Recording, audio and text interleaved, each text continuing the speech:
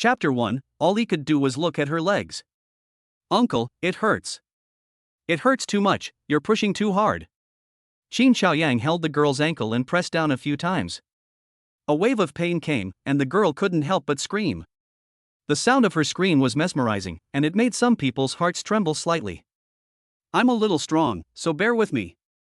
This first one might hurt a little, but the rest will get more and more comfortable. Qin Xiaoyang said while reassuring her.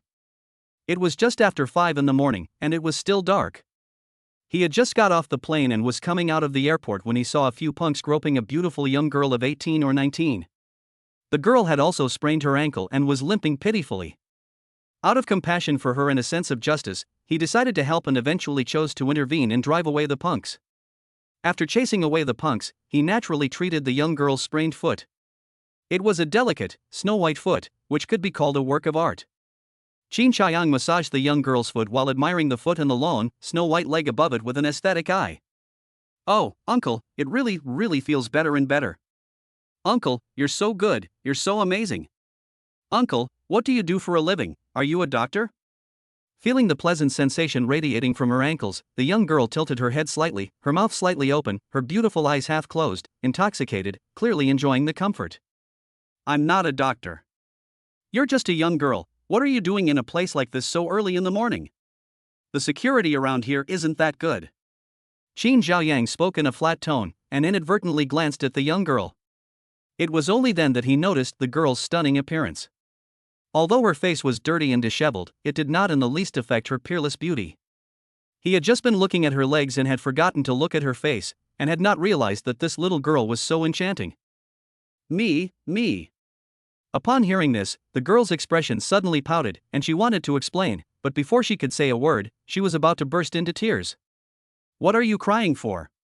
Qin Xiaoyang gave the girl a cold stare. I ran away from home. My father wants to marry me off to a 27-year-old uncle. Just imagine, a 27-year-old uncle, halfway into the grave, must be bald and greasy, and probably really creepy. I'm only 18, and even if I die, I won't be a wife to such a creepy uncle. By the way, uncle, how old are you? The young girl chattered on, and then she asked again. 27.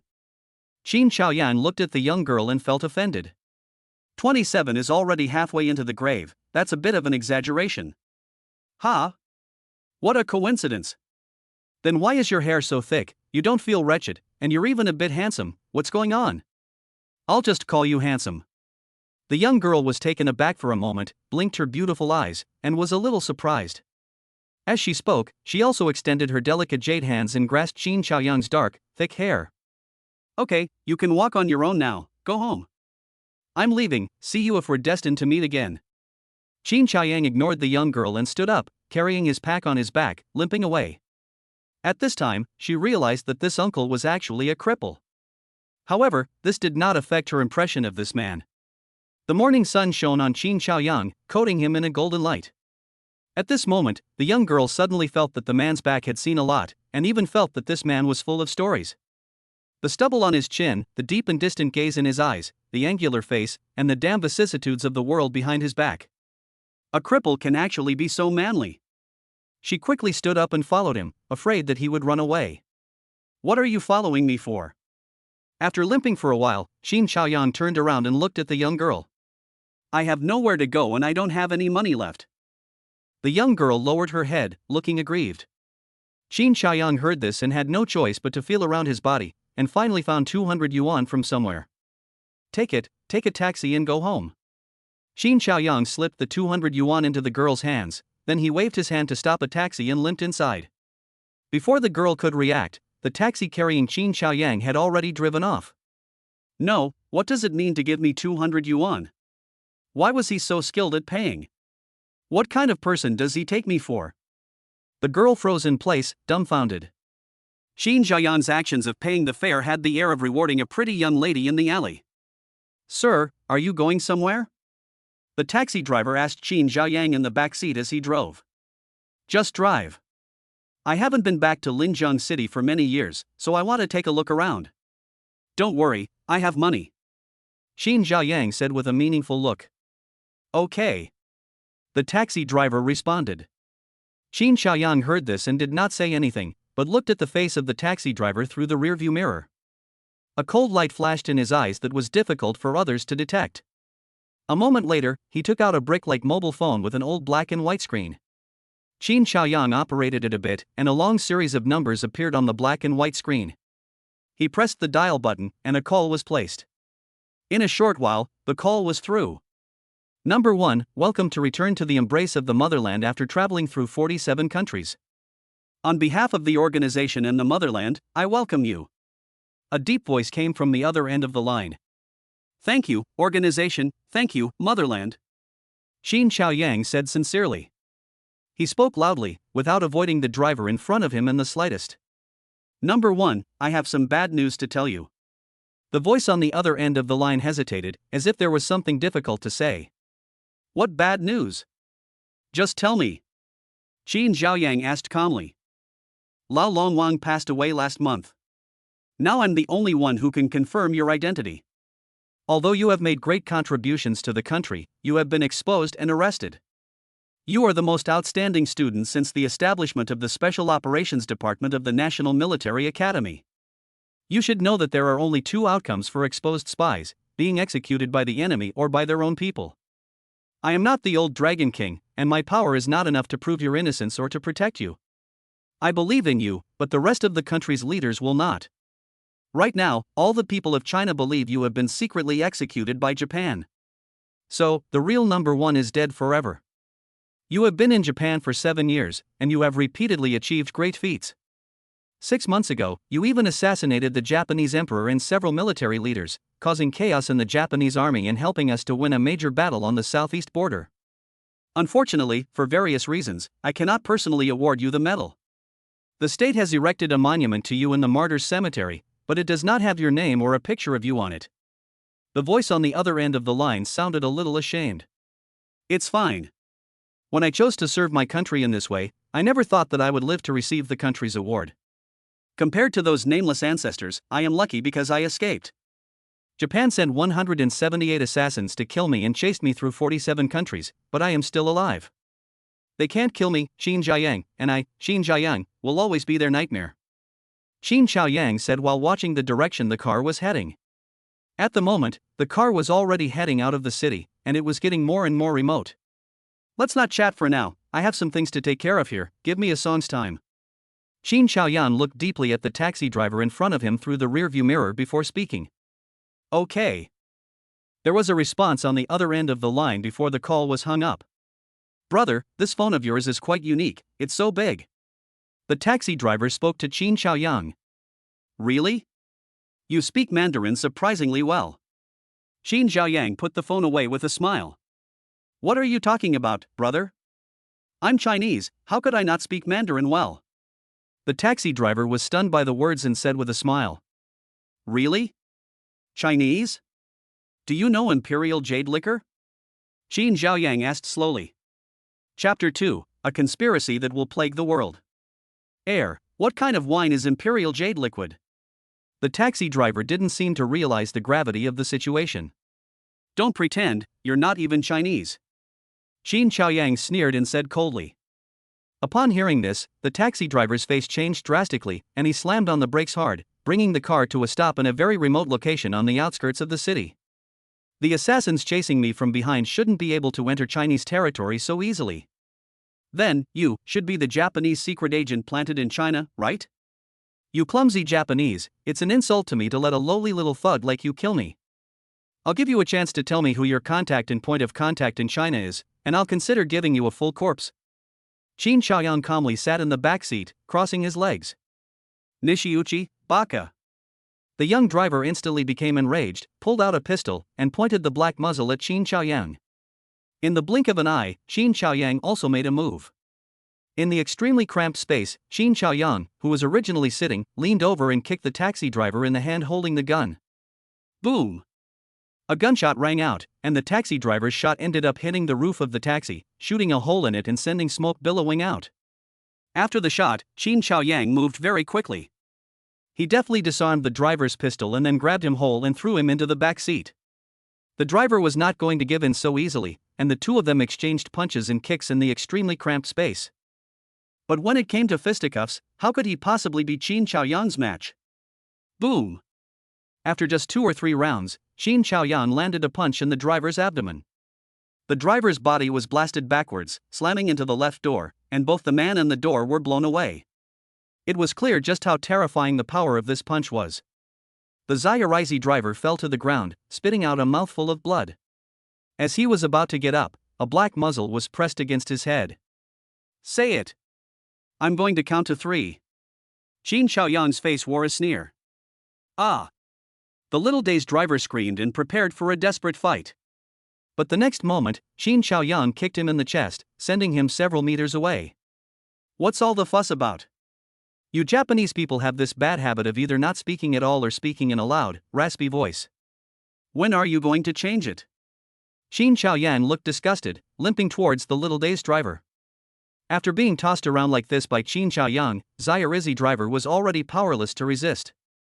The force of Qin Chaoyang's kick was just too great.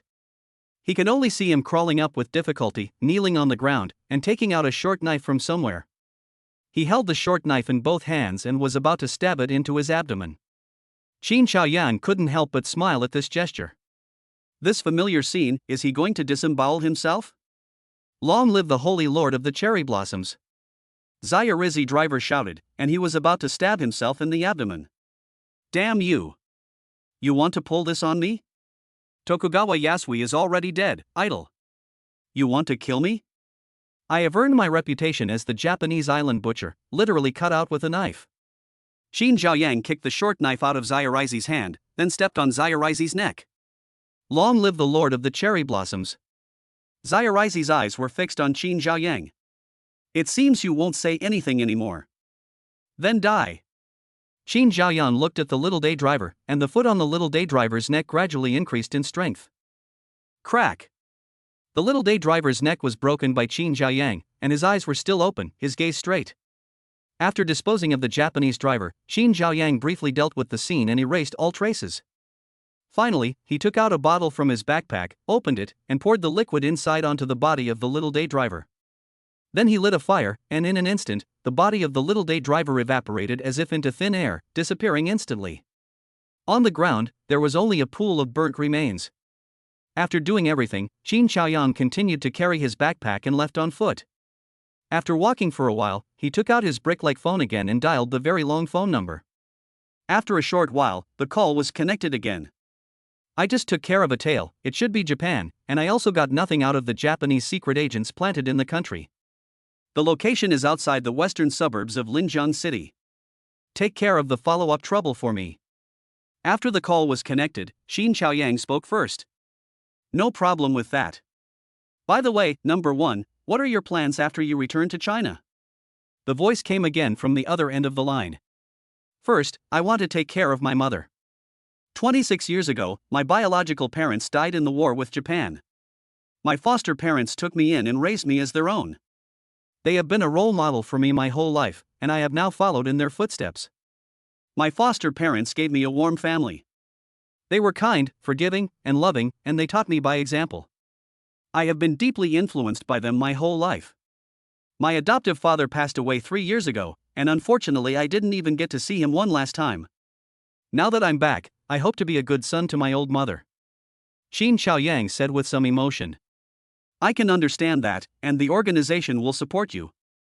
The voice on the other end of the line said. Second, I want to open a small shop and lead a simple but fulfilling life. I don't want anything else for the rest of my life, just peace and joy, without any turbulence. Third, that is to devote my life to the cause I love. Qin Chaoyang said again. What do you mean by the cause you love? Asked the other end of the line. It is my current career. My biological parents died at the hands of the Japanese pirates, and the cause I have loved all my life is to become a nightmare for the Japanese. Over the years, I have been lurking in Japan, and they have called me the Phantom of the Night and the Butcher of Japanese Island. I like these names very much. During my final days in Japan, I have obtained a lot of information about Japanese spies, as well as some special clues. The upper echelons of Japan seem to be targeting China and brewing a conspiracy to harm the world. I am still unable to determine exactly what they are planning, but I know that in this conspiracy, China will bear the brunt of it, and their people have already infiltrated our territory and launched operations. Qin Xiaoyang said in a grave tone. A conspiracy that will plague the whole world? What are the specific clues you have? The voice on the other end of the line asked with some urgency. Right now, the higher-ups can't fully trust me, so I have to handle this myself and see if I can find out what's going on. If I find out what's going on, I'll let you know. Qin Xiaoyang continued. Okay, that's fine. I can understand your concerns and your situation. On our side, although the organization and the higher-ups cannot fully trust you at the moment, the organization can give you support and give you absolute status and power to let you do things your own way. Your original identity as Qin Xiaoyan will be restored, and you can just continue living with this identity. Every student who enters the Special Agents Division of the National Military Academy only has a code name. Now you can use the identity of Qin Xiaoyang to hide the identity of number 1. Also, if necessary, my Sai can step in to help you handle some things. The person on the other end of the phone replied. I understand. Thank you, I will let you know if I need help. Qin Xiaoyang said thank you. By the way, you are not young anymore, it is time to think about starting a family. The organization and the higher-ups, although they cannot award you with medals, they still care about you. The person on the other end of the line said tactfully. What? How does the organization and the higher-ups care about me? Qin Xiaoyang asked curiously. Chapter 3 You little bitch, you're good enough. Number 1, you are not young anymore, it's time for you to get married. The organization has arranged a marriage for you. The other end of the line said with a heavy heart. Marriage? You want to plant an eye in my vicinity? Qin Xiaoyang's eyes hardened upon hearing this. No, it's not an eye. She's just an ordinary university beauty queen, 18 years old, the daughter of a wealthy family, an ordinary person. The other end of the line hurriedly said. Let's talk about this later. I'm almost home, let's talk later. Qin Xiaoyang didn't seem very interested, and after saying that, he hung up the phone. At this time, he had already been walking for more than 20 minutes. The place he was in was the western part of Linjiang City. Compared to the rest of Linjiang City, it was less prosperous, with more low-rise buildings. The small courtyard in front of him was Qin Xiaoyang's home, but at the moment, the lock on the front door of the courtyard was already rusted. Qin Xiaoyang shook the door lock. With a bit of force, the lock gave way a little, and he took out the key and opened the door.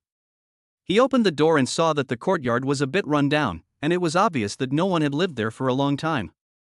Qin Xiaoyang took out the brick-like phone again and dialed. Where's my mom? Qin Xiaoyang asked when the call was connected. I still have 2 things to tell you before you hang up. One is your salary, allowances, subsidies and bonuses over the years. I will have someone transfer it to your account later. The other is that your mother and your eldest brother's family moved out more than half a year ago. The person on the other end of the line said. Where did they move to? Qin Xiaoyang asked. I don't know, as far as I know, your eldest brother must have bought a new house and they moved in. The person on the other end of the line said with some uncertainty. Back then, when I took on the undercover mission, you said that you would look after my family, and now you don't even know where they are. You expect me to personally find out where they are? Qin Xiaoyang said, somewhat speechless.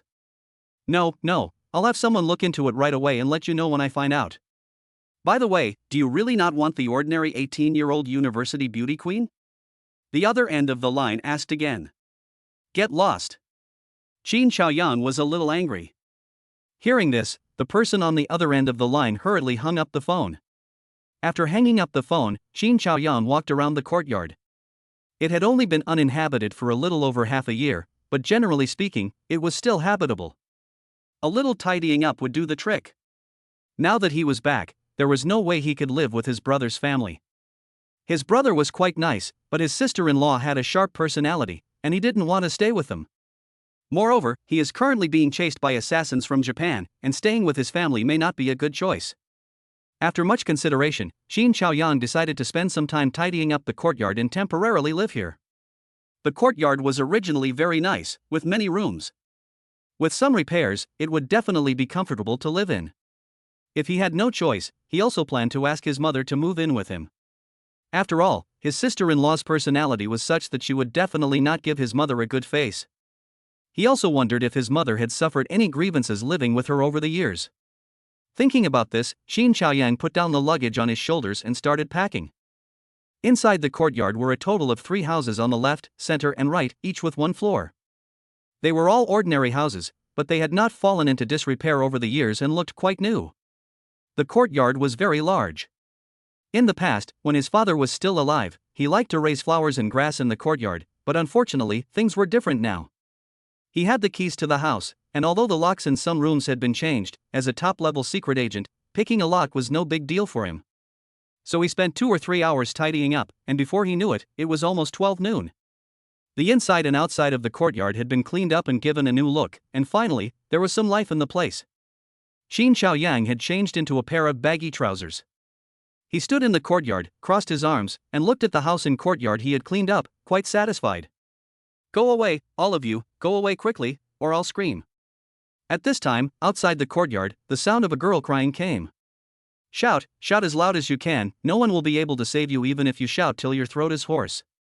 You little girl, you're quite something, knocking down our boss and even daring to open a can of worms for our boss. In the morning, outside the airport, a nosy cripple gave you support, and I don't see anyone who can save you now." An arrogant voice said. "Everyone, what a coincidence, it's really fate that brings us together after thousands of miles." At some point, Qin Xiaoyang had appeared at the entrance to the courtyard, smiling and looking at the group of people, limping his way over. This group of people were all old acquaintances. The little girl he had met in the morning and the few thugs who had tried to touch her were all there. The leader of these thugs was a little yellow-haired thug wearing a gold Chelsea, black tights, a blue blazer, and a killer mullet hairstyle. When he saw Qin Xiaoyang, he gulped hard and took 2 steps back.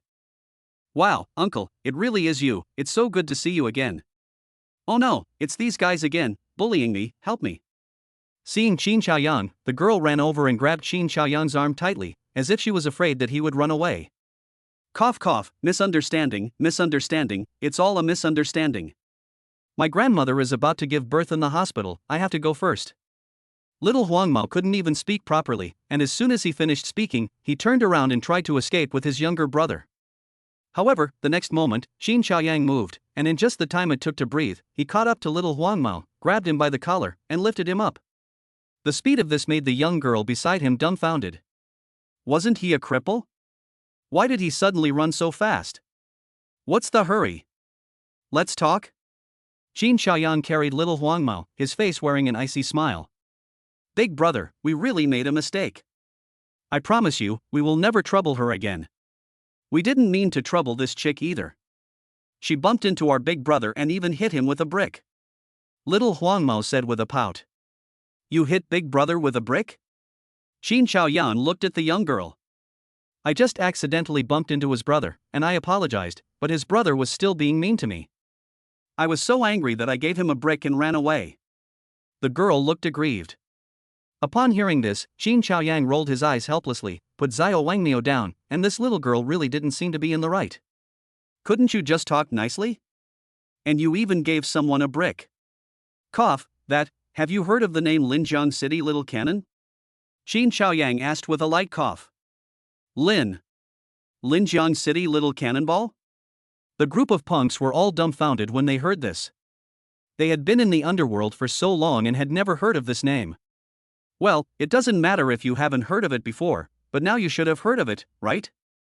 My name is Qin Xiaoyang, also known as Linjiang City Little Cannonball. From now on, I will be her big brother. I will protect her, so don't trouble her in the future. Otherwise, don't blame me for being rude. That's enough. There's nothing else to do. You may go now." After saying this, Qin Xiaoyang waved his hand at the punks, indicating for them to leave. Yes, thank you, big brother. Thank you, big shot."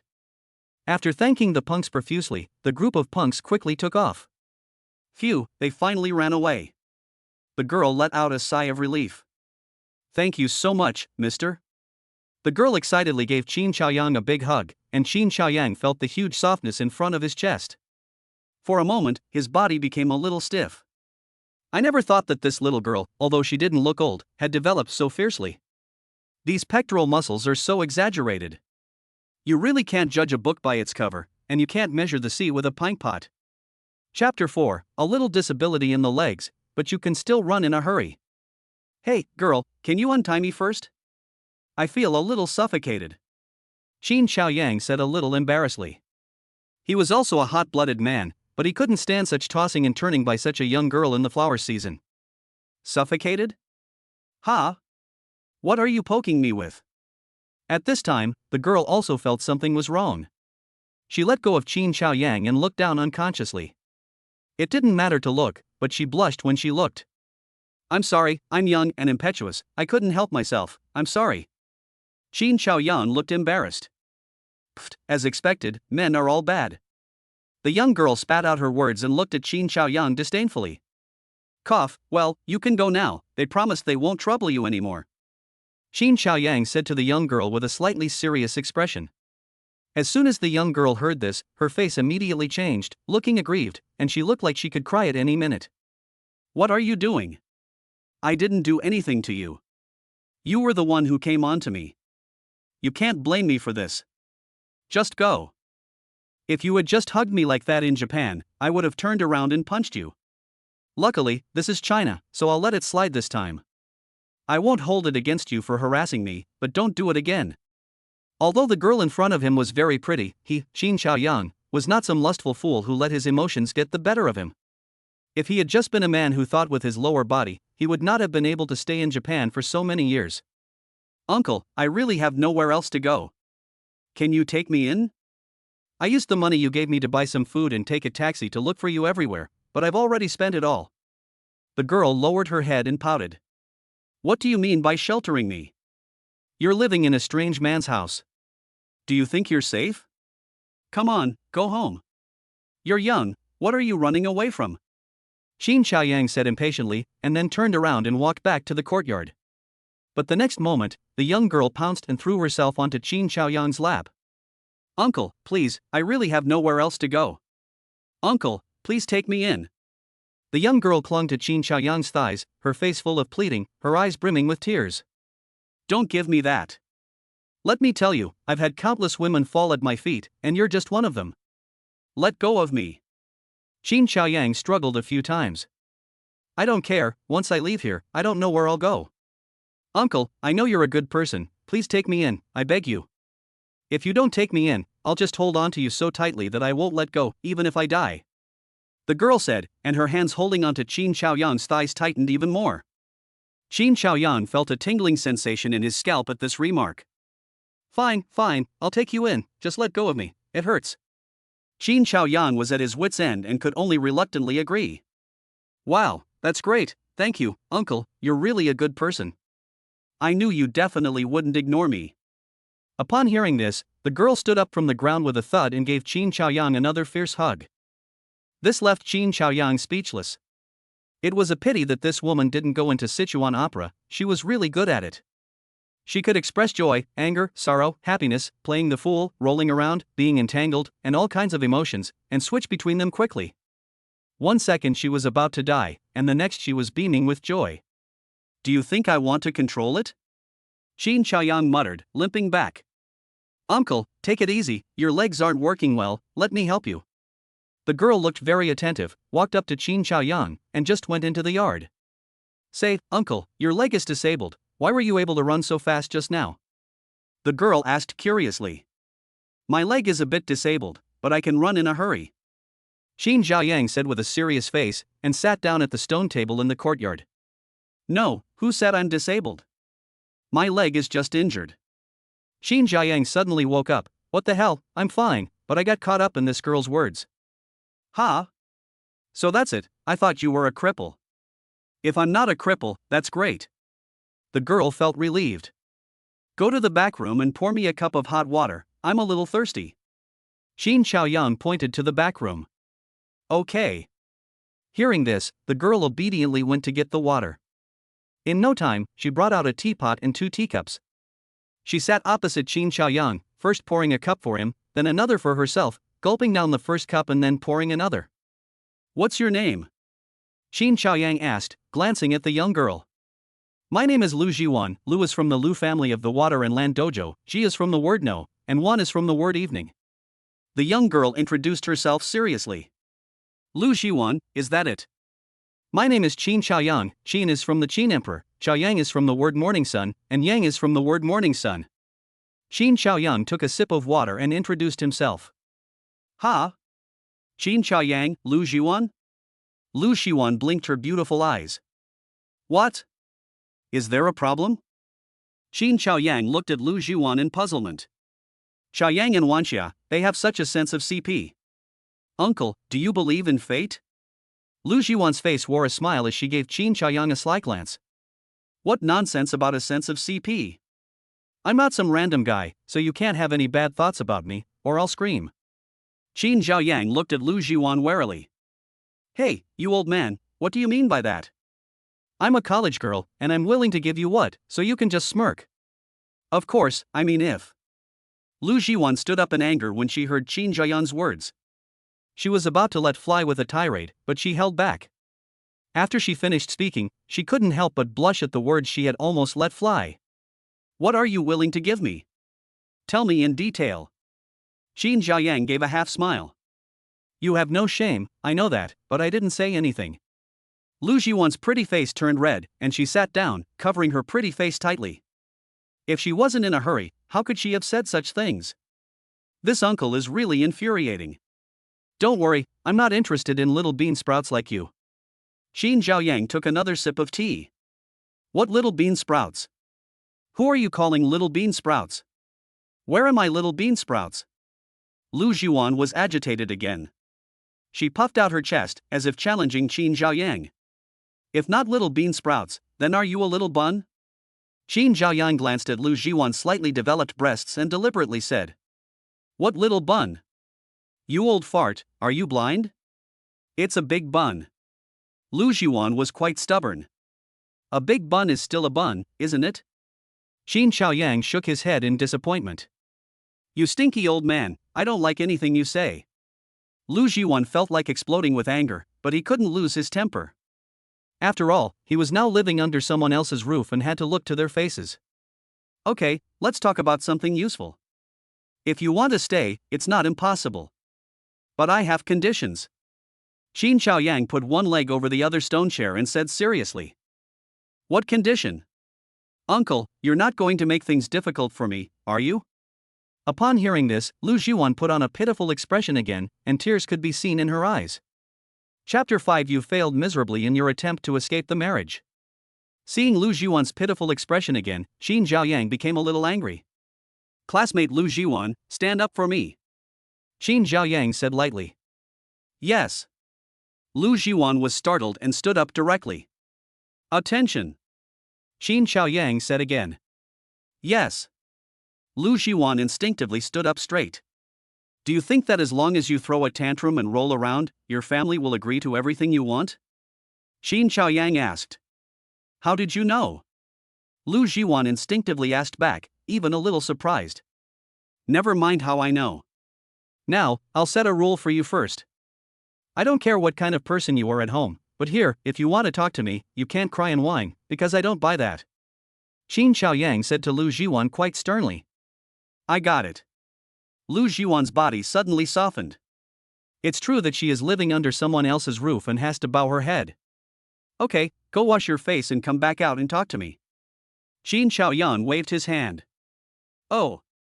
Lu Zhiwan responded, and then went to wash her face. After a short while, she came out of the room again.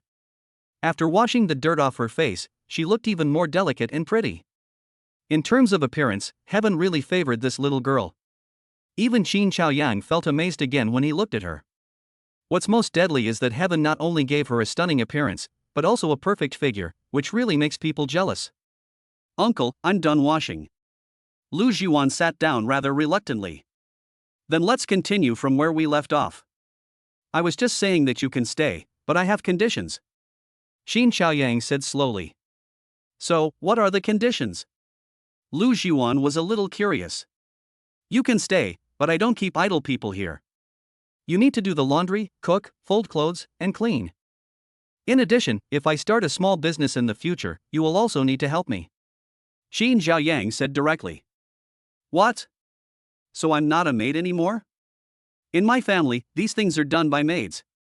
Lu Zhiwan stood up when she heard this, her expression ugly. I don't care. If you don't want to, you can leave now. Go out and turn left, and I won't see you off. Qin Xiaoyang said quite ruthlessly. Ugh, fine. Damn it. But I've never done any of these things since I was a child. Washing clothes, cooking, folding laundry, I don't know how to do any of it. Lu Jiwan turned to him. You can learn if you don't know how. Classmate Lu Jiwan, this is your chance to improve your studies. It's not good that you've been spoiled since you were little and can't do anything.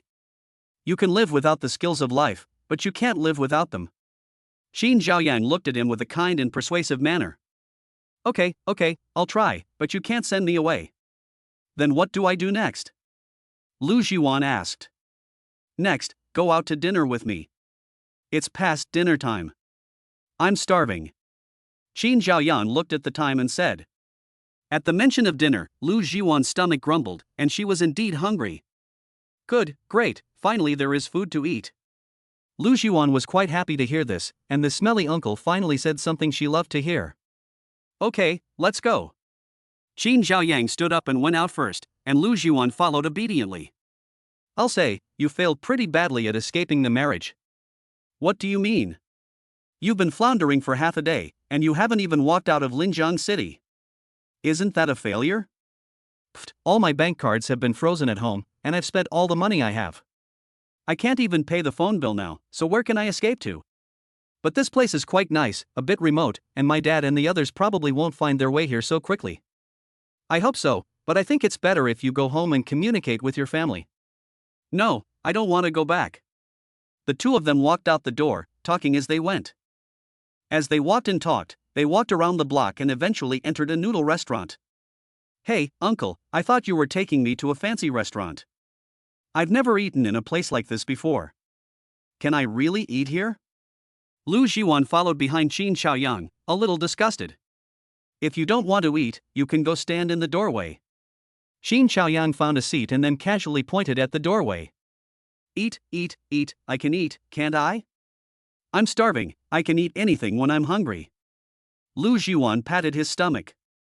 This smelly old man is really annoying, he really doesn't have any sense of compassion. Do you two want to order something? At this time, the owner of the small noodle shop walked over, with a smile on his face. This restaurant was one that Qin Xiaoyan often visited as a child. The sour and spicy noodles, the tripe noodles, the pork bone noodles, and the snail noodles were all delicious, and it was considered the most authentic small noodle restaurant in the neighborhood. Now the owner of the small noodle restaurant is a middle-aged man, and he used to be an old man. I just don't know if the noodles still taste the same as they did back then. 2 large bowls of your shop's signature fat intestine noodles, a cold dish of beef and soy sauce, a dish of lettuce with garlic, and 2 meat buns. That's all for now. Qin Xiaoyan looked at the menu and then said. Okay, please wait a moment.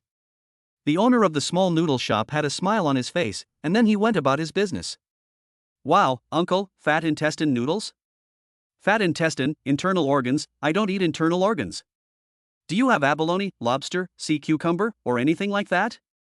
At this time, Lu Jiwan once again looked disgusted. If you don't want to eat it, go squat in the doorway. Abalone, lobster, sea cucumber, I want to eat dragon meat. Qin Xiaoyang pointed to the doorway again. Okay, I'll eat it, can't I? I don't want to squat in the doorway.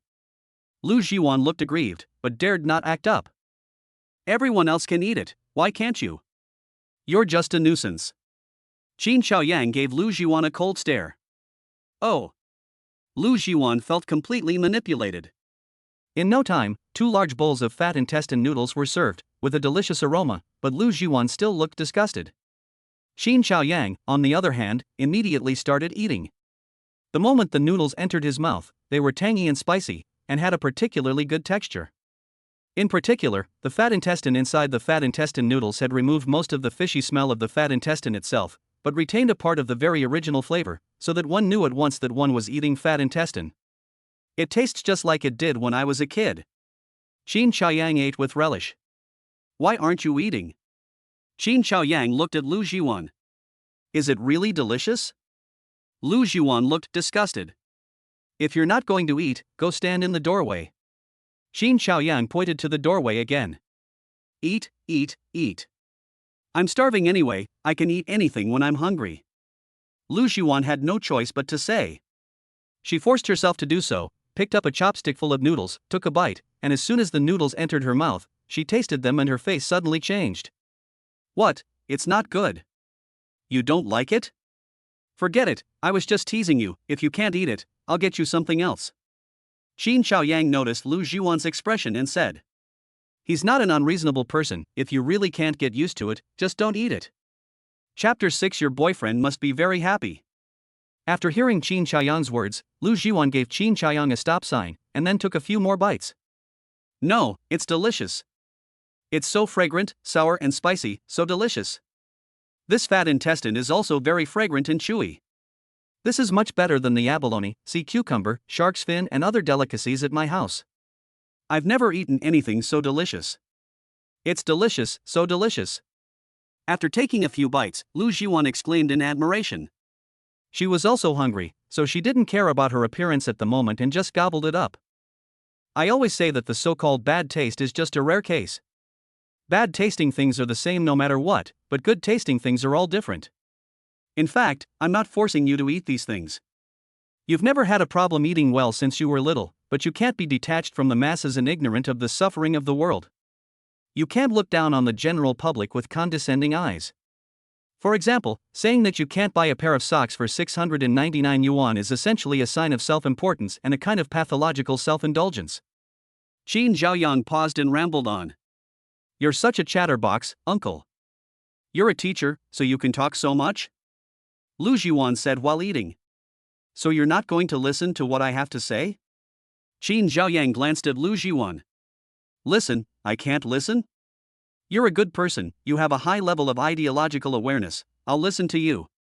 By the way, you weren't really a teacher before, were you? You're so talkative. Lu Zhiwan asked casually. I'm not a teacher, I enlisted in the army when I was 18 and went to university for half a year. Qin Xiaoyang said very straightforwardly. So you're a soldier? Lu Zhiwan looked at Qin Xiaoyang, and there was a little more reverence in her beautiful eyes. In China, the military is a respected identity. More or less. Qin Xiaoyang nodded. No wonder you're so good at martial arts. Even though you're crippled, you can fight several people at once. Lu Zhiwan said with a relieved heart. Here you go, 2 pork buns, cold beef with sweet soy sauce, and garlic lettuce. How do you like it? This fat intestine noodle is the signature dish of our restaurant. The owner of the small noodle shop brought up the rest of the dishes and asked quite cordially. Very good, it still tastes like when I was a child. But I remember that the owner of the shop was an old lady back then, and now it's you. Qin Xiaoyang said with a smile. My father is getting old, he went home to take care of the children. My children have children too, he is going to hold his grandchildren. The owner of the small noodle shop said with a smile. I see, but you have inherited his good skills. Qin Xiaoyang praised. Ha, thank you for the praise, come often in the future. I won't disturb you while you eat, enjoy your meal. The owner of the small noodle shop said with a smile, and then went about his business. Lu Zhiwan was initially coy, but after tasting this special taste, she couldn't stop, wolfing it down without caring about her appearance. After all, she was tired after a long morning. After the two had a good meal, they left the noodle shop and went to the nearby shopping mall to buy some daily necessities. Since Lu Zhiwan had no money, it was all spent by Qin Xiaoyang, who felt that he had suffered a great loss. It was also a good thing that Qin Xiaoyang's salary, subsidies, allowances, bonuses, and other income over the years had also been deposited into his account. Qin Xiaoyang was a little surprised. He had no idea that his income over the years would amount to as much as 7 or 8 million yuan. For the average person, this is absolutely a huge sum of money. With such a sum of money, Qin Xiaoyang will be able to live a life of luxury for a long time. Wow, you old fart, the most expensive underwear here costs only 1,000 yuan for a set. The ones I used to wear never cost less than 2,000 yuan for a set. These are really substandard. Lu Zhiwan and Qin Xiaoyang entered an underwear store. So are you buying or not? If not, just leave, don't waste my time. Qin Xiaoyang didn't put up with her at all. Buy now. Lu Zhiwan wanted to cry but couldn't. Hurry up, don't pick anything over 200 yuan, or you pay for it yourself, I'm broke. Qin Xiaoyang was getting a little impatient. Oh, you stingy old man, you're really killing me. Lu Zhiwan couldn't help but complain, but she picked something up anyway. Miss, have you made your choice? The waitress asked with a smile. This one, the size is a bit too small, is there a bigger one? Lu Jiwan asked. It's still small? Then please wait a moment, I'll go get it for you. The waitress was a little surprised to hear this, and couldn't tell that this young girl, despite her young age, had such a good figure. Miss, you have a great figure, your boyfriend must be very happy, right? After a short while, the waitress returned, smiling, and gave Qin Xiaoyang a meaningful glance. Of course. He's so happy. Lu Jiwan heard this and became a little smug, and she glanced at Qin Xiaoyang deliberately, but Qin Xiaoyang was deliberately looking up at the ceiling now, pretending that he hadn't heard anything. As a gentleman, he really didn't know where to look when he came to an underwear store like this, so he could only look at the ceiling. Seeing Qin Xiaoyang pretending, Lu Jiwan became angry.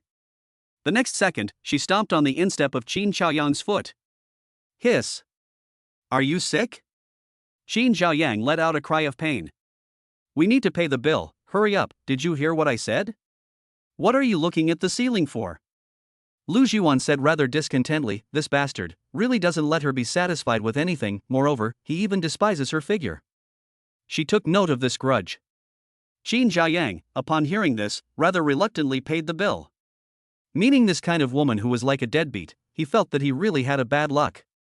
After paying the bill, the two left the lingerie store and walked back. You said that it's not that big, but you have to buy such a big one to satisfy your vanity. Isn't this just a sham? Just like a certain fruit phone, it's clearly 4G, but they have to falsely label it as 5G. Isn't this just fooling people? Qin Xiaoyang kept spouting off as he walked. Who do you mean isn't that big? You stinking old man, you're dead, if you're capable, don't run. Lu Jiwan was furious when he heard this, and chased after him to get even with Qin Xiaoyang. But Qin Xiaoyang just took off running, very fast, not at all like a cripple. Lu Jiwan chased after him, but couldn't catch up. It makes me so angry, how can a cripple run that fast? Seeing Qin Xiaoyang run away, Lu Jiwan stamped his feet, panting, feeling furious. That afternoon, Qin Xiaoyang and Lu Jiwan went shopping together for all the things they needed for daily life, making several trips between the supermarket and the courtyard. Although this was not a bustling area, the surrounding infrastructure and environment were very good. There were supermarkets, food markets, snack streets, cinemas and sports venues not far away, and the transportation was quite convenient. Anyway, Qin Xiaoyang had lived here since childhood and really liked it.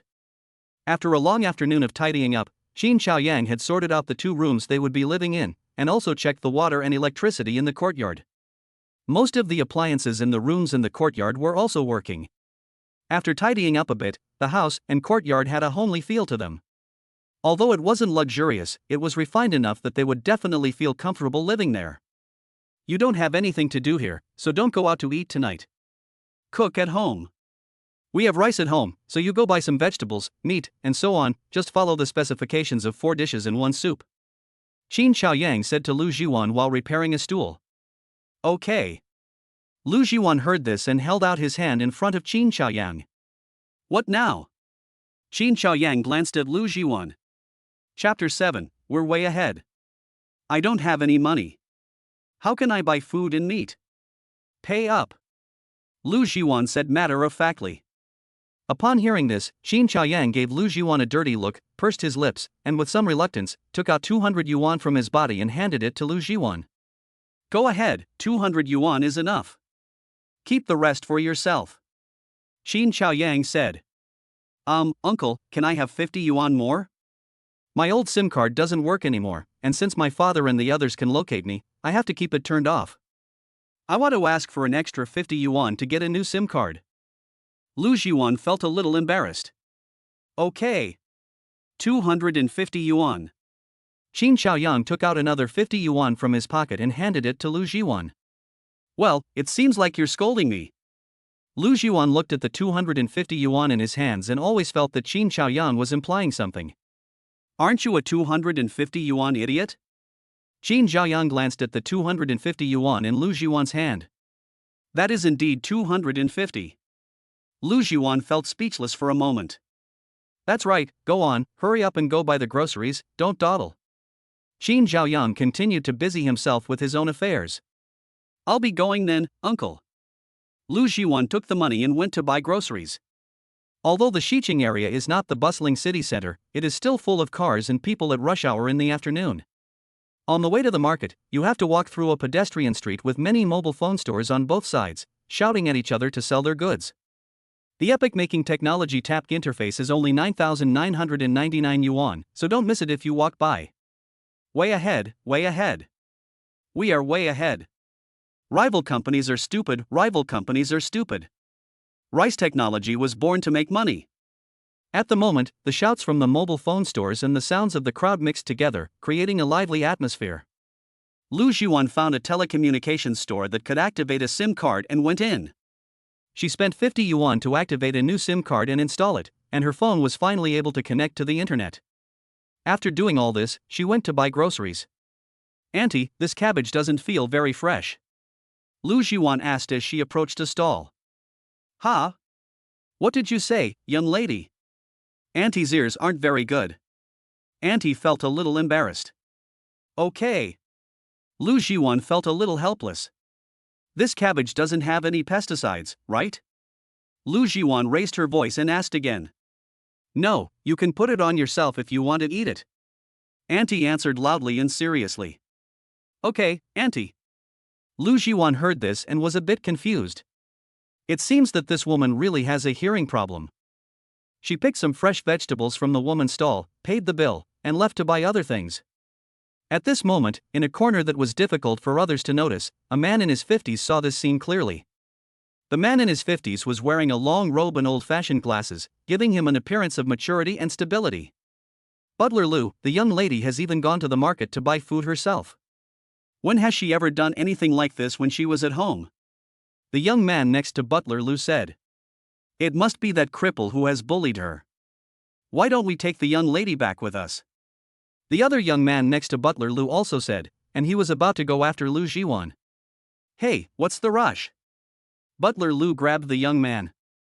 From what I've observed this afternoon, this cripple doesn't seem like a bad person, and it seems that the young lady gets along with him quite well. Rather than letting the young lady wander around, or be taken home and then try to commit suicide, it might not be a bad idea to keep her here. You guys keep an eye on things here. I'll go back to the house and have the family investigate the cripple's background, and then discuss it with the head of the household. We'll keep in touch.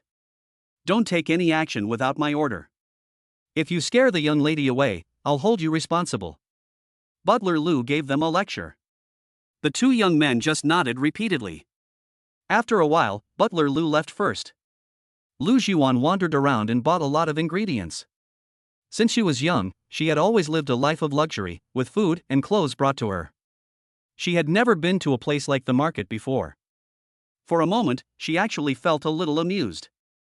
Especially when bargaining with the merchants, the feeling of slashing at someone's jugular with a knife gave her a sense of accomplishment. After buying almost everything, Lu Zhiwan started walking back. In the courtyard, after finishing his work, Qin Xiaoyang brewed a pot of tea and sat in the armchair in the courtyard, leisurely resting, looking very comfortable. Uncle, uncle. Help, uncle. Qin Xiaoyang had just closed his eyes for a moment when he was woken up by Lu Zhiwan's voice from outside the courtyard. He opened his eyes and saw Lu Zhiwan rush in rather disheveled, and after rushing in, he slammed the courtyard door shut. What are you doing? Screaming and yelling. Lying on the armchair, Qin Xiaoyang gave Lu Zhiwan a cold stare, fanning himself with a fan in a carefree manner. There were dogs, and a pack of them were chasing me. It scared the hell out of me. Lu Zhiwan panted.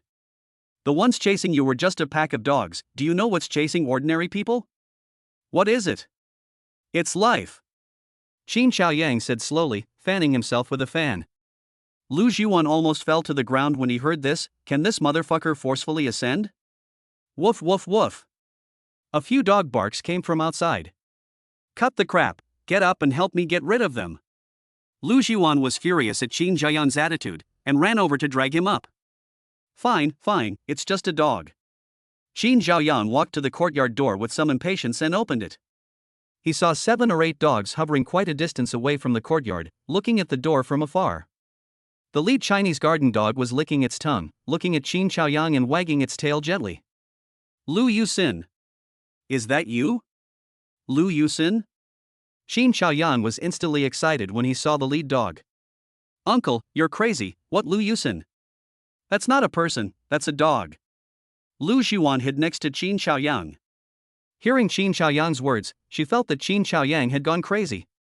However, when the lead dog heard the name Lu Yusen, its tail wagged even faster. The dog excitedly shook its tail, sticking out its tongue, and took cheerful steps towards Qin Xiaoyang. Ah! It's coming over, you crazy old man, hurry up and block it, I'll cover you from behind. Lu Xiuan saw the dog coming over, let out a loud cry, and immediately took off, running towards the courtyard. Chapter 8, Don't Pry into Other People's Affairs. After running into the courtyard, Lu Xiuan even locked the courtyard door, locking Qin Xiaoyang outside. However, in the face of the dog that ran over, Qin Xiaoyang was not at all panicked. All I saw was the dog come to Qin Xiaoyang, obediently biting its tail, circling around Qin Xiaoyang, occasionally rubbing against Qin Xiaoyang, and finally pouncing directly on Qin Xiaoyang, about to lick Qin Xiaoyang with its mouth. For a moment, Qin Xiaoyang was overwhelmed by the dog's enthusiasm. Oops, okay, I recognize you. Lu Yusen, why didn't you move to the new house with your grandparents? Did your sister-in-law dislike you and not take you to the new house, so you became a stray dog? Qin Xiaoyang petted Lu Yusen's head and asked. Lu Xiuan was not so panicked for a moment when he saw the harmonious scene between humans and animals through the door. So, you stinky old man, so this dog belongs to your family? I thought it was a stray dog from somewhere, it scared the hell out of me. Lu Xiuan walked out, let out a breath of relief, and glared at Qin Xiaoyang. This is a dog my mom picked up. It's about 10 or 11 years old, and I named it. More than half a year ago, my mom and my eldest brother's family moved away from here, and I guess my sister-in-law didn't want it anymore, so she just left it behind. Lu Yusen and I haven't seen each other for 8 or 9 years, and I never thought that despite the changes in the world, the people, and everything else, I would still recognize her from the crowd just by looking at her. Qin Xiaoyang petted Lu Yusen's head fondly. So you do have a mother. Lu Xiuan felt relieved when she heard this. What did you say? Qin Xiaoyang looked at Lu Xiuan speechlessly. Literally, I thought you were alone, but I didn't expect you to have other family members. Lu Xiuan instantly realized her mistake. My mother lives with my eldest brother's family. I haven't seen her for almost 10 years. I thought they were still living here, but when I came back, I found they had moved away. Qin Xiaoyang replied, and as he spoke, he led Guzi into the yard. Guzi was very happy, as if realizing that he had a home again. Have you not kept in touch with your family all these years? And even if you joined the army, you wouldn't not be able to take leave, would you? Lu Xiuan was a little puzzled. My situation is a bit special. Qin Xiaoyang said vaguely. I see, you are on a special mission, that's why you can't contact your family. This is what I saw in the TV dramas and novels. Lu Xiuan thought for a moment, and then said. After figuring this out, her gaze at Qin Xiaoyang was filled with more admiration. This smelly uncle, although very annoying, is dark and mean, looks carefree, and doesn't take things seriously, but it can be seen that he is indeed not a simple character. More or less like that. Qin Xiaoyang replied. At this time, Lu Yusen walked around the yard and, from somewhere, brought a collar and leash and placed them in front of Qin Xiaoyang. Lu Yusen, what did you give me this for? I won't put a leash on you, but I'll give you a collar.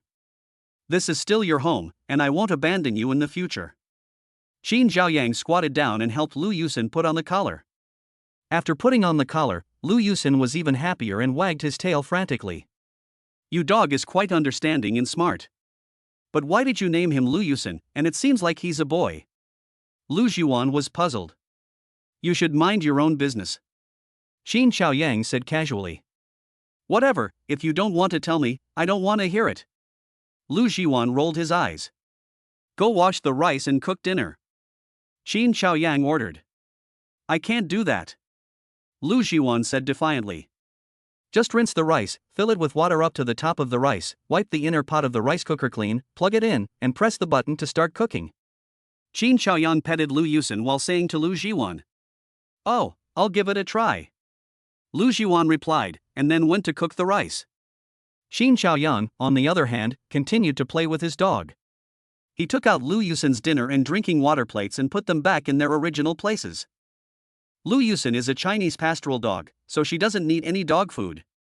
She eats whatever the humans eat, is very easy to raise, doesn't get sick easily, and is especially sensible and obedient, able to guard the home. Hey, are those your little brothers? I didn't think you were doing well in this area, joining the local Gang Wang team and becoming the boss.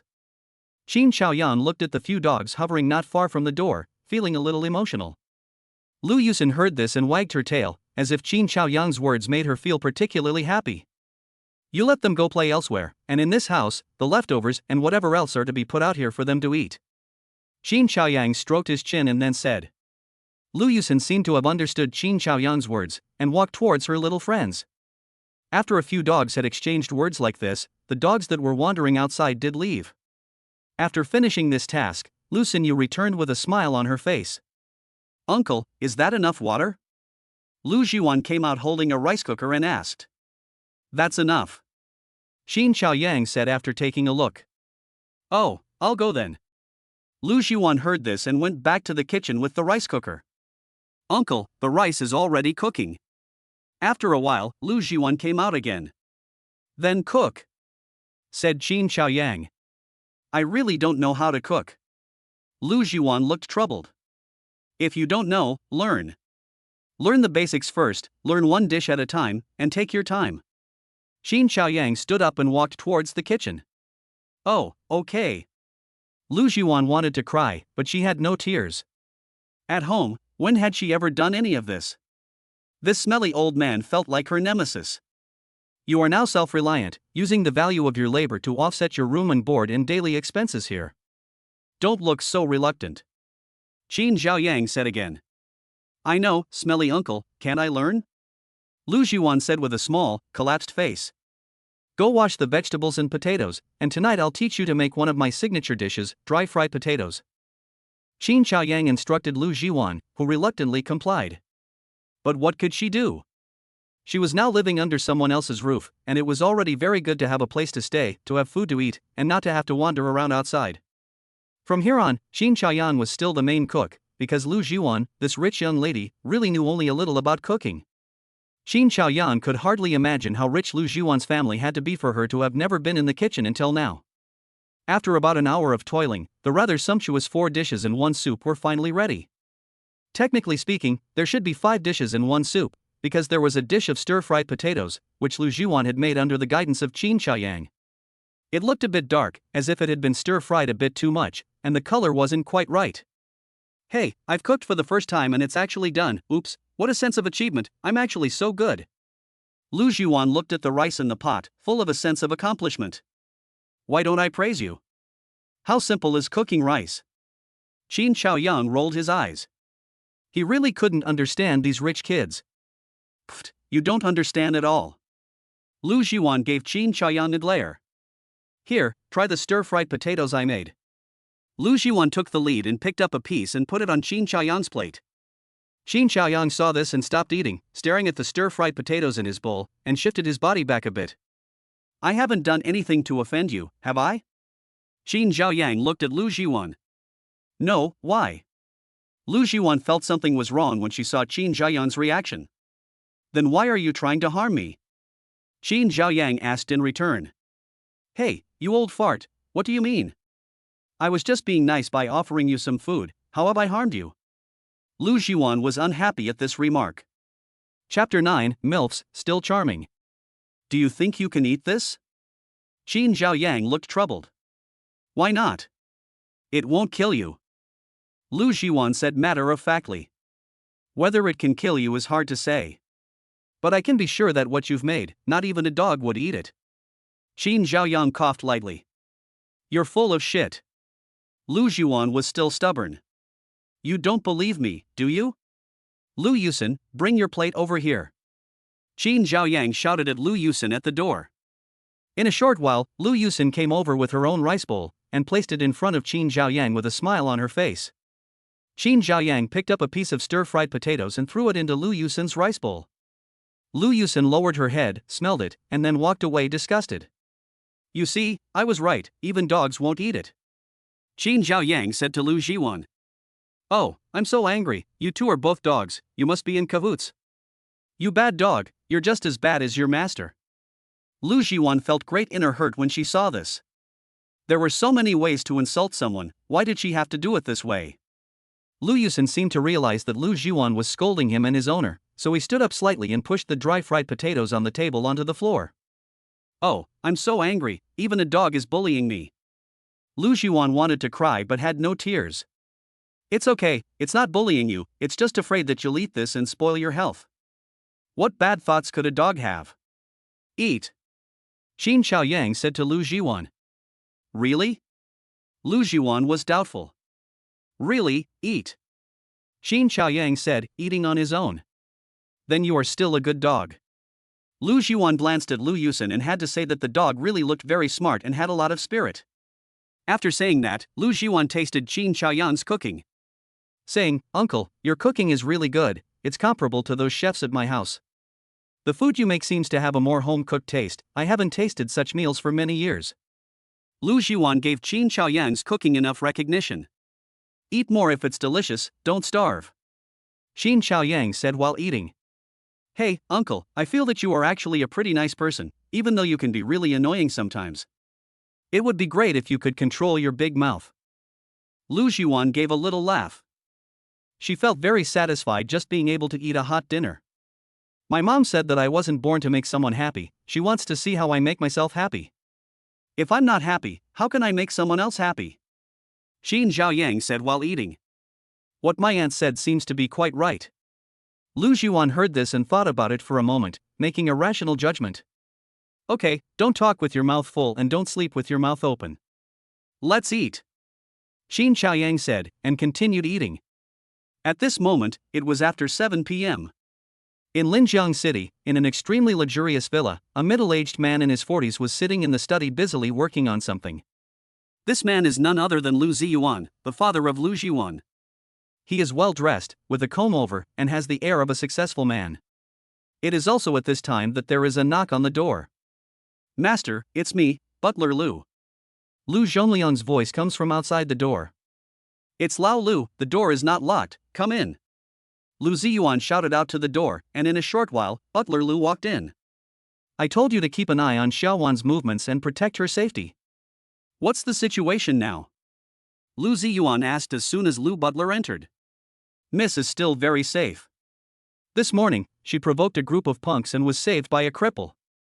Lu Butler narrated slowly. Cripple? How could a cripple save her from the punks? Lu Ziyuan looked up at Lu Butler when he heard this. This cripple is no ordinary cripple. He is a young man of 26 or 27, with extraordinary martial arts skills. He can keep 5 or 6 thugs at bay. And, although he is a bit lame, he can run in a hurry. Butler Lu described the situation in vivid detail. So powerful? And then what happened? Lu Ziyuan looked up at Butler Lu again. He rescued the young lady, helped her treat her leg, then gave her 200 yuan and left. The young lady wandered around Linjiang City by herself. By noon, she ran into the gang of thugs in the western part of the city again. Coincidentally, the cripple saved her again. Then the young lady started hanging around with him, and now she's living in someone else's house. Butler Lu continued. Living in his house? This cripple, can he be trusted? He won't do anything bad to Xiaowan, will he? Lu Ziyuan was quite worried after hearing what Butler Lu had said. How could he not worry when his daughter was living with a strange man? He didn't seem like a bad person. Moreover, I've looked into his situation, and he's a veteran who has just been discharged. A native of Linjiang City, he enlisted in the army when he was 18 or 19 years old, and is now 26 or 27 years old. He doesn't have any bad habits. I've observed this person up close, and he and the young lady seem to get along like friends. However, when I secretly observed him, he seemed to have noticed me. People who have retired from the military are usually good at counter-surveillance. Butler Lu continued. The identity of a soldier can indeed give people a sense of security and reliability, but Xiaowan is a girl after all, and being alone with a man, you have to be on your guard. How about this, tomorrow, find an opportunity to get in touch with this young man, give him some money, and mention him at the same time, so that he doesn't have any bad thoughts about Xiaowan. This is the only way. Xiaowan is a spoiled brat. If I force her to come back, she'll either cry or make a scene, and she might even run away again. Lu Ziyuan said, unable to hide his helplessness. The head of the family, this young lady has a bad temper, and there are really people who can control her. Today she helped the cripple clean the house all day, and after that she had to go to the market by herself to buy food. If this were at home, where would she want to do these things? Butler Lu wore an embarrassed smile on his face. This is a good thing. She has been pampered since she was a child, and she has never known the hardships of life. It is not a bad thing for her to suffer a little now. It is all her mother's fault for spoiling her so much. Lu Ziyuan said, sighing with a sense of helplessness. Blaming me all day long, and saying that I spoiled her, so you should spoil her less? You're the one who says every day that she's your precious pearl, and you give her whatever she wants. And besides, can you blame me for this? Not only can't you blame me, you can't even blame my daughter. At this time, a slightly tall woman in her 40s walked in. The woman was wearing a modest cheongsam, and she had a good figure. Although she was 43 or 44 years old, she still had the charm of a mature woman and the lingering charm of youth, exuding the unique charm of a woman of this age. As she walked in, she spoke loudly. This woman was no one else but Lu Ziyuan's mother, Su Xiuji. So who's to blame? Lu Ziyuan rolled his eyes and said helplessly. Chapter 10. I think that cripple is pretty good. Of course it's your fault and the old man's. What have you all done? Xiaowan is only 18, and you're already arranging a fiancé for her. Are you out of your mind? Su Xiuji sat down angrily. What's the big deal? When you were 18, didn't you marry me? You were 19 when Xingyu was born. Lu Ziyuan defended himself. That's not the same thing. We've known each other since we were kids, we at least know each other. But that fiancé the old man found doesn't even have a photo, let alone a name, and he knows that he's much older than Xiaowan. If I were in his shoes, I'd run away too. Su Xiuji was furious. It's useless for you to tell me this, you should tell the old man. Lu Ziyuan was quite helpless. If I dare to tell the old man, what am I talking nonsense here for? Su Xiuji looked a little aggrieved. If you dare not say it, I dare to say it? The man the old man picked for Xiaowan will definitely not be bad, he is not a reckless person. Lu Ziyuan became more and more helpless, and could only say earnestly. Who knows, there is not even a photo, nor is there a name, this is the most outrageous thing he has ever done. Anyway, I don't care. My daughter is my daughter. If I'm not satisfied with that old man's arranged fiancé, I'd rather let my daughter marry that cripple you just mentioned. I think that cripple is quite good. He was able to rescue my daughter, so he must be a decent person. Su Xiuji threw her face away, looking like she didn't care. Madam, it's not very good to find a cripple for Miss, is it? Butler Lu on the side was speechless for a moment. It's better than finding an unknown man. Who knows what kind of man the old master has arranged? Maybe he's bald, ugly, and has a big belly, and snores in his sleep? Su Xiuji said without regard. Butler Lu felt speechless for a moment. Okay, Lao Lu, just do what I told you, and make sure the young lady is safe, got it? Lu Ziyuan was quite impatient. Yes, master. Butler Lu heard this and went off to do his work. Don't come into my room tonight. Then Su Xiuji gave Lu Ziyuan a fierce glare, then twisted her waist and left proudly. What do I care about this old man's idea? I don't want Xiaowan to marry some inexplicable man either. After meeting, if Xiaowan is not satisfied with that man, I will also firmly oppose it. I don't care, it's all your fault. Su Xiuji was so angry that she couldn't help but say something. However, she had just walked out the door when her phone rang. She looked at the phone and saw that it was an unfamiliar number. With some doubt, she answered the phone. Mom, it's me. On the other end of the line came the voice of Lu Ziyuan. Daughter, are you okay now? Wait a minute, I'll go into my room and talk to you. Su Xiuji lowered her voice at once on hearing this, and then crept into her room like a dog and locked the door behind her. Daughter, where are you right now? You can't come home. Mom will protect you. We can say we won't get married and we won't. Su Xiuji said resolutely. Mom, I'm staying with a lame old man. I have food, clothes, and a place to live. I don't want to go back, they will force me to marry those messy men again. Even if I die, I will jump off the building, I will not marry the man they arrange for me. Lu Ziyuan said resolutely. Mom supports you. You don't have any money right now, Mom will find a way to send you some. Your bank cards and other things have been frozen, Mom really has no way these days. Su Xiuji said again. Mom, no, I want to support myself with my own hands. The man said that if I work for him, I can eat and live here for free. He also taught me how to cook. I cooked for the first time and succeeded, making delicious rice. Lu Jiwan looked smug. My daughter is really outstanding. Su Xiuji was a little relieved. That's right, everyone says so. Lu Jiwan didn't show any sign of modesty. She didn't mention the fact that no dog would eat the food she cooked.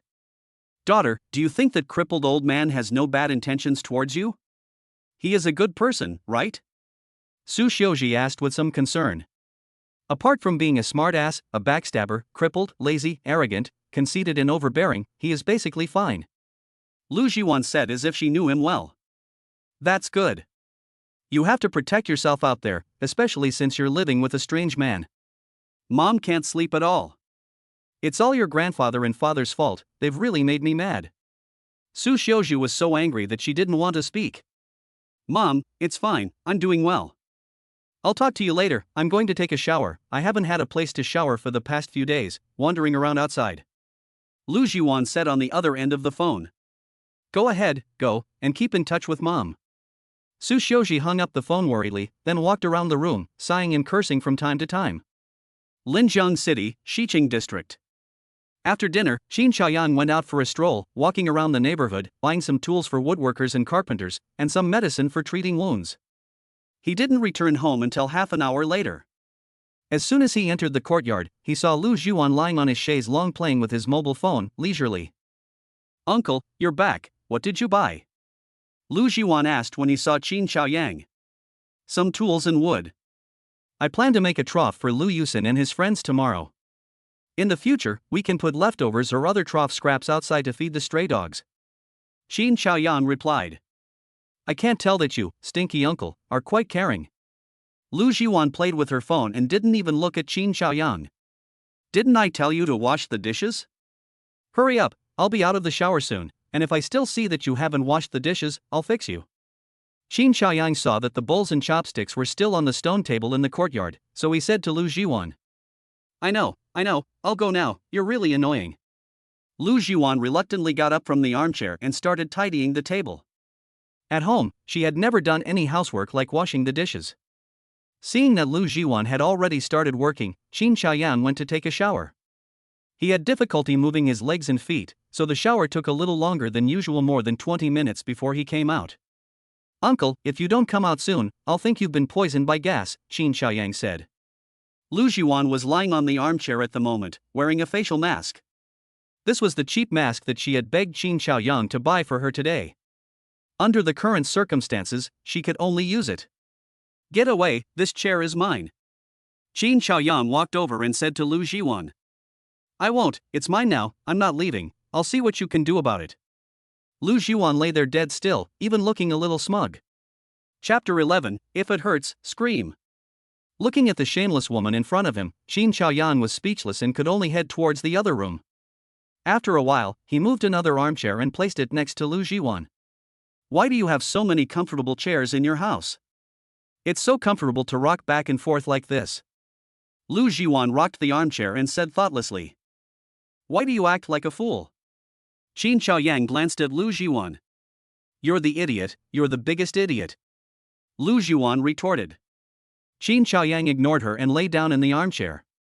Lu Jiwan, bring the medicine on the table over here for a moment and help me apply it. If it weren't for saving you today, my leg would have almost healed. Qin Xiaoyang said to Lu Jiwan. Oh, okay. Lu Jiwan did not argue with Qin Xiaoyang. After all, Qin Xiaoyang had saved him today, and his leg was injured. He used his leg to knock out a few punks, which would definitely aggravate the injury. Lu Jiwan took out the trauma medicine in the plastic bag, came to Qin Xiaoyang, and knelt down. Qin Xiaoyang gently lifted up his pant leg. He had a fairly large bloodstain on his calf, which looked quite deep. There was even blood oozing out of it, so it was obvious that the injury was quite serious. Wow, you're in a pretty bad way, you smelly old man. How did you get this wound? Lu Jiwan was shocked when she saw Qin Xiaoyang's wound. Just looking at it made her feel pain. For a moment, she was about to cry from fear at the sight of Qin Xiaoyang's leg wound. It's a knife wound. I got stabbed, but fortunately it didn't hurt the bone. Qin Xiaoyang replied. Then when you fought with those punks today, did it hurt a lot? Also, when I was holding your leg today, did it hurt you? Lu Jiwan said with some concern. It looked like it hurt a lot. What do you think? Qin Xiaoyang gave Lu Jiwan a cold stare. I'm sorry, I was wrong, I won't do it again next time. Lu Jiwan hurriedly apologized. That's fine. Help me wipe the water around the wound a bit. When I was taking a shower just now, I didn't cover myself completely, so I got a little wet. Qin Xiaoyang said to Lu Jiwan. Okay. If it hurts, just scream. Lu Jiwan immediately switched to serious mode upon hearing this, and carefully helped Qin Xiaoyang treat the wound. Seeing this little girl treating his wound so seriously, Qin Xiaoyang's impression of her slightly improved. Although this little girl is mostly heartless, spoiled, and willful, she is not bad at heart. Lu Jiwan wiped the water around Qin Xiaoyang's wound, then applied the wound medicine. Throughout the whole process, Qin Xiaoyang didn't utter a sound. It's done, uncle. How do you feel? Lu Jiwan asked after he finished. It's okay, I'll personally prepare some other medicine tomorrow, it should heal quickly. Qin Xiaoyang said, and lay back in the armchair. The night sky was very bright tonight. Qin Xiaoyang looked at the bright moon hanging in the sky and let out a breath, not sure what he was thinking about. Stupid uncle, why are you sighing? Are you thinking about your mom? Lu Jiwan also lay back, reapplying a facial mask to her face as she asked. You're very eloquent, don't say that again next time. Qin Xiaoyang was speechless. Cough, I'm sorry, I didn't mean it that way, I meant are you thinking about your mom? Lu Jiwan explained. No need to explain, I know what you mean. Qin Xiaoyang was even more speechless. That's good. Why don't you think about your mom and go find her? Even if she moved, you can go to the street office or the police station and find out where she is. Lu Jiwan said thoughtfully. Someone will help me find her, in 2 days at most. In fact, it's not a matter of whether or not I can find her. It's that I myself have been hesitating about whether or not to meet with my mother. Qin Xiaoyang smiled wryly. Why? She's your mother, why are you hesitating? Lu Jiwan was puzzled. Because I'm a very dangerous person, and I'm afraid of bringing danger to them. Just like right now, you're staying with me, and you're also in danger. I advise you, if you can, to stay away from me as soon as possible, and don't stay here. Qin Xiaoyang said with a serious face. Oh, you're going to chase me away again. I've been so obedient, and you're still chasing me away. I don't even listen to my parents, but I listen to you. Lu Jiwan looked aggrieved. Fine, if you're not leaving, don't cry. Qin Xiaoyang couldn't stand Lu Jiwan like this. You're the one who said it, I'm just going to stay here as long as I can. Staying here is kind of fun, but going home is really no fun at all. Lu Jiwan said with absolute certainty, lay back down, and lay perfectly still, leisurely rocking in her armchair. Her family has a big villa, and there's no such fun chair. Fine. Qin Xiaoyang said helplessly. Uncle, after leaving home, I suddenly missed my childhood. Lu Jiwan said with some emotion. I miss my childhood too. When I was young, chrysanthemums were just a type of flower. Eels were only used for eating. A dry younger sister was also just a type of kinship. Now, time flies, everything has changed, the world has gone through many changes, people are different, and nothing can be returned to the past. Qin Xiaoyang said with some emotion. You stinking old man, can you please be serious? What nonsense are you talking about? Eels are not for eating, so what else can they be used for? Lu Jiwan couldn't help but retort. What do you think? Qin Xiaoyang glanced at Lu Jiwan. I know what I'm asking you for. Anyway, you definitely didn't say anything nice. Lu Jiwan said with absolute certainty. You can search for what else eels can be used for besides eating. Qin Xiaoyang said seriously. It must be really dirty, I'm not searching for it. Lu Jiwan said impatiently. Forget it. Qin Xiaoyang waved his fan and leisurely enjoyed the cool breeze. After all these years, he has been born and died in the outside world, and can rarely sit down and enjoy a leisurely life. He feels that this is also quite good. The two just lay in the courtyard, drinking tea while admiring the moon and chatting. Unconsciously, it was already past 10 o'clock. It's late, time to rest. Qin Xiaoyang stood up. What are your plans for tomorrow? Lu Jiwan followed behind Qin Xiaoyang and asked. I'll tell you about my plans tomorrow. I'm going to rest today. Qin Xiaoyang replied. Oh, okay, then I'll go rest. Lu Jiwan said, and went into his room. However, after a while, Lu Jiwan came out again, beaming from ear to ear, and went to Qin Xiaoyang's room door, knocking a few times. "Uncle, come out for a moment, something bad has happened, something big has happened." Lu Jiwan looked a little anxious. "What are you doing? What's so important?" Qin Xiaoyang, who had just lain down, heard these words, got dressed, and walked out, looking puzzled. Chapter 12, When a woman says no, she means yes. Lu Jiwan was waiting outside with a pillow in her arms. As soon as Qin Xiaoyang opened the door, she went headfirst into Qin Xiaoyang's room. After rushing into Qin Xiaoyang's room, she went straight to the bed and lay down on it, dead still. "Crazy woman, what do you want now?" Qin Xiaoyang was at a loss. What did this crazy woman want now? "The air conditioner in my room is broken, I just noticed it now. I want to sleep in your room," Lu Jiwan said matter-of-factly, lying on the bed.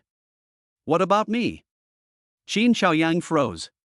"You can sleep in the hall, or you can clean up the other room and make it ready." Lu Jiwan didn't care what she said. "Why can't you sleep in the hall, and why can't you clean up the other room?" Qin Xiaoyang asked. "Sleeping in the hall is uncomfortable, so I'm not sleeping in the hall.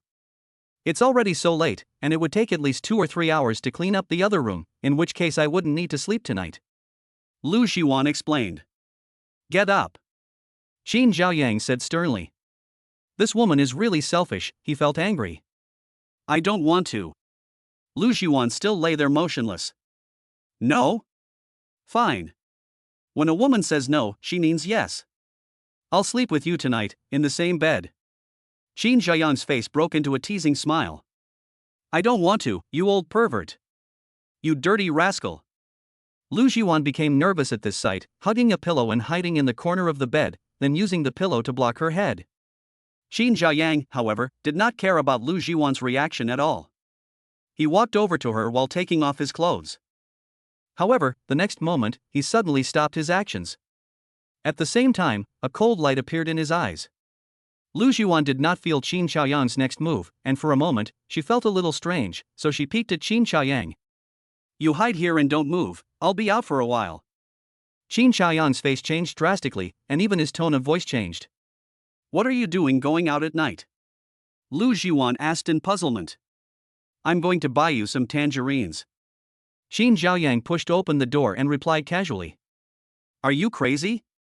Why would you buy me tangerines in the middle of the night? I knew you wouldn't dare touch me, you impotent man." Lu Jiwan walked to the door, and after making sure that Qin Xiaoyang had left, she muttered with some satisfaction. "I'll go buy your tangerines, and I'll lock the door behind you, so you can't get back in, you old pervert." Lu Jiwan cursed and swore, and then locked the door behind her. After locking the door, she lay down on the bed with peace of mind and closed her eyes. She hadn't had a proper night's sleep for a long time, having been living rough for the past few days.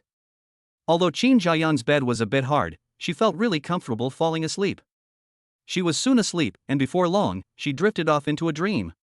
After Qin Xiaoyang left the room, he went outside into the courtyard. Before leaving the courtyard, he shut the door properly. He walked towards the right side of the courtyard, and at this time, not far away, there were occasional barks from a dog. Lu Xinyu in the courtyard also walked around uneasily, but as its owner did not allow it, it could only walk around in the courtyard, while emitting a woof-woof warning sound. In this way, the air was filled with a little more tension in the otherwise quiet and peaceful night. Qin Xiaoyang walked towards the right side of the courtyard for a while, and then just kept walking. After a while, he walked into a construction site, with construction sites on both sides of the road. At this time of the day, there was no one left in the construction site, and the surrounding lights were not very bright. Qin Xiaoyang was walking on the road when suddenly a burst of intense light appeared in the distance ahead. A black-clad man with a straight figure, a hooded face, and carrying a Tang Hengdao walked from the light and walked towards Qin Xiaoyang. "Jonan Sakura, should I call you Miss Sakura or should I call you Miss Miyako?" Qin Xiaoyang looked at the person walking towards him and a teasing smile appeared on his face. He dragged his crippled leg and took 2 steps forward. His appearance, in contrast to the menacing black-clad killer, looked somewhat pitiful. "I really like your Chinese culture, so after entering China, I have a new name.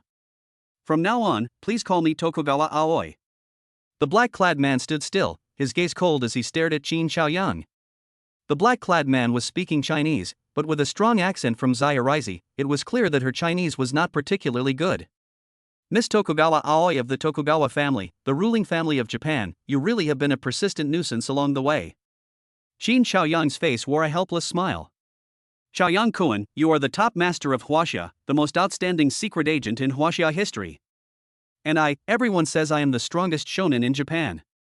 Therefore, I have been looking forward to a fair and square duel between you and me. The black-clad person said to Qin Xiaoyang, whose tone was cold. Although the black-clad person was masked in black, only a pair of eyes were exposed, but the clarity and brightness of those eyes were so good-looking that they could leave a deep impression in an instant. You just want a fair fight? Don't you want revenge? Your uncle, Tokugawa Xian's family, was killed by me until there was only one page left in the household register. Qin Xiaoyang smiled, looking relaxed. What does this have to do with me? After I embarked on the path of martial arts, I was already an emotionless killer. I am just an emotionless killing machine.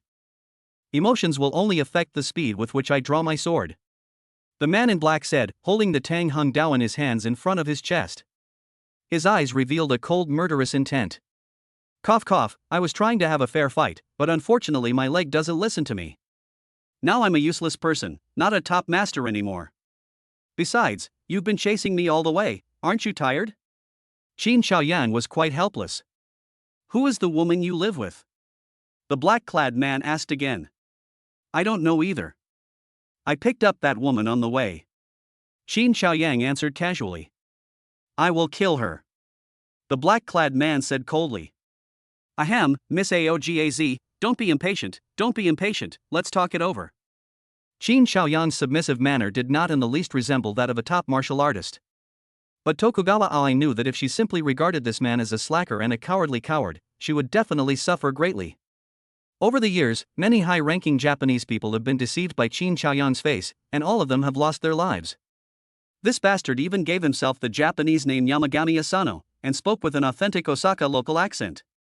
In addition, he was also proficient in the dialects of various regions of Japan and was well versed in the culture and history of each region.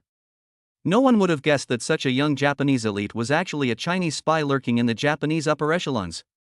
If he had not revealed his identity in order to assassinate Tokugawa Yasukuni, the Japanese ruler, he might have been able to remain in the upper echelons of Japanese society forever. He might even have become the ruler of Japan. Xiaoyang-jun, have you recovered from your injuries? I will know if you take this blow from me. Xiaoyang-jun, take this. The black-clad woman gripped the Tang horizontal sword in her hand tightly. She let out a light shout and slashed down with the sword. A fierce sword aura came towards Qin Xiaoyang, and the sword aura set off bursts of dust on the ground as it passed. Holy shit! You're serious? Qin Xiaoyang was startled and instinctively took 2 steps back. Chapter 13, It smells good, really good, it's the smell of a beautiful woman. Facing the approaching blade energy, Qin Xiaoyang had no choice but to force his legs and dodge the fierce blade energy with a quick body movement. If he had been hit by the blade energy, he would have been cut in half in seconds. After Qin Xiaoyang dodged the attack, the black-clad man did not give up. At that moment, the black-clad man split into two, and 2 identical black-clad men appeared, both of whom then simultaneously charged towards Qin Xiaoyang. When they were about to get close to Qin Xiaoyang, the 2 black-clad men disappeared again into thin air. At some unknown time, the black-clad man reappeared, already behind Qin Xiaoyang, and took advantage of the fact that Qin Xiaoyang was not prepared, and slashed down with a knife. But at this moment, Qin Xiaoyang, who had been standing in place, also split into 2. In the blink of an eye, the black-clad man fell on Qin Xiaoyang's body, but it was a miss. Ha ha ha. I know a bit of Japanese ninjutsu, too. See how well I've learned it. Suddenly, behind the black-clad man came the hearty laughter of Qin Xiaoyang. You! Just as she looked back following the sound, Qin Xiaoyang's figure once again appeared in front of her. However, before the black-clad man could react, Qin Xiaoyang's large hand was about to squeeze the black-clad man's neck. The black-clad man had not expected Qin Xiaoyang to do this again, and he was careless, not even having time to dodge. She could only immediately retreat at high speed. Qin Xiaoyang did not let go of this opportunity, immediately pouncing on him and pursuing the advantage, not giving the opponent the slightest chance to catch his breath. After a contest of speed, Qin Xiaoyang pressed the black-clad man against a wall. Qin Xiaoyang used all his strength to firmly restrain this sissy. Miss Mieko, I heard that you are not only the strongest shonen in Japan, but also the most beautiful woman in Japan. I smell, it's fragrant, it really is fragrant, it's the fragrance of a beautiful woman. Qin Xiaoyang said, greedily breathing in the aroma of the woman and looking intoxicated. Tokugawa Mieko couldn't help but grit her teeth when she saw Qin Xiaoyang acting like a cheapo. Shan Yangjun, you're acting like a pervert. Tokugawa Mieko gritted her teeth, but had to put up with the man's lechery. What nonsense are you talking? If I weren't perverted enough, I wouldn't fit in with you Japanese. If I weren't perverted enough, why would I have stayed in Japan for so many years? Shom Yang said with righteous indignation. Shan Yangjun, what we need is a fair and square showdown, this is a petty trick. Tokugawa Mieko said angrily. Who wants to be fair and square with you? Heroes have short lives, and I don't want to die so soon, I haven't lived enough yet.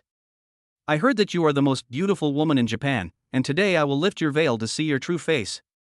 Qin Xiaoyan lifted the corner of his mouth in a sneer and said, and he pulled off Tokugawa Mieko's black veil.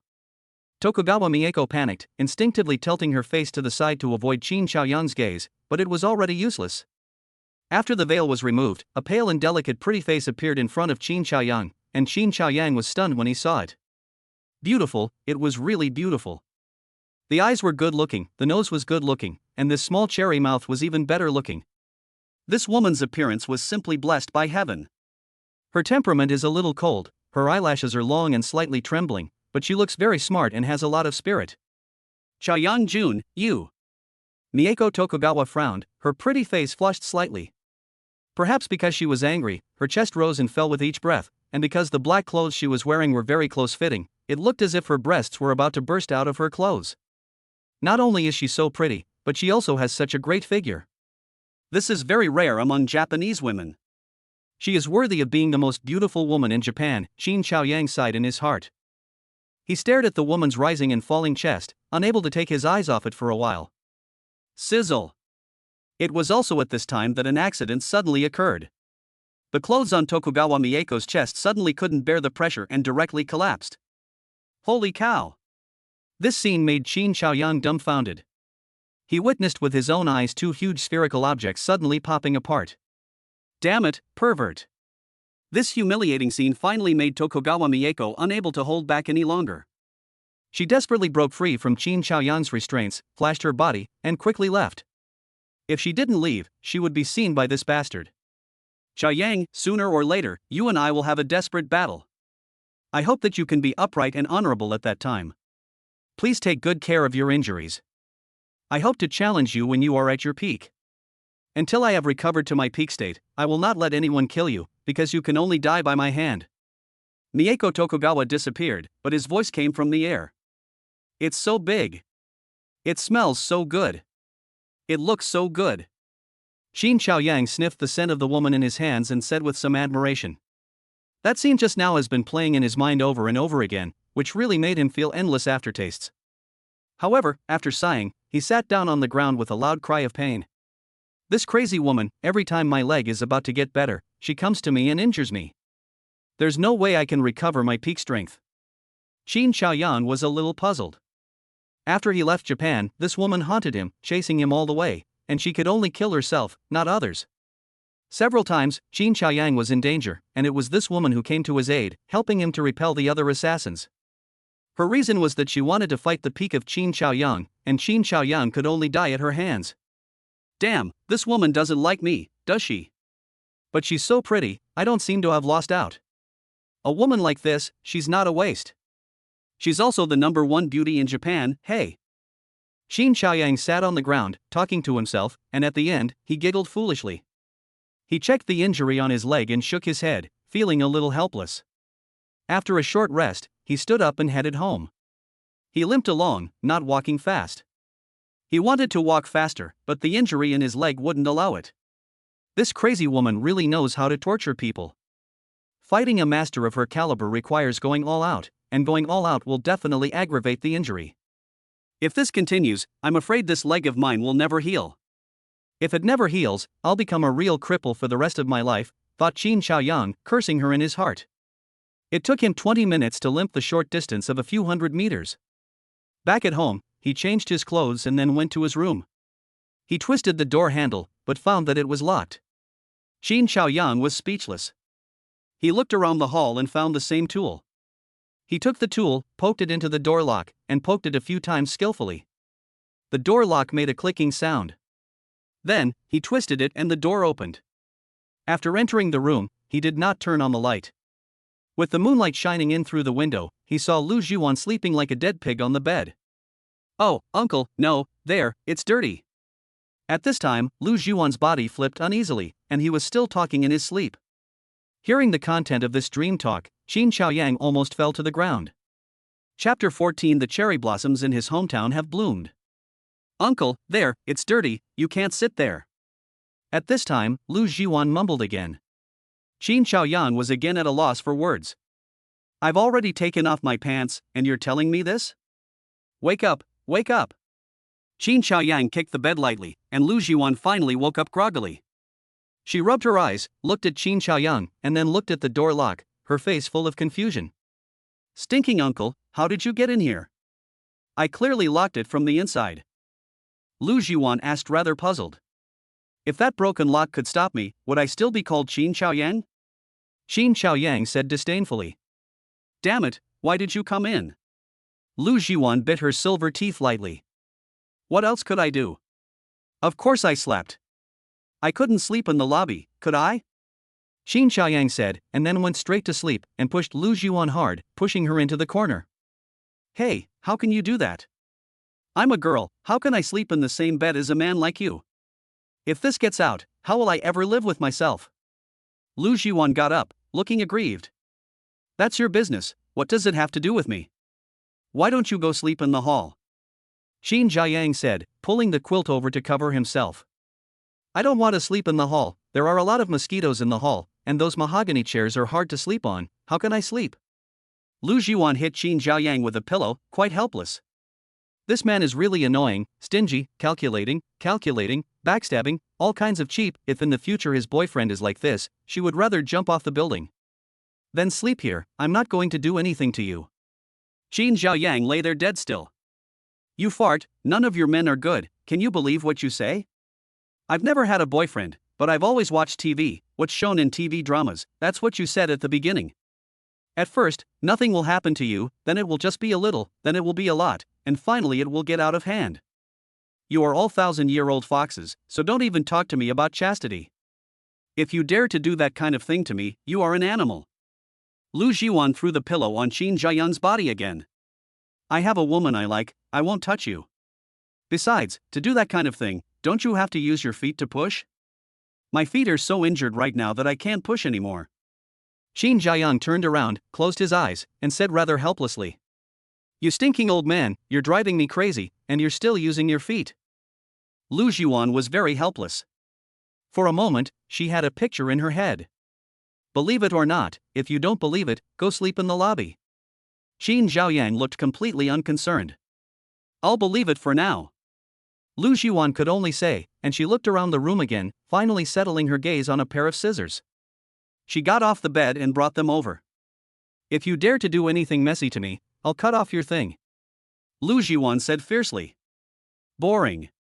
Qin Xiaoyang closed his eyes and said two words, curling up under the quilt and going to sleep. "Give me the quilt." After Lu Zhiwan got into bed, she went to pull the air conditioning quilt Qin Xiaoyang was on. Qin Xiaoyang couldn't stand Lu Zhiwan's tossing and turning, so he had to give in. He stood up with a helpless look on his face, took another air conditioning quilt from the cabinet in the room, covered himself with it, and turned off the light. "Stupid uncle, what are you doing turning off the light?" Lu Zhiwan was a little nervous again. "Go to sleep, don't go crazy." Qin Xiaoyang lay down with a bored look on his face and closed his eyes. In this way, Lu Zhiwan didn't toss and turn anymore, but she didn't go to sleep right away. Since she was 7 years old, she had never slept in the same bed with any man, and she was extremely vigilant at the moment. As the minutes passed, Qin Xiaoyang made no move and seemed to have fallen asleep. Lu Zhiwan's vigilance gradually relaxed, as it seemed that the smelly uncle had really fallen asleep. "Is he really not going to touch me at all? This smelly uncle can't be bad at it, can he? Uncle, are you really asleep?" Lu Zhiwan asked in a low voice. "What are you doing? Aren't you tired?" Qin Xiaoyang was quite helpless. "Who is the girl you like?" Lu Zhiwan's curiosity was piqued. Qin Xiaoyang was speechless. This girl is really a little psychopath. Who is she? You don't know even if someone told you. She was my classmate in high school. We got into the same university together, but because I enlisted in the army, our budding romance came to an end without a trace. It's been 10 years since then, and I haven't seen her since. I don't know how she is now. Qin Xiaoyang opened his eyes slightly and let out a soft sigh. I see. That's a pity. What kind of person is she? Lu Zhuan asked again. Gentle, kind, virtuous, understanding, not good at expressing herself, cold on the outside but warm on the inside, there is no woman in this world more perfect than her. Qin Xiaoyang said with some emotion. Is she also from Linjiang? You're back now, why don't you go find her? Lu Zhuan was a little puzzled. Right now, I would only be a danger to the people around me. Besides, she might have already gotten married and had children by now. If I go looking for her, it might have a bad influence on her. It's enough that she's happy. Qin Xiaoyang let out a sigh. Perhaps what you can't have when you're young will haunt you for the rest of your life. Well, you can ask around in advance. Maybe she's still waiting for you. Okay, go to sleep. The person you like has already slept with someone else. Lu Zhuan shifted around a bit and then covered herself with the quilt. Hearing these words, Qin Xiaoyang really wanted to kick this woman under the bed. Does she just love to rub salt in other people's wounds? This woman really needs to be fixed. Lu Zhuan didn't say anything, and Qin Xiaoyang soon fell into a deep sleep. After parting with Qin Xiaoyang, Tokugawa Mieko left the construction site. It was close to midnight, and most of the streets on this side of the city were already deserted. At this moment, a dark figure was quickly moving through the streets. This dark figure was no one else but Tokugawa Mieko. At this time, Tokugawa Mieko was wearing a sheet, covering her most important parts. She moved quickly. However, at the entrance of an alley, she suddenly stopped and looked at the deep alley with cold eyes. At this time, a man dressed in black also walked out of the alley. Ichiro Inoue, I have seen the young lady. The man walked out of the alley, his face gradually becoming clearer. He was dressed in black, but not masked. His face was very serious, and at a glance.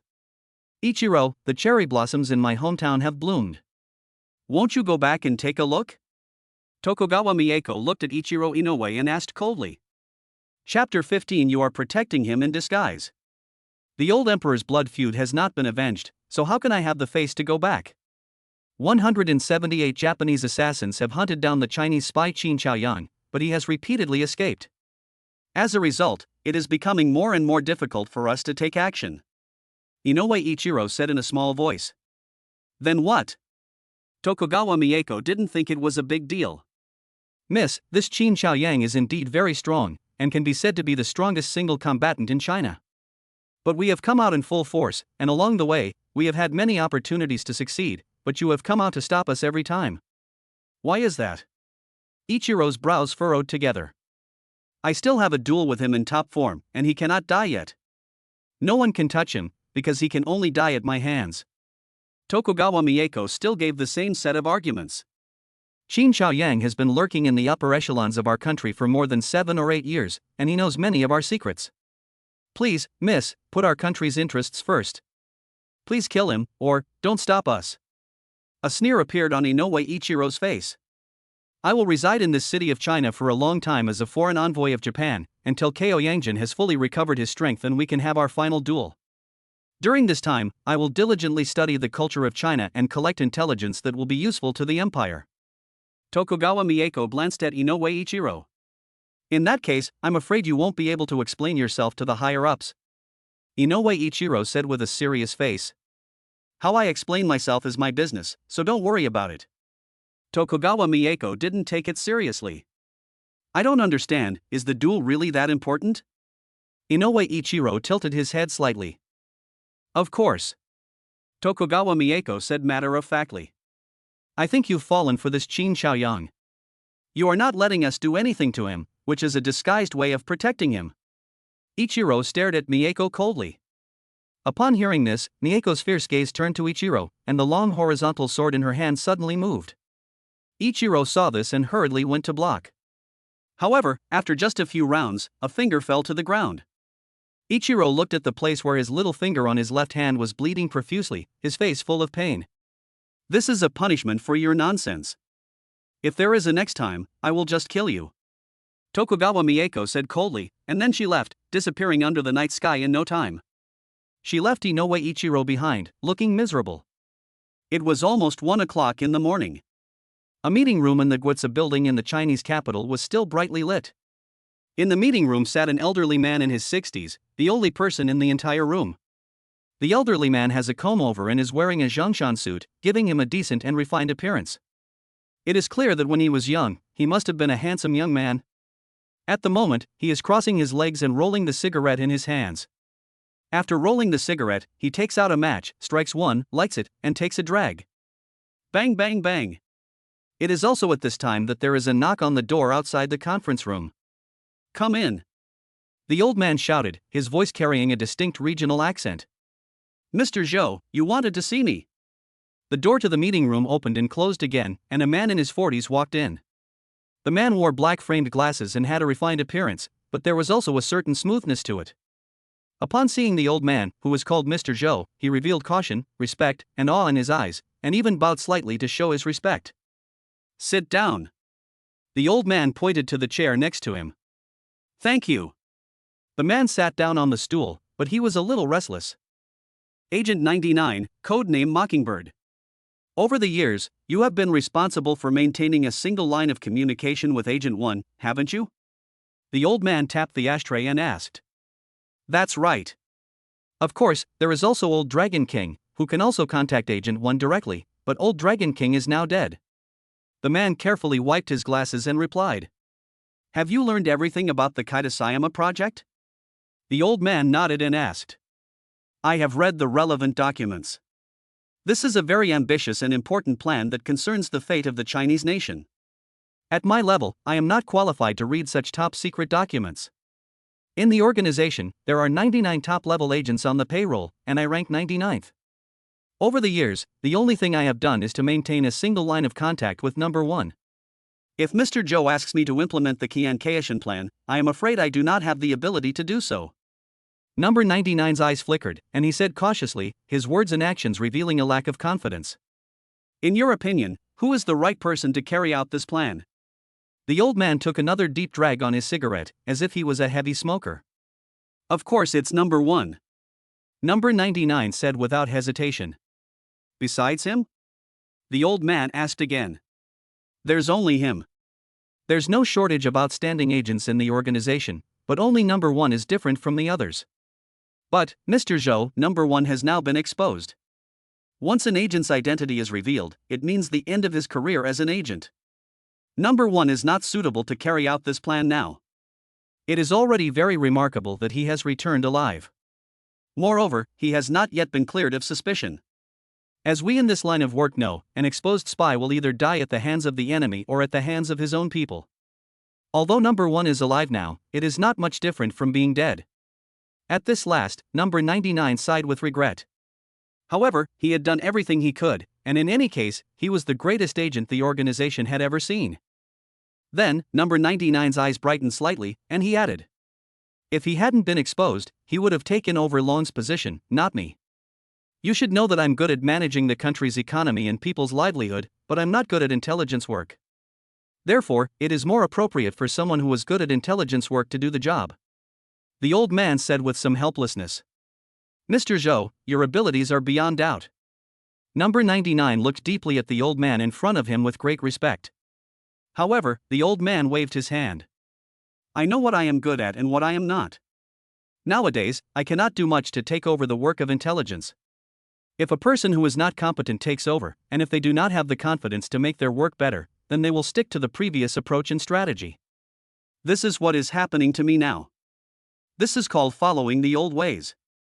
The old man said with a smile on his face, speaking at a leisurely pace. Mr. Zhou wants to use number 1 like the old Dragon King? Number 99 looked at the old man, and a look of surprise flashed across his face that was difficult for others to detect. Chapter 16 Mister, you can't eat that cucumber. The old man just gave a mysterious smile. He had indeed been exposed, and had fallen into the hands of the Japanese, but fortunately he had escaped. As you said, his career as an agent was over. He was lucky to be alive. The old man stood up, went to the window, and looked at the lights downstairs. So what do you think, Mr. Zhou? Number 99 was a little confused. Number 1 is the best agent in the organization. An excellent agent can come back from the dead. I believe that if we give him time, he will definitely be able to come back to life again. I can't trust everyone with him, but I will definitely give him enough trust. If a talent like number 1 is allowed to waste away, it will be a huge loss for our entire country. The old man said with deep emotion. If number 1 knew that Mr. Zhou saw him in this way and trusted him so much, I wonder how he would react. Number 99 bowed slightly. Number 1 is the descendant of loyal martyrs, both of whose parents died in battle. I believe in the hot blood coursing through his veins and the proud spirit of a Chinese. After consulting with the relevant senior officials, I have decided to grant him the authority to act freely in the 8 southern provinces, the power to mobilize all the resources and military strength of the 8 southern provinces, a promotion to the rank of Major General, and the National Order of Merit. However, all of this must be done in secret. You will be the one to inform him of his appointment, promotion, and award of the Order of National Merit. As for the Order of National Merit, you can send it to him by express delivery. The old man took out a box from his pocket, opened it, and there was a medal inside. He glanced at it, then closed the box again and handed it to number 99. This. Number 99 was very surprised. He never imagined that the organization would have such trust in number 1. You don't need to be surprised. Number 1 has done great things for the country, and he deserves all of this. Tell him that the country and the people will never forget his contributions. I believe in him, and I will work hard to convince everyone else to do the same. I await his rebirth and his future achievements for the country. The old man patted number 99 on the shoulder. Yes. Number 99 gave a military salute and responded. Also, before he asked you to investigate the whereabouts of his family, you should be able to find out soon. The old man said again. It's not difficult. Linjiang City is not a big city. I have already confirmed the whereabouts of his family, and I will tell him tomorrow. Number 99 replied. As for the fact that I introduced my old friend's granddaughter to him, I want to express a kind of trust. Of course, in this day and age, people are free to love each other. As for the Liu family granddaughter and him, just let nature take its course. I have already agreed with my old friend to arrange a meeting at a suitable time when they are both willing. Although number 1's identity is special, being indistinguishable from the masses is the best way to hide an agent. He should also get married, have children, and have his own family like a normal person. This is a good thing for his rebirth. The old man said with emotion and walked towards the outside. Number 99 followed him, instinctively holding the old man's arm. Number 1 seems to be quite resistant to this idea. As for how things will develop in the future, I don't know. Number 99 replied. Just let nature take its course. This is his personal matter. I have only pulled a thread for him. It is up to him to decide what to do. As for what happens next, your job is to maintain a single line of contact with number 1. Over the years, you and number 1 have worked together to achieve great things. This time, your rank will also be promoted accordingly. The old man said as they walked. Mr. Zhou, what merit could I have? This is too much for me to accept. Number 99 felt a little embarrassed. Don't say that, your work is also very important. The two of them walked and talked, their voices fading into the distance. The night passed quickly. The next day was a brand new day. Last night, there was a light rain, and the whole courtyard, the whole world, seemed to have been washed over. The sky was clear, the sky was new, the air was new, and the soil on the ground was new. In the early morning, a few rays of sunshine shone through the window and hit Lu Zhiwan's pretty face. It seemed to sense something, and her beautiful eyelashes trembled a few times. At this moment, Qin Chaoyan was also sleeping soundly. Lu Zhiwan, on the other hand, was like an octopus, hugging Qin Chaoyan from behind. Looking at her, she was still sleeping quite soundly. It seemed that this sleeping position made her very content. The sunlight shining in from the window was getting stronger and stronger. Qin Chaoyan's eyelashes twitched, and he opened his eyes with some difficulty. He rubbed his eyes, which were still sleepy. After traveling to 47 countries and returning to China, he had not had a good night's sleep the whole way. He had been chased the whole way, and he even had to keep one eye open while sleeping. Last night was the most comfortable night's sleep he had had in a long time. However, after a while, he realized that Lu Jiwan was hugging him like an octopus. Qin Xiaoyan was speechless when he saw this. Hey, wake up! Qin Xiaoyang nudged Lu Jiwan, who was hanging all over him. What? No, I don't want it. Uncle, that cucumber, it's not edible. Lu Jiwan mumbled. Qin Xiaoyan was instantly baffled by these words. This little girl, what strange dreams are you having? Lu Jiwan, wake up! Qin Xiaoyang had no choice but to push Lu Jiwan hard again. At this time, Lu Jiwan woke up drowsily. What, you stinking old man, can't you let someone sleep? Lu Jiwan didn't react for a while. Of course I can sleep, but can you stop hanging on to me? Qin Xiaoyang was speechless. What? Ah! Stinking old man, what are you doing? Get off me! Lu Jiwan suddenly realized that she was hugging Qin Xiaoyang after hearing his words. She was so nervous that she kicked him with her feet, sending him under the bed. Are you sick? Qin Xiaoyang was speechless. You're sick. Why? Lu Jiwan retorted, but suddenly realized that she couldn't argue because she was the one hugging Qin Xiaoyang. Why me? It should be why you slept with me all night and said all kinds of strange things in your sleep. Qin Xiaoyang was at a loss for words. Oh no, I'm dirty, I slept with you, a stinky old man, oh no. Lu Jiwan wanted to cry but had no tears.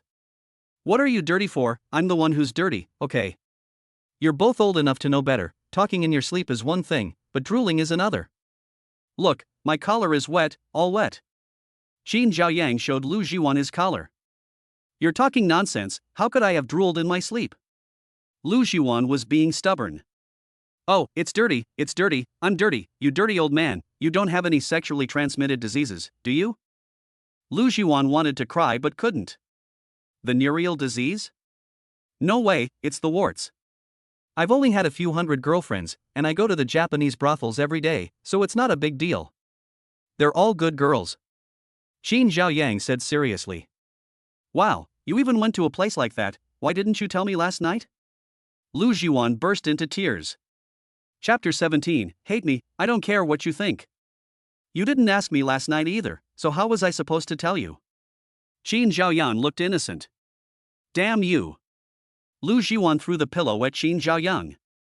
Go ahead and cry here for a while, I'm going to brush my teeth and wash my face. Hurry up and get up too, you'll help me make breakfast later, don't just do nothing and eat everything. Qin Xiaoyan yawned and then headed outside, and Lu Jiwan threw another pillow in Qin Xiaoyang's direction. This smelly uncle is really annoying everywhere. She has never met such an annoying person. Since she was young, no one has dared to anger her like this, except for the smelly uncle. Damn, so annoying. After a moment of sadness, Lu Jiwan had to get up too. However, just as she left the bed, there was a ding-dong sound from the side of the bed. She looked and saw that it was Qin Xiaoyang's old, worn-out Meizu 8 phone that had a message. She glanced at it and noticed that Qin Xiaoyan's phone didn't even have a chain screen password. She opened Qin Xiaoyan's phone and looked at it, then opened WeChat and scanned it with her own WeChat to add Qin Xiaoyan's WeChat. After adding it, she operated Qin Xiaoyan's WeChat again and changed her own note to super invincible beautiful girl Lu Jiwan. After doing all this, she was content. Then, she casually looked through it again and somehow found Qin Xiaoyan's phone messages. Wow, more than 7 million, this smelly uncle is actually a rich man. Lu Jiwan was quite surprised. This smelly uncle is so low-key, and she never would have thought that he would have 7 million. Although 7 or 8 million is not a lot for her, these days, not just anyone can have such a large sum of money. Qin Xiaoyang's phone had nothing on it except for some messages, not even a game. There were also not many contacts on WeChat. After looking at it again, Lu Jiwan put Qin Xiaoyang's Mate 8 phone back where it was. After all this fuss, Lu Jiwan left the room. After washing up, under the direction of Qin Xiaoyang, she started making breakfast, making vegetable and egg noodles. She dared not be sloppy when it came to doing the work, because Qin Xiaoyang had said that if she dared to be lazy, he would kick her out. You really don't have hundreds of girlfriends, and you really don't have venereal diseases, do you, you old fart? Lu Jiwan asked distractedly while doing her chores. The brain is a good thing, but unfortunately you don't have it. Qin Xiaoyang just said. You old fart, can't you just talk to me nicely? Why do you always argue with me? You're really annoying. Lu Jiwan said angrily. Hate me, I don't care what you think. Just cook your egg noodles properly. If you can't even do that, you can sleep on the street tonight. Qin Xiaoyang said nonchalantly, and then he left the kitchen. Oh, this is so unfair. Lu Zhiwan wanted to cry but had no tears. Half an hour later, there were 2 big bowls of steaming egg noodles, 2 eggs, and 2 bottles of yogurt on the table in the courtyard. Lu Zhiwan looked at her masterpiece and felt a moment of contentment. She arranged it carefully, then took out her phone and snapped a few photos. She then sent the photos to her mother, beaming with pride. Mom, look, I made vegetable and egg noodles. What do you think? Don't they look delicious? I've just learned how to fry an egg, hee hee. Lu Zhiwan gloated. Daughter, why do you have to do the kitchen work? Daughter, this is too much for you. Daughter, if it doesn't work out, just come back. Su Xiuji was very distressed. It's okay, I feel a sense of accomplishment. This is the first time I've made breakfast, and it looks like it should taste good. Okay, Mom, I'm hanging up, I'm going to eat breakfast, I'm hungry. Lu Zhiwan put down her phone after replying to Su Xiuji. Stinky uncle, breakfast is ready, come quickly. Lu Zhiwan shouted. Then, Qin Xiaoyan limped out of the house and came to the stone table. Stinky uncle, it feels like your injury is getting worse and worse. You can't even walk as fast as yesterday. Lu Zhiwan looked at Qin Xiaoyang and blinked her beautiful eyes. There's nothing I can do about it. Qin Xiaoyang sat down and couldn't help but sigh. Why don't we go to the hospital and have a look? If we keep dragging our feet like this, we might end up crippled. Lu Zhiwan said to Qin Xiaoyang. It's fine, I'll be fine.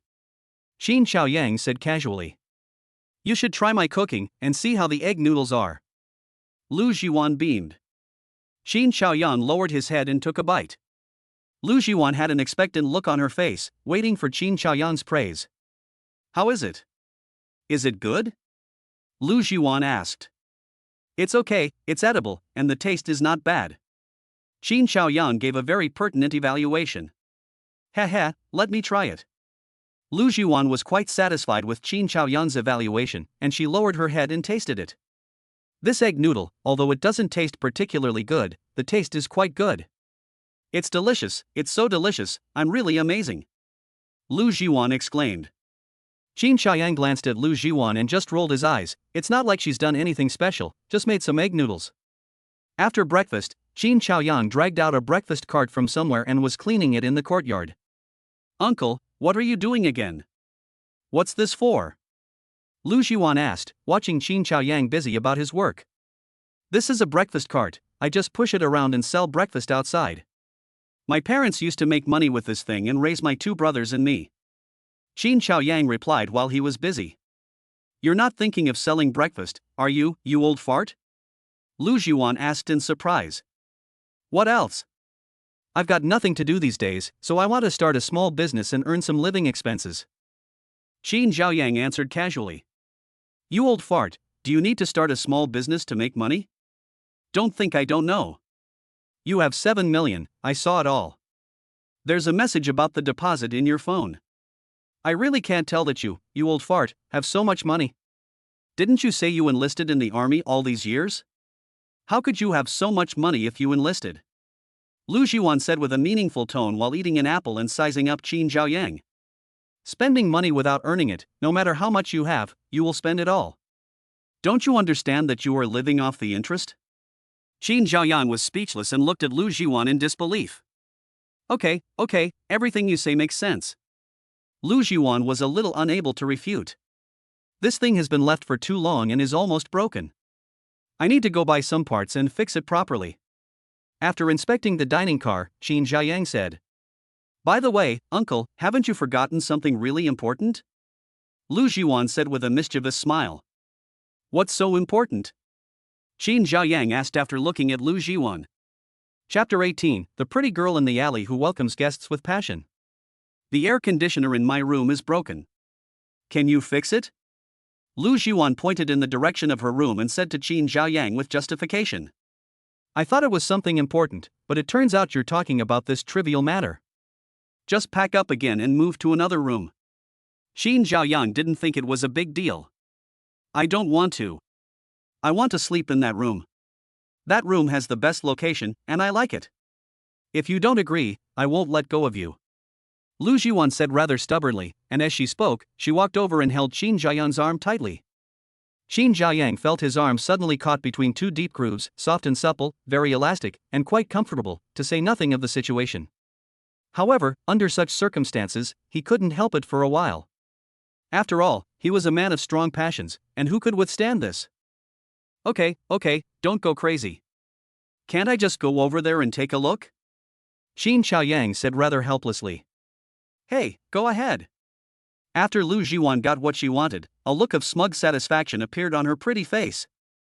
Qin Xiaoyang put down what he was doing and went to Lu Jiwan's room to start checking the air conditioner in her room. After checking it for more than 10 minutes, Qin Xiaoyang stopped. How is it? Is it fixed? Lu Jiwan asked. It's not that easy.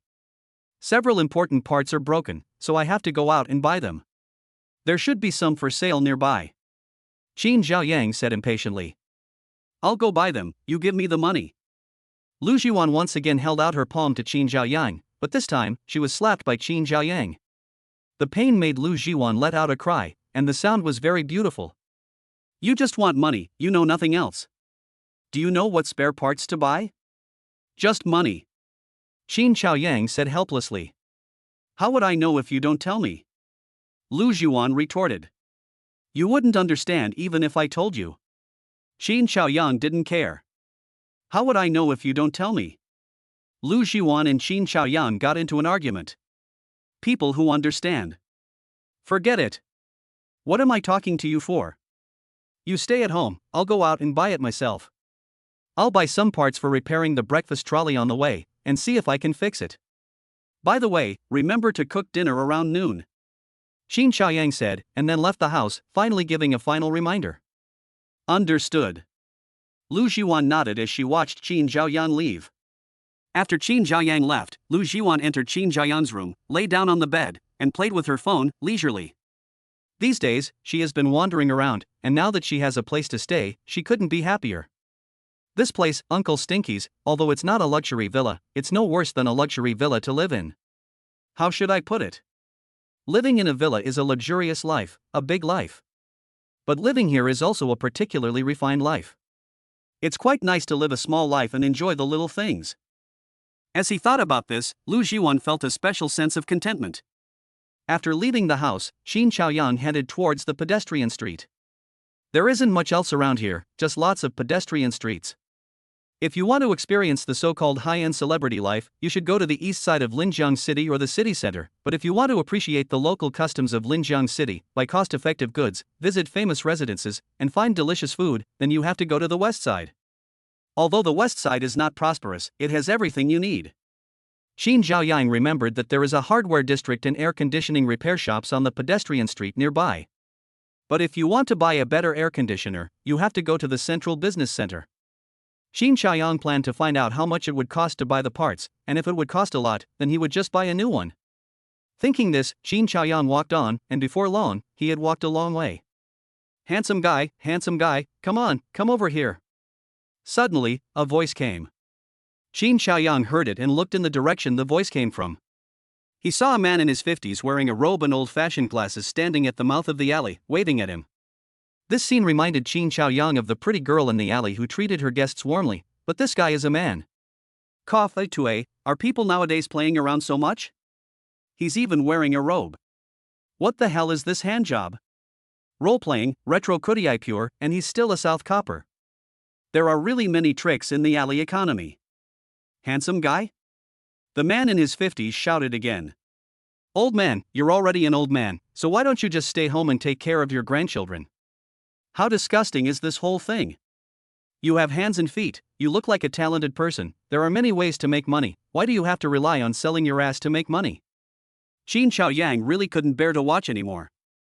In the spirit of the old man who had lost his footing, being able to save one is one, he walked over and attempted to persuade this lost old man who had lost his footing. Young man, what are you doing out here? What do you mean selling your ass? Have you misunderstood?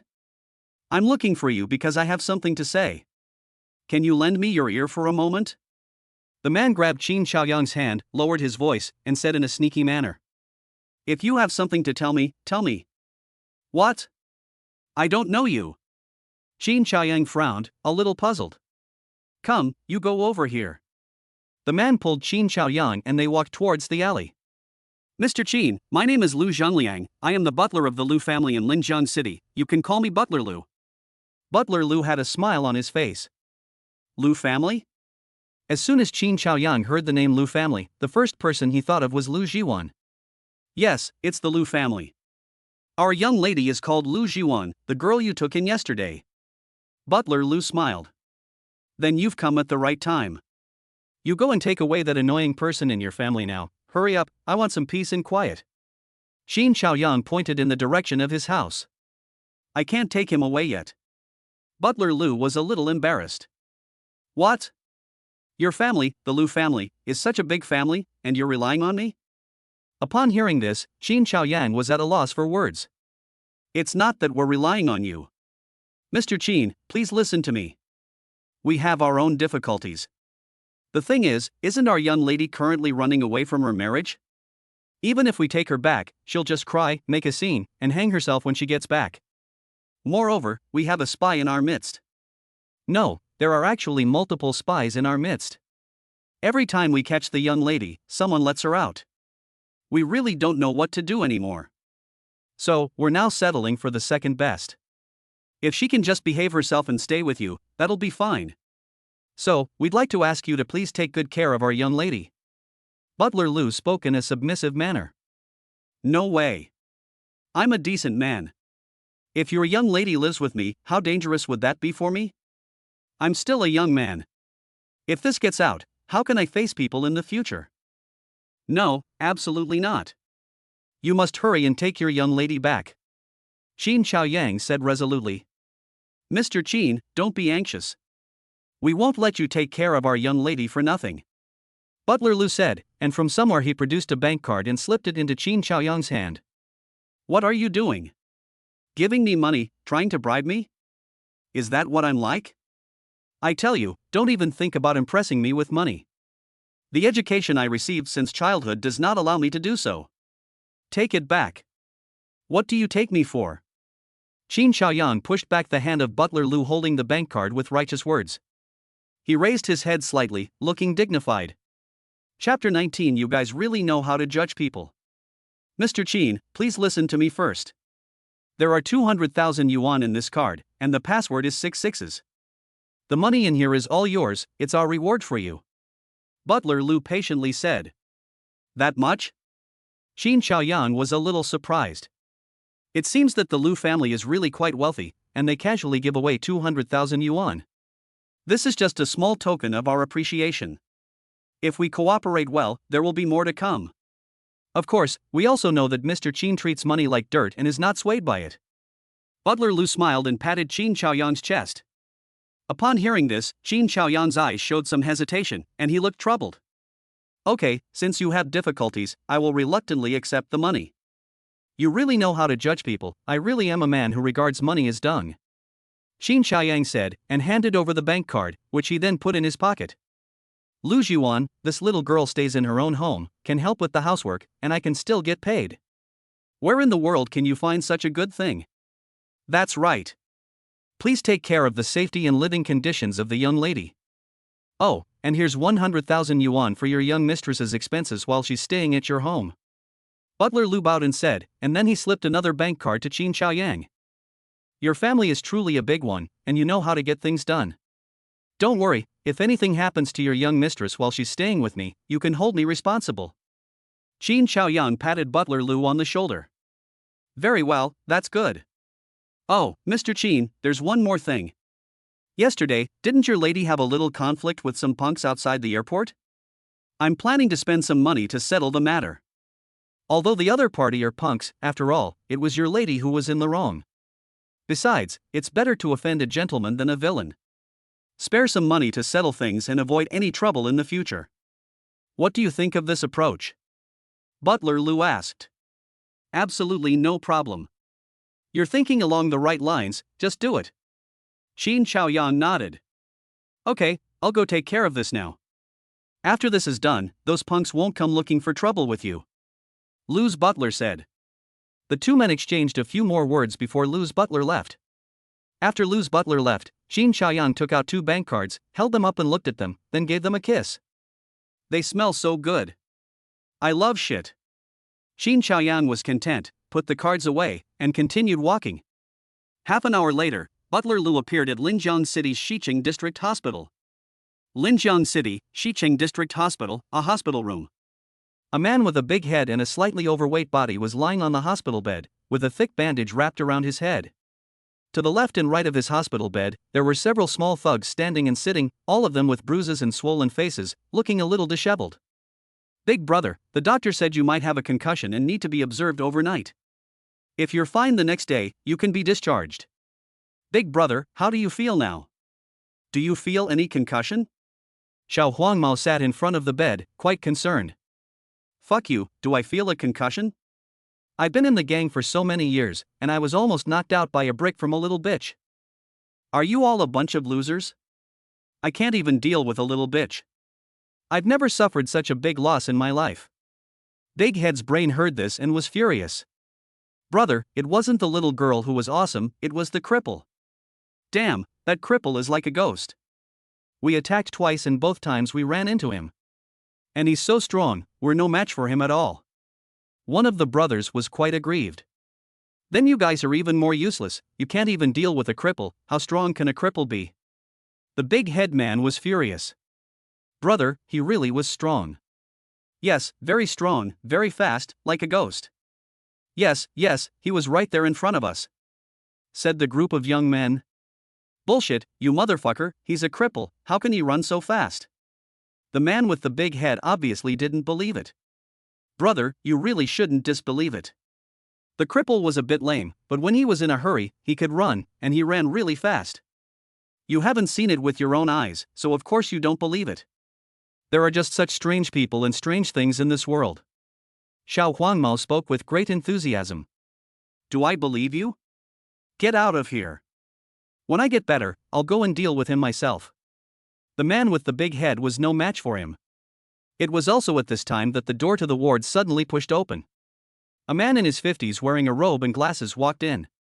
As soon as he entered, his gaze fell on the big-headed man. The man in the robe was none other than Lu Zhenliang, Butler Lu. Are you Big Head?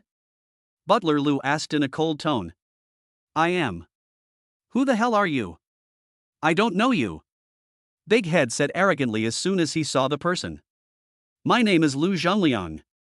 I am the butler of the Lu family in Linjiang City. You can call me Butler Lu. Butler Lu was neither humble nor arrogant. Lu family? Big Head was stunned when he heard this. Big brother, it's the very rich Lu family, the wealthy and powerful Lu family, one that cannot be trifled with. Little Huangmao whispered in Daito's ear. Lu family, Butler Lu, what do you want with me? Daito became more serious. The thing is, outside the airport before, our young lady had some sort of conflict with you. Your big head is the one our young lady gave a good hiding to. Butler Lu got straight to the point. Well, what about? Butler Lu, she bumped into me, I snapped at her, and she hit me with a brick. I'm the one who's wronged, you can't give me trouble, can you?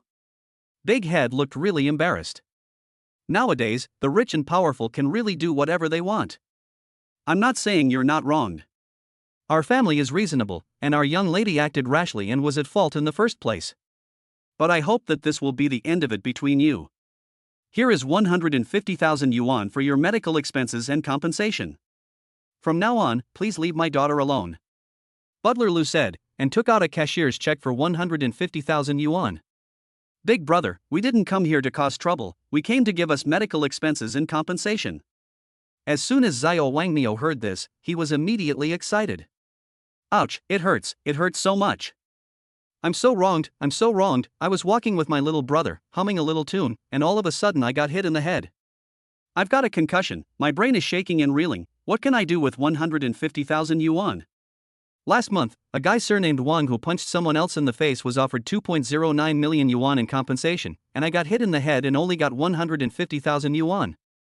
I'm so wronged, it's so unfair. Upon hearing these words, Big Head quickly pretended to be dead and rolled around on the hospital bed. The henchman immediately understood what he meant. Yes, 150,000 yuan is too little. Look at what happened to our boss. He'll be ruined for the rest of his life. Yes, it's so tragic. Boss, what are we going to do? You mustn't die. If anything happens to you, what are we going to do? For a moment, the group of underlings wailed and howled, their cries of grief and sorrow were heartbreaking. But Butler Lou's expression did not change. So you mean to say that there will be no reconciliation? Butler Lou looked at the group and asked in a calm tone. Chapter 20, he loves me, so he's hanging on to me. No reconciliation at all. 150,000 is too little, it's too insulting. Even if I die, if I jump off this building, I won't reconcile. Big Head said resolutely. Very well then. Butler Lou took back the check and turned to leave. Wait, where are you going? Big Head asked, alarmed. Since you don't want to reconcile, what am I doing here? There are many ways to handle this matter. Reconciliation is only one of our options. It is not impossible to not reconcile. However, our Lu family will not allow potential dangers that threaten the safety of our young lady to remain in Linjiang City. I believe our Lu family can still achieve this. Butler Lou said nonchalantly. Wait a minute. Upon hearing these words, Dai Tu became anxious. Big brother, why don't we just take it? Little Huang Mao whispered in Daito's ear. I'll count to 3, and after that, you'll lose this chance of reconciliation. I'm not here to negotiate. 1. Butler Lou said, and began counting. Reconciliation. Reconciliation. Reconcile now. Datu said hurriedly. Upon hearing this, Butler Lou left the check behind. I hope you keep your word. If you harass our young lady again, don't blame us for being rude. Most of us are reasonable, but there are times when we're not. Butler Lou warned. We will keep our promise, definitely. Butler Lou, don't worry, in the future, when we see Miss Lou, we will go around the block. Big Head nodded and bowed. Butler Lou heard this and left disdainfully. After Butler Lou left, there was a burst of joyful laughter in the ward. Big brother, we can't spend so much on medical fees, we are all only lightly injured, and with the rest of the money, we can live it up for a while.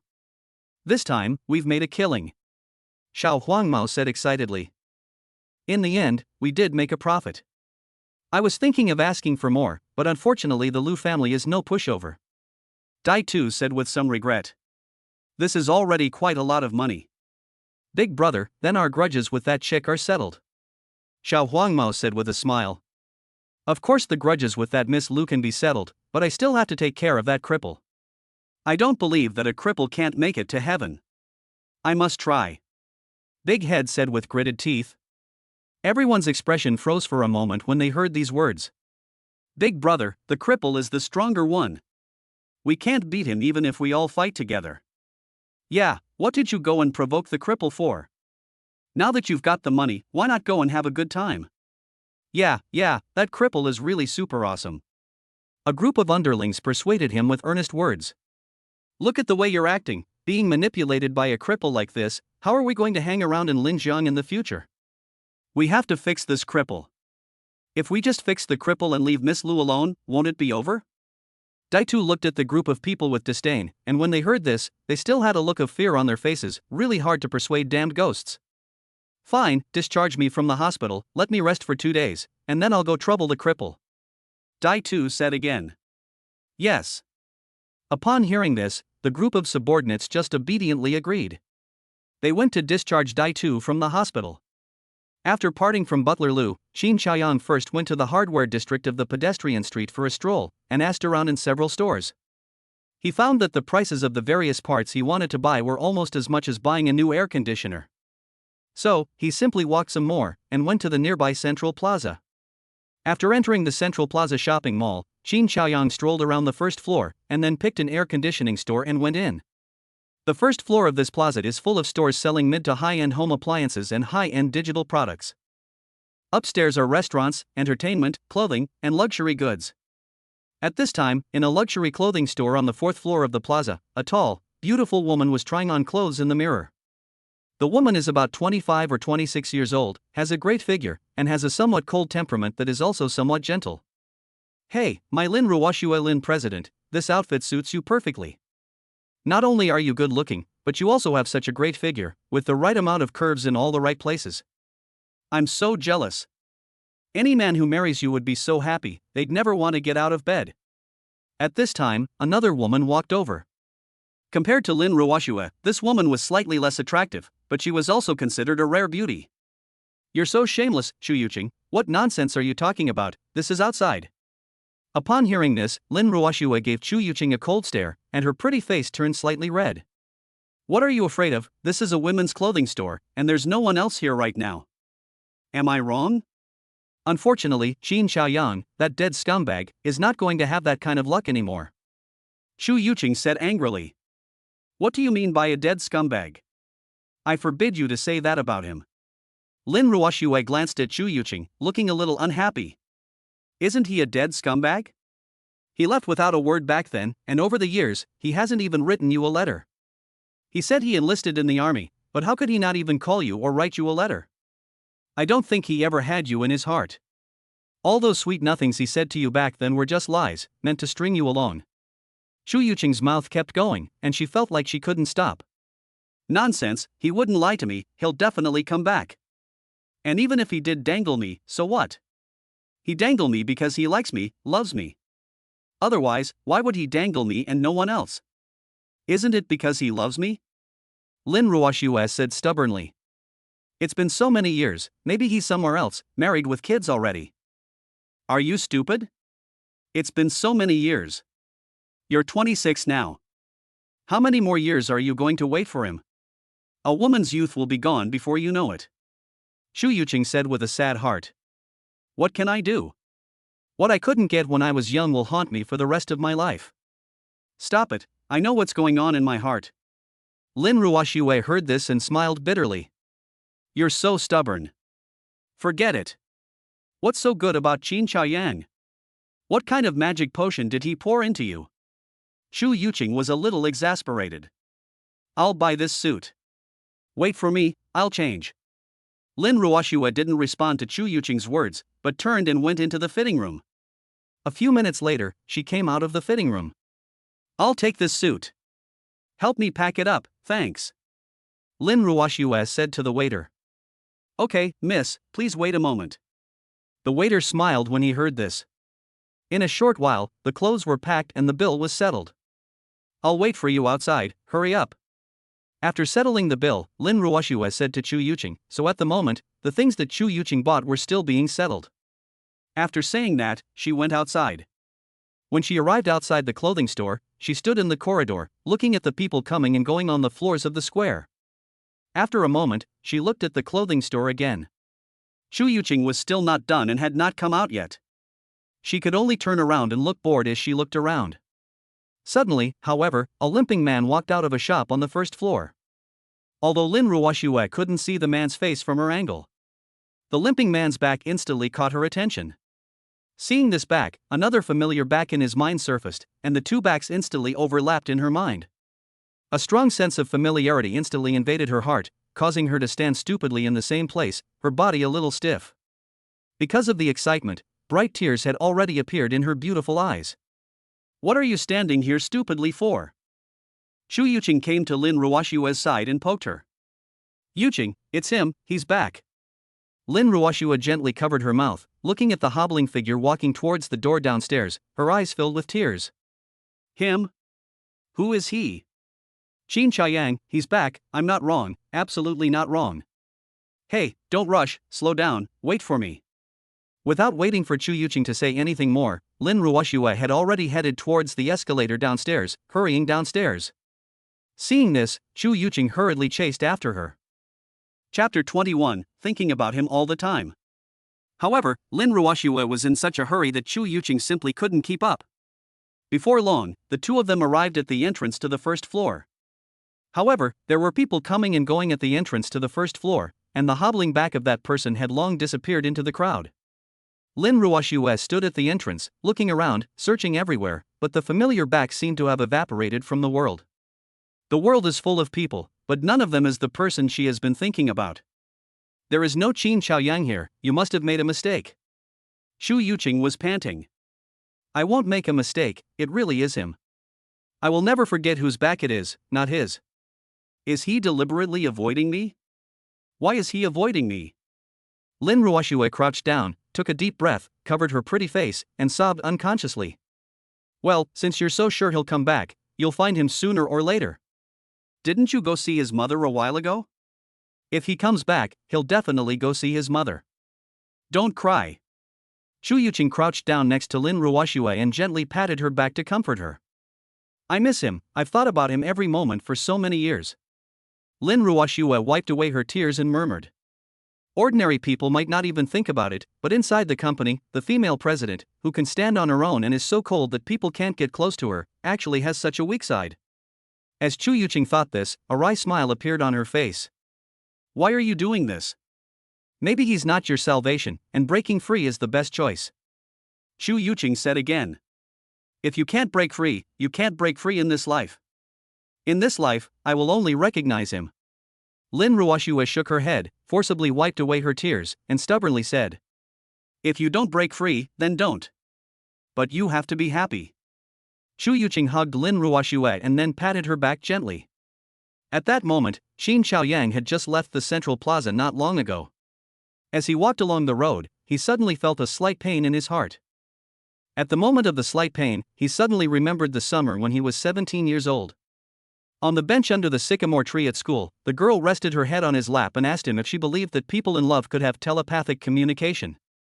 Thinking of the past, Qin Xiaoyang first smiled, then his expression became a little sad. Unconsciously, he looked at the central plaza, which was getting further and further away.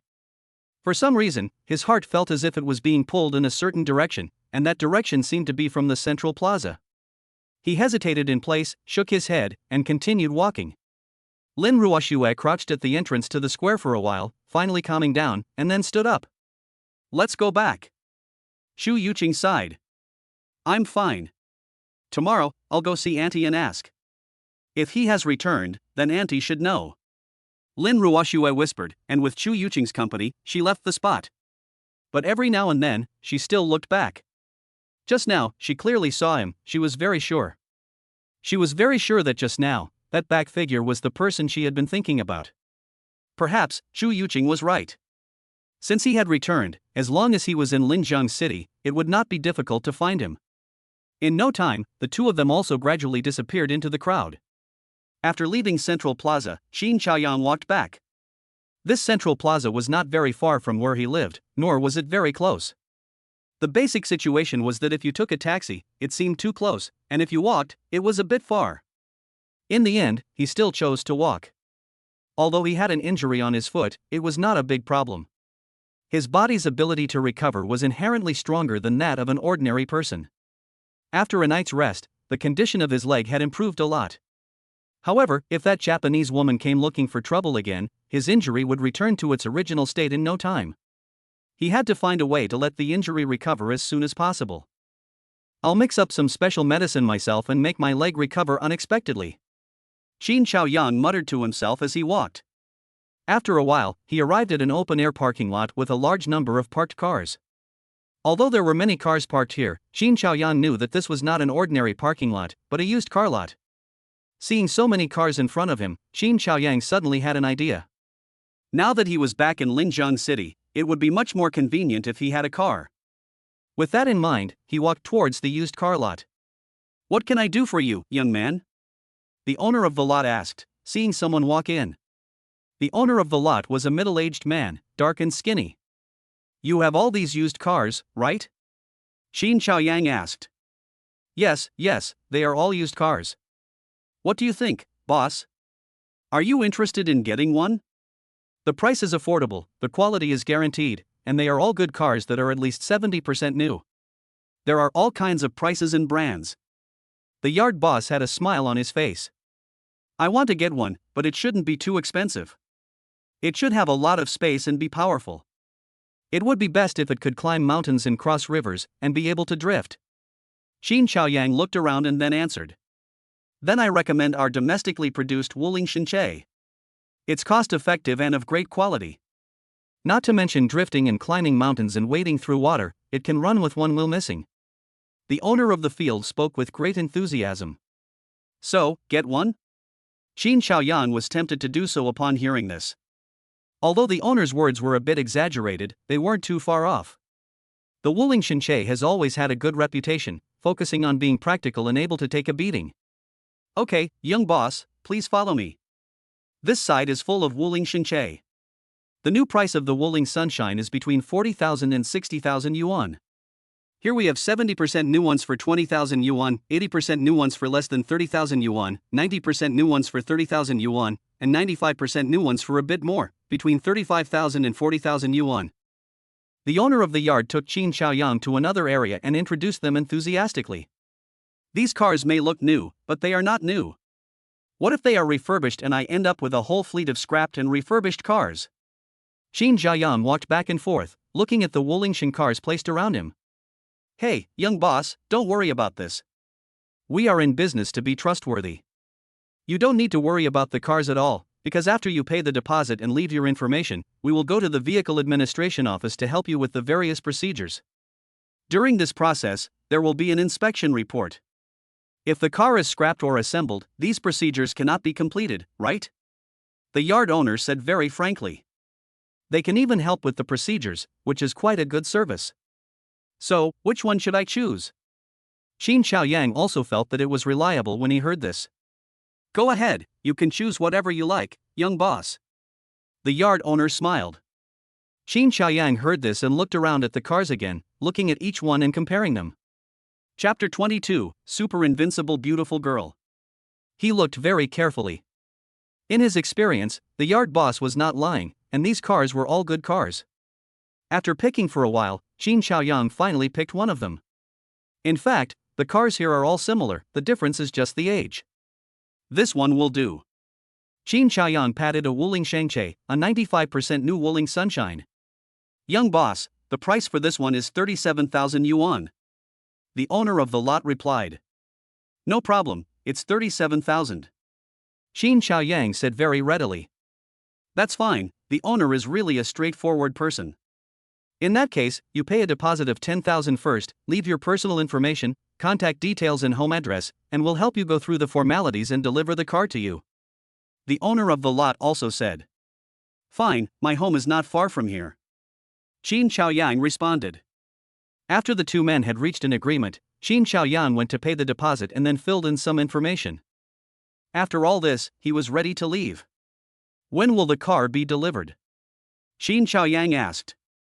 It can be delivered in the afternoon. You're just a few steps away.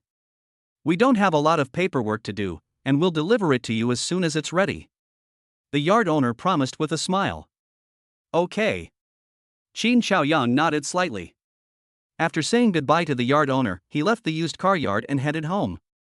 However, after walking on the road for a short while, the brick-like mobile phone in his pocket beeped. He took out the brick-like mobile phone, looked at it, operated it a bit, and then pressed the button to answer the call. Hello. Qin Xiaoyang answered the call and spoke first. Number 1, this is number 99. A deep voice came from the other end of the line. I know. Go ahead, what is it? Qin Xiaoyang asked. Agent 1, it has been decided that after the death of the old Dragon King, Mr. Zhou will take over the organization. After discussions between Mr. Zhou and the higher-ups, they have decided to make new relevant appointments, and I will convey them to you. The tone of the voice on the other end of the line was serious. Appointments? What appointments? Qin Xiaoyang was very curious. Agent 1, Hunting Falcon, listen to your orders and stand at attention. The voice on the other end of the line became even more serious. Yes. Qin Xiaoyang immediately stood at attention. Now I, Agent 99 Robin, will announce your appointment. Agent 1 Falcon has been in Japan for many years, successfully assassinating the Japanese emperor and many other military and political leaders, while obtaining a lot of important information. After the organization and the higher-ups studied the situation, it was decided that Comrade Hunting Falcon would be secretly appointed as the administrative envoy to the 8 southern provinces, promoted to the rank of Major General, and awarded the National Order of Merit. End of reading. On the other end of the line, the voice was solemn and serious. Thank you, organization, thank you, motherland, and thank you, Mr. Zhou. Qin Xiaoyang was moved upon hearing this. Didn't they say they didn't trust me? Qin Xiaoyang turned to the other side and said. This is a secret appointment, a secret promotion, and a secret award. Mr. Zhou said that this is his trust in you. He said that you are a very good secret agent. Although you have been exposed, he hopes that you will not waste your talents. He believes that your secret agent career can be reborn and you can serve the country again. The person on the other end of the phone said with great earnestness. Thank you, I am very grateful. What are the powers of the special envoy for the administration of the 8 southern provinces? Qin Xiaoyang asked again. You can mobilize all the resources and military power of the 8 southern provinces, and you can act freely in the 8 southern provinces, acting first and reporting later. The top military and political officials in the 8 southern provinces are required to obey you unconditionally. However, because your appointment is a secret one, only the top administrative chief of the 8 southern provinces and some related key figures know about it. We will subsequently request in writing that the top administrative chief of the 8 southern provinces and the related key figures cooperate with your work. After some time, the relevant personnel will get in touch with you. The person on the other end of the line continued. In what form can I exercise my authority? I can't just say something and expect them to believe me, can I? Qin Xiaoyang asked again. Don't worry about that. Your identification and relevant documents will be mailed to you tomorrow. Also, the Medal of National Merit has already been mailed, using a special express delivery service. It should arrive by tomorrow at the latest. The person on the other end of the line answered. That's fine. I don't need to do any administrative work, do I? Qin Xiaoyang asked. No, you can do whatever you want. You can mobilize all the resources and military power of the 8 southern provinces, and the relevant personnel are at your service. The other end of the phone said again. There's one more question. This special envoy of the 8 southern provinces, is it a position, and does this position come with a salary? Qin Xiaoyang asked tentatively. Of course it does, and it will be paid into your card every month. The other end of the phone answered. That's good. A gentleman loves money. I'm not a gentleman, but I also love it. You can't get anywhere without money. Qin Xiaoyang was a little happy to hear this. There are 2 more things. One is the location of your family. After they left the place where you are living now, they moved to Unit 4, 504, Xingfu Community, Xiqing District. Your mother and your eldest brother's family are all doing well. Given your current very special situation, it is up to you to decide whether you want to go find them. The person on the other end of the line continued. I understand. Qin Xiaoyang let out a breath. He had been thinking about whether to see them or not for some time. Another matter concerns your marriage. In fact, Mr. Zhou personally introduced that marriage. However, given your special circumstances, the other party does not know you well. If you want to get to know each other, we can arrange a meeting. The other end of the line continued. Let's leave this matter alone for now. I heard that you have erected a tombstone for me. Where is it? Qin Xiaoyang changed the subject. Well, it's in the Xiqing district of Linjiang City, at the Xishan Martyrs Cemetery. Now that the whole world thinks you're dead, having a tombstone erected for you is more or less a cover-up. If you want to be reborn in your career as an agent, you must return with a new identity. Everything from the past is, in fact, dead. There was a moment of silence at the other end of the line, and some emotion was felt. I understand, so we'll leave it at that for now. Qin Xiaoyang heard this and said to the other end of the line. Okay, we'll continue to maintain a single line connection in the future. The other end of the line responded, and then hung up. After hanging up the phone, Qin Xiaoyang walked home, and he sighed. Is the so-called rebirth really that easy? Qin Xiaoyang thought to himself, and couldn't help but smile bitterly. After walking for almost 20 minutes, Qin Xiaoyang finally arrived home. Crazy woman, crazy woman? Where are you? Qin Xiaoyang shouted as soon as he entered the courtyard. What? You're the crazy woman. Lu Xiuan heard the voice and came out of Qin Xiaoyang's room. Her bare feet were in a pair of slippers, and she was wearing a pair of small shorts and a short-sleeved shirt that was a little tight. This outfit highlighted her petite and cute figure, with the bulging parts bulging, the small parts small, and the thin parts slender. Qin Xiaoyang glanced at her and was suddenly captivated. He couldn't take his eyes off her. She was truly the best in the world. Add me on WeChat, I'll transfer this month's living expenses to you. Qin Xiaoyang came back to his senses and said in a righteous manner. I already added you while you were gone. Lu Xiuan rolled her eyes when she heard this. She also noticed that the smelly uncle had just been looking at her with strange eyes.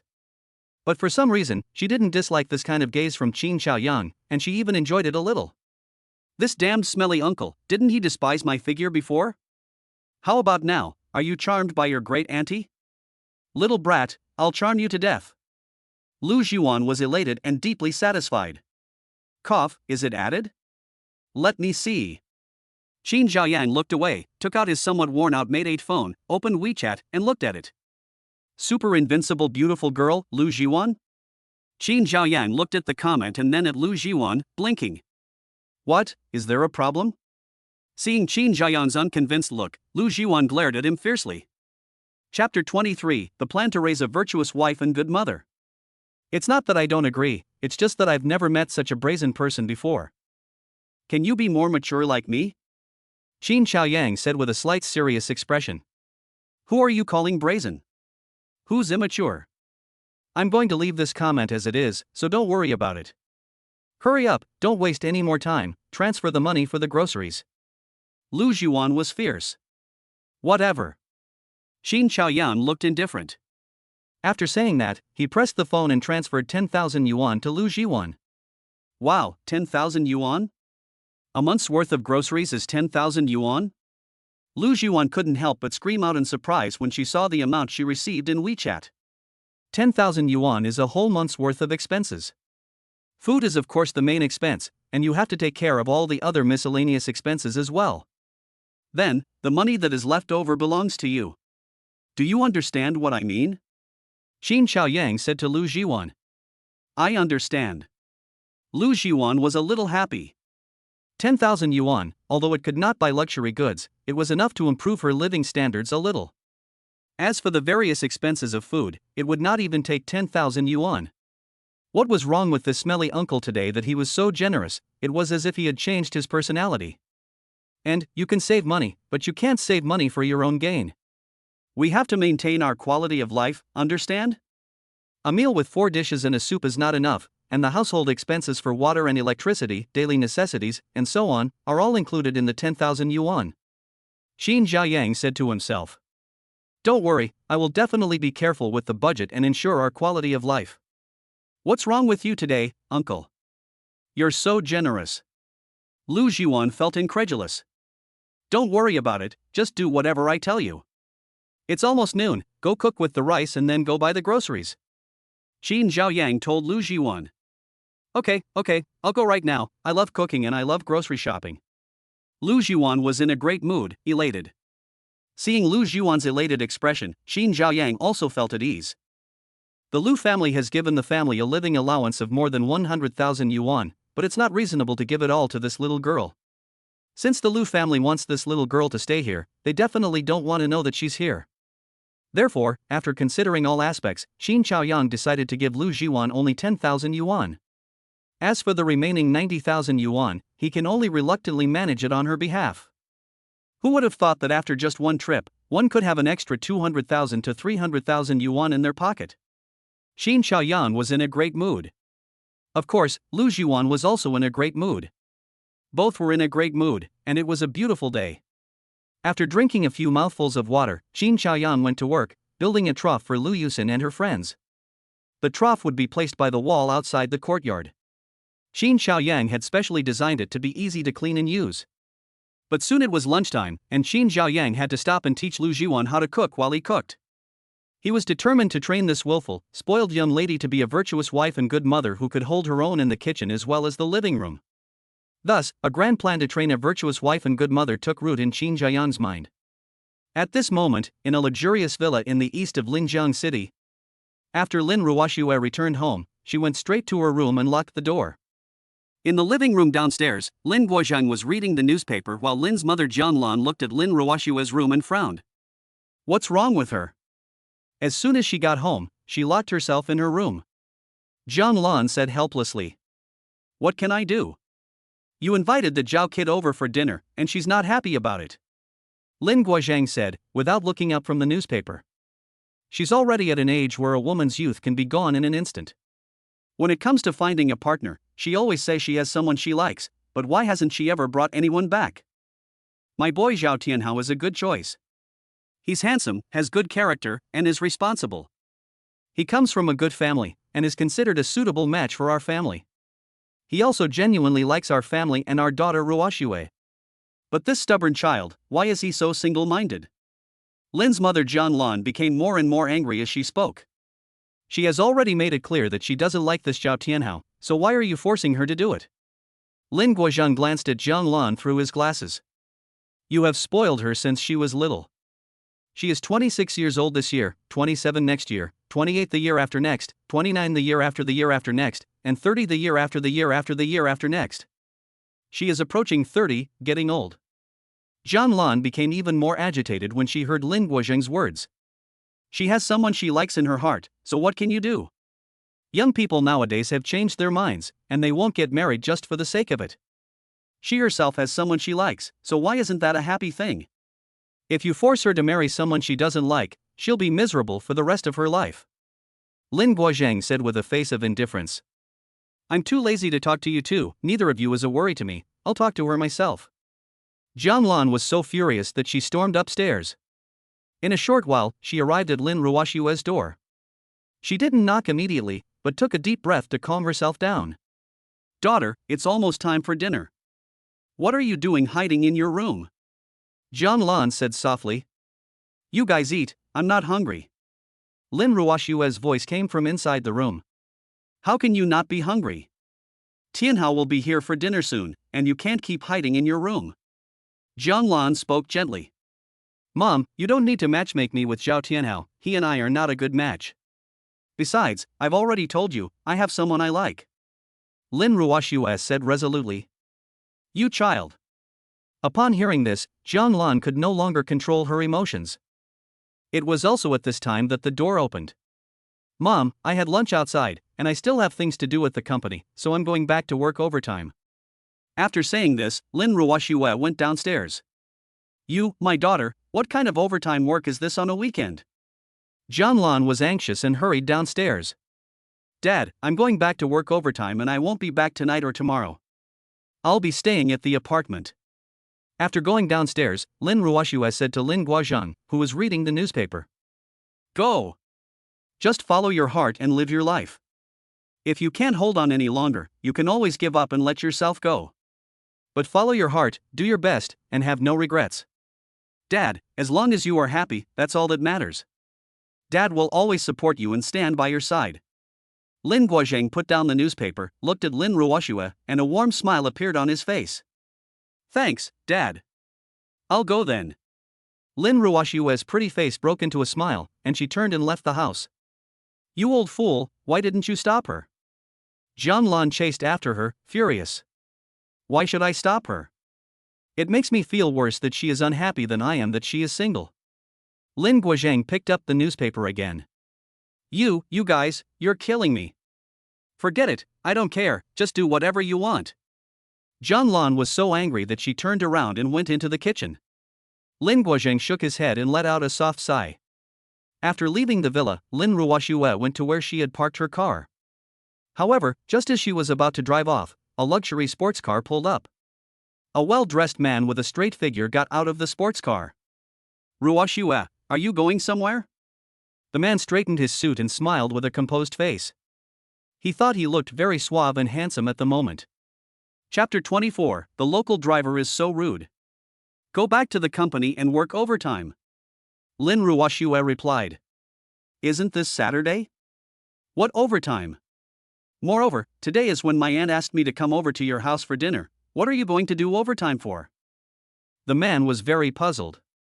Zhao Tianhao, what does my mom mean when she tells you to come over? You should understand. I don't like you, we're not suitable for each other, I already like someone else. Don't waste your time on me, it's pointless. Lin Ruoshue looked at Zhao Tianhao and said resolutely. After that, she got into her car and drove off. As Lin Ruoshue's car left, Zhao Tianhao instantly put on a mask of pain, and the whole person stood in place blankly. I'd like to see what kind of man you fancy, and it's worth you being so infatuated. Zhao Tianhao gritted his teeth and said with some resentment. He has an outstanding appearance, a wealthy family background, and he travels in top luxury cars and sports cars. He thinks there is no woman in the world he cannot get. But Lin Ruoxue was an accident. Of course, Lin Ruoxue is indeed different from other women. Her appearance, temperament, and figure are all top-notch. This has strengthened his determination to get Lin Ruoxue, but Lin Ruoxue doesn't give him any chance at all, which makes him angry and helpless from time to time. After standing outside for a while, Zhao Tianhao still walked into the villa. Linjiang City, Xiqing District, among the small courtyards. After having lunch, Qin Xiaoyang continued to work on the trough. As a man with excellent manual skills, he did carpentry and cement work very well. If he ever couldn't make ends meet, he could go to the construction site to carry bricks in no time, and become the most handsome guy on the site. At a little after 2 in the afternoon, his newly purchased air conditioner arrived. The installer took less than an hour to install the new air conditioner. At a little after 3 in the afternoon, the Wulingshan car he bought was also delivered. It has to be said that the efficiency of the used car market is really quite high. Stinky uncle, what are you buying a broken car for? This car is also too ugly. Lu Zhiwan looked at the Wulingshan car parked at the door and said helplessly. Of course I bought it to drive, what's ugly about it? As long as it can be driven, it's practical. Qin Xiaoyang gave Lu Zhiwan a white look.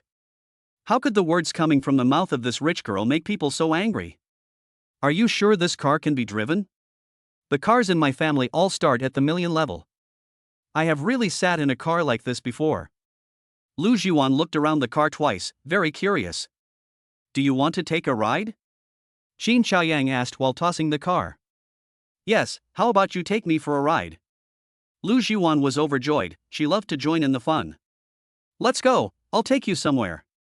Qin Xiaoyang stopped what he was doing, closed the gate of the courtyard, then opened the car door and got in. Lu Zhiwan saw this and followed suit, jumping onto the back seat. Qin Xiaoyang started the car, gently released the clutch, and the car drove off. The road from the courtyard to the outside was a bit bumpy, and the car swayed.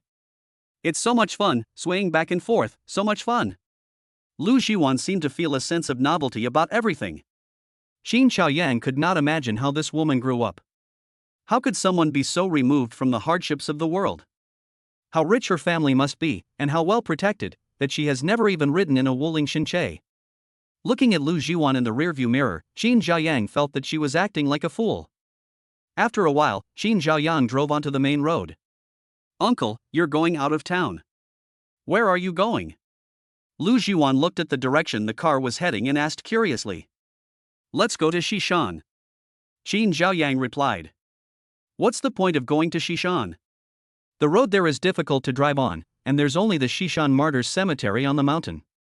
Lu Zhiwan was puzzled. Suddenly, he had a sudden urge to go to the Xishan Martyrs Cemetery and take a look. Qin Xiaoyang smiled. Okay, your sudden urges are really too sudden. Lu Zhiwan didn't know what to say for a moment. This smelly uncle seems to be so casual when doing things. It was also at this time that a red light appeared ahead, and Qin Xiaoyang slowly reduced his speed and prepared to stop and wait for the traffic light. However, at this critical moment, a red Ferrari F12 speeded past Qin Xiaoyang, overtaking him and stopping in front of him at the stop line of the traffic light. Wow, this broken-down car is really arrogant, is this how you drive? Lu Zhiwan exclaimed in amazement. Indeed. It also has a local license plate, the local driver is so rude. Qin Xiaoyang was driving, but he wasn't too angry. After all, he is an old driver who abides by the law. Soon, the light turned green at the intersection, and Qin Xiaoyang slowly started moving. As he drove along, Qin Xiaoyang found himself once again in front of the red Ferrari. The two cars drove together, with Qin Xiaoyang in the lead. A few minutes later, at another intersection with traffic lights, Qin Xiaoyang was about to stop for the lights when the red Ferrari accelerated again, passing in front of Qin Xiaoyang and stopping in front of him. Wow, that's disgusting, so disgusting, how can someone drive like that? Does he own the road? Lu Zhiwan exclaimed in horror. Qin Xiaoyang suddenly became a little angry. What the hell? This was either deliberate, or he was just being arrogant and domineering as usual. When the light turned green and Qin Xiaoyang started off, he quickly overtook the Ferrari and honked a few times at it. The red Ferrari seemed to be provoked and, in the midst of the traffic, raced after Qin Xiaoyang. At the next traffic light, the red Ferrari did the same thing again, which was obviously intentional. Damn, so annoying, what's so great about driving a crappy car? Lu Zhiwan felt angry just by watching it. It seems that he is also going to Xishan.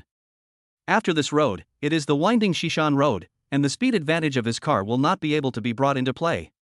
On this road in Shishan, even professional drivers can only drive up to 120 miles per hour at the most. When the time comes, I will show him what real skill is. Qin Chaoyang said calmly after starting the car. He maintained his speed and followed the Ferrari. Uncle, are you okay? I don't really know about cars, but I know that the car in front is called a Ferrari, a supercar, something like an F12 or something. I heard that this car can go up to 350 kilometers per hour. Can your Wuling Shenche make it? How fast can your Wuling Shenche go? Lu Zhuan was very angry, but at the moment, he was still relatively rational. Chapter 25, the airbags have all burst out. My car can go up to 160 to 180 kilometers per hour at the fastest, which is of course not as fast as someone else's supercar. But on roads like Shishan, it's all about technique, and 160 kilometers per hour is more than enough. Moreover, after driving this Wuling Shenche for a while, I found that the overall performance of this car is very good and well balanced. Qin Chaoyang didn't take it seriously and was full of confidence. You mean to say that you're very skilled? Facing Qin Chaoyang's self-praise, Lu Zhuan rolled his eyes. What else? In this world, there were originally only 50 super licenses. Apart from these 50 super licenses, there is actually one more, which is the 51st super license. This 51st super license is in my hands. You'll see how I'll make him want to live and die later. Qin Chaoyang looked confident. Blow it out your butt, I've never met anyone who can brag like you. You don't even care about your life when you brag. Lu Zhuan sneered. Fasten your seatbelt, don't get thrown out. Qin Chaoyang didn't care. Fine, I'll wait to see your performance. Lu Zhuan heard this and fastened his seatbelt. After fastening his seatbelt, Qin Chaoyang stepped on the accelerator and accelerated sharply. Lu Zhuan instantly felt a strong push in his back. Qin Chaoyang accelerated and quickly overtook the Ferrari. As he passed the red Ferrari, he honked the horn a few times, which was a very obvious provocation. Li Xiao, this broken car. He's crazy, he's provoking you. The passenger in the red Ferrari, a young man, looked at the Wuling Shenche speeding past and said with a sneer on his face. Just now on the road outside the city, I could tell he was not happy. Since he is not happy, then I will play with him on the winding Shishan Road, and let him know what the gap between the rich and the poor is. On this Shishan racetrack, if I can't beat Zhao, can I not beat this broken Wuling Shenche? Li Xiao raised the corner of his mouth in a sneer, and said, he stepped on the accelerator and caught up, walking side by side with Qin Chaoyang. At this time, both sides had already entered the Shishan Road, and the number of various bends gradually increased. The red Ferrari was on the outside lane, and it had been using its position to suppress Qin Chaoyang, trying to control Qin Chaoyang's position. But Qin Chaoyang didn't buy it. He increased his speed to over 120 kilometers per hour, getting rid of the situation of being in parallel with the red Ferrari. This broken car is crazy, he's going over 120 miles per hour, he doesn't care about his life. The young man in the passenger seat was shocked. It wasn't going 120 miles per hour, it was going over 120 miles per hour, because I was driving 120 miles per hour, and he was much faster than me. There are continuous curves ahead, I don't know what he's going to do, if he doesn't slow down, he'll drive straight off the mountain. Li Xiao said, and he also caught up, but he didn't dare drive too fast, because this Shishan Road was really dangerous. Before long, he was approaching the Wuling Shenche before entering the continuous curves. He saw that the Wuling Shenche in front of him did not slow down at all. After entering the curve, it made a beautiful drift and quickly turned the corner. Holy shit, he was drifting the corner using inertia. The young man in the passenger seat was dumbfounded when he saw this. He was a master, a top master. Li Xiao's eyes suddenly grew serious. He never imagined that there was such a master racer sitting inside this small Wuling Shenche. In the next continuous bends, Qin Chaoyang still took the same approach, speeding through the bends without losing speed, and the tires were smoking. Crazy, on this Shishan circuit, can anyone else drive like this?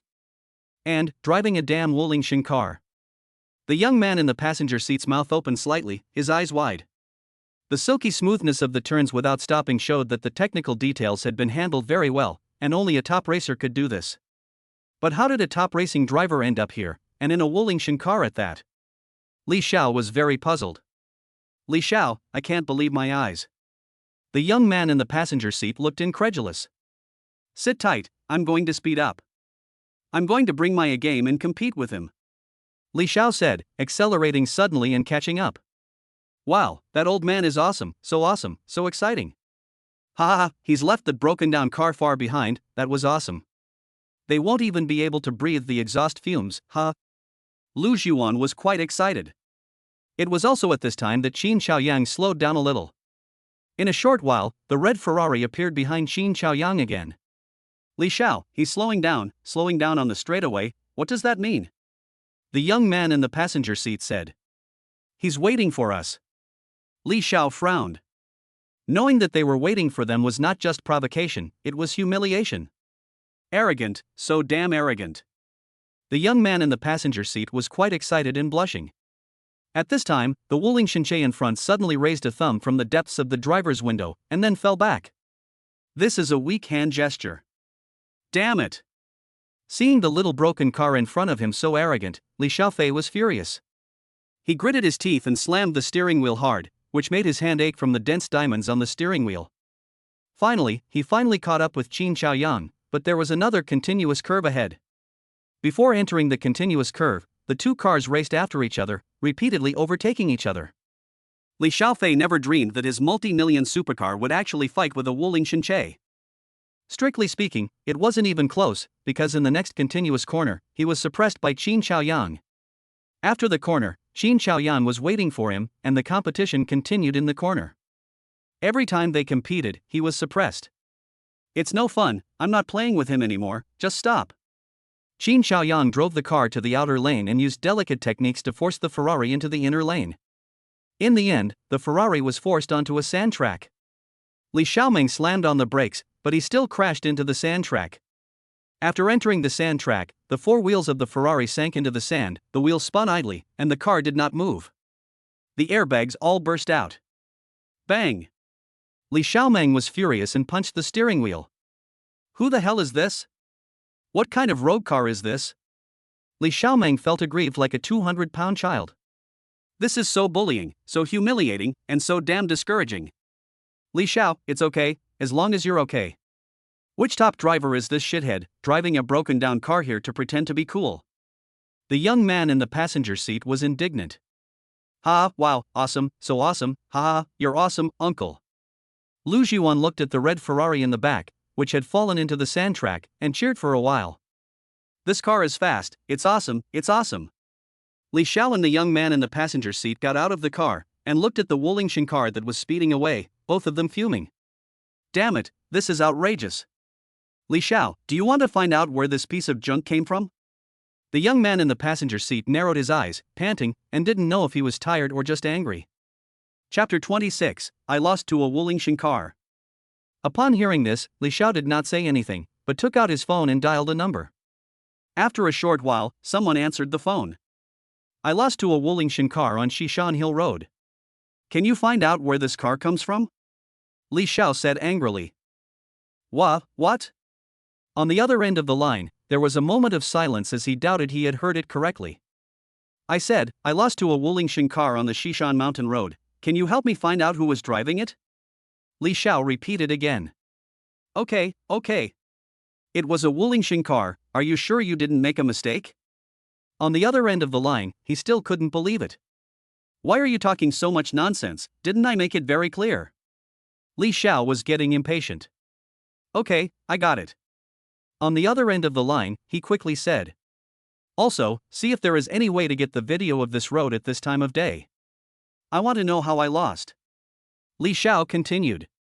Okay, does Li Xiao have anything else? Asked the other end of the phone. No. Li Xiao said, and hung up the phone directly. Shepherd boy, call a rescue car and tow the car out. After Li Xiao hung up the phone, he turned to the young man who was previously sitting in the passenger seat. It's already been called, and it's on its way. The young man called the shepherd boy waved the phone in his hand and replied. What the hell? Li Xiao kicked the Ferrari stuck in the sand track angrily. Li Xiao, the price for the match with Zhao next month is 30 million. Our team was almost out of luck. If we can recruit that expert, do we have an absolute guarantee of winning Zhao? The shepherd boy's eyes flashed with a cold light. We have already lost 4 races to Zhao, and if we lose another, it will be our 5th straight loss. In the past, others have called Zhao and I the two heroes of the Xishan circuit, but after 5 straight losses, I'm afraid there will only be one hero left on the Xishan circuit. Li was a little annoyed. So, Li? The shepherd boy hinted frantically. It would of course be good to be able to recruit this person. Although this person is arrogant and annoying, I, Li, am not someone who cannot tolerate others. If he can help me win the competition next month, then he'll be my big brother. Li Xiao said with gritted teeth. This is a talent, a master. If he joins, Zhao's broken team will be nothing. The shepherd's boy's eyes flashed with a cold light. We must find this person, Li Xiao said firmly. At this time, Qin Chaoyang and Lu Jiwan had already headed towards the top of the mountain. The top of the mountain, Xishan Martyrs Cemetery. Qin Chaoyang and Lu Jiwan arrived in front of the Martyrs Cemetery, and Qin Chaoyang and Lu Jiwan got out of the car. It was a little after 4 p.m., and the sun was shining brightly. Lu Jiwan stood at the entrance to the Martyrs Cemetery, shielding the sun with his hand, and looked at the entire cemetery. When I go to other cemeteries, I feel eerie and scary. But when I come here, I feel very sunny and safe, and I don't feel scared at all. Stinky uncle, why do you think that is? Lu Jiwan said with some puzzlement. Those who protected you with their lives while they were alive will not harm you after death. Those who rest in peace here are all Chinese heroes who sacrificed their lives to protect their families and the country. This is a place where such righteousness gathers, and anyone with a clear heart who comes here will not feel afraid. Qin Chaoyang looked at the entire Martyrs Cemetery and said with some emotion. Just now, when they went up the mountain, they basically didn't see any cars, but there were still quite a few people paying their respects inside and outside the Martyrs Cemetery. However, this is also very reasonable. The road they just took to the mountain is quite dangerous. That mountain road is used for racing competitions all year round. Ordinary drivers will not choose to go uphill on that road. They will choose another road that is similar in length, but in a different direction, and is easier to drive on. Qin Zhaoyang narrowed his eyes and looked at the solemn and majestic Martyrs Cemetery. His gaze fell on the stalls selling flowers and incense at the entrance of the cemetery. Then he walked towards the stalls. Lu Jiwan saw this and followed him, too. Stinky uncle, what kind of person are you talking about when you say someone has something on their mind? Lu Jiwan asked curiously. Arguzi, spy, 500,000, introspection freak, hate the country party, everyone is drunk but I am the great immortal who is awake. Qin Zhaoyang answered casually. I understand the first part, but what is the everyone is drunk but I am the great immortal who is awake? Lu Jiwan was a little confused. They are people who think they understand everything in the world, feel good about themselves, and like to stand high and look down on and point out the general public. They think they have a deeper understanding of the world and often propose opinions that are contrary to the general public without distinguishing right from wrong, in order to show their uniqueness. From a psychological point of view, this is narcissistic personality disorder, which is a disease. To put it more colloquially, it is a state of crazy bragging and pretending to be cool. Qin Zhaoyang said to Lu Jiwan as he selected flowers. Well, you know a lot, even psychology. Lu Jiwan felt a little moved. Auntie, I'll take this bunch of chrysanthemums. Qin Zhaoyang selected a bunch of yellow and white chrysanthemums. I'll take one too. Lu Jiwan joined in the fun. What do you want flowers for? Qin Zhaoyang was puzzled. To offer flowers. To the young Chinese secret agent who died in Japan more than half a year ago. He is the hero of all Chinese people, and every Chinese person should offer him a bouquet of flowers. Lu Jiwan said matter-of-factly. Okay. Qin Chaoyang nodded slightly upon hearing this. Lu Jiwan was probably referring to the young secret agent himself. Indeed, the whole of China believed him to be dead. Young man, would you like to light some incense or candles? They're very cheap. Everyone who comes here comes to offer incense to the boys inside, and they all have to light one stick of incense.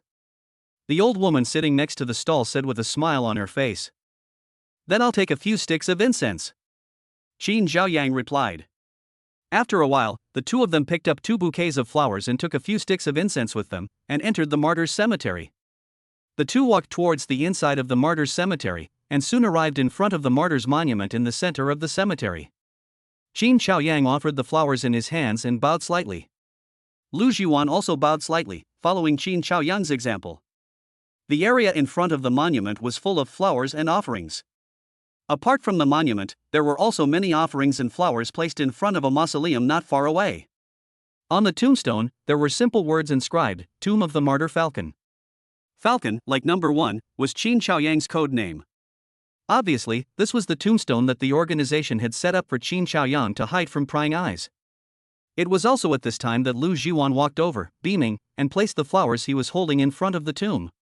Seeing this, Qin Chaoyang also walked over. At this time, a little boy about 3 years old came towards the tomb holding a large bouquet of flowers. Because the bouquet was so big, he stumbled a little as he walked, and his mother had to escort him. Eventually, the little boy placed the flowers in front of the tomb with some difficulty. He looked at Lu Jiwan next to him and, copying his actions, bowed 3 times in the direction of the tombstone. "Mommy, when I grow up, I want to be a respected hero like this young man, is that okay?" The little boy tilted his head slightly and asked innocently. "Of course it's okay, as long as you study hard, you will also become a hero like this young man," the young mother said with some relief. Qin Chaoyang, who was not far away, heard this conversation and couldn't help but feel a little moisture in his eyes. Getting old really makes you unable to bear to see these things. Although he is still alive, if he can be remembered like this by future generations of China after he dies, Qin Chaoyang feels that it will be worthwhile. "Okay, be good, it's getting late, we have to go back." After offering the flowers, the young mother said to the little boy. "Okay." The little boy obediently answered. At this time, Qin Chaoyang also walked over, and unconsciously, they locked eyes with the young mother.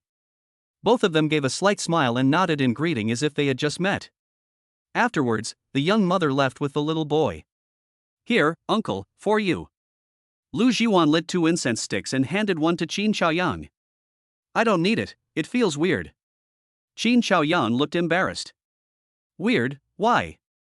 Lu Jiwan looked puzzled. Chapter 27, A Meal of 10 Fancy Mooncakes. "There's no reason, it just feels weird." Qin Chaoyang just smiled bitterly. How could he not feel weird when he was burning incense for himself? "No, you must burn an incense stick."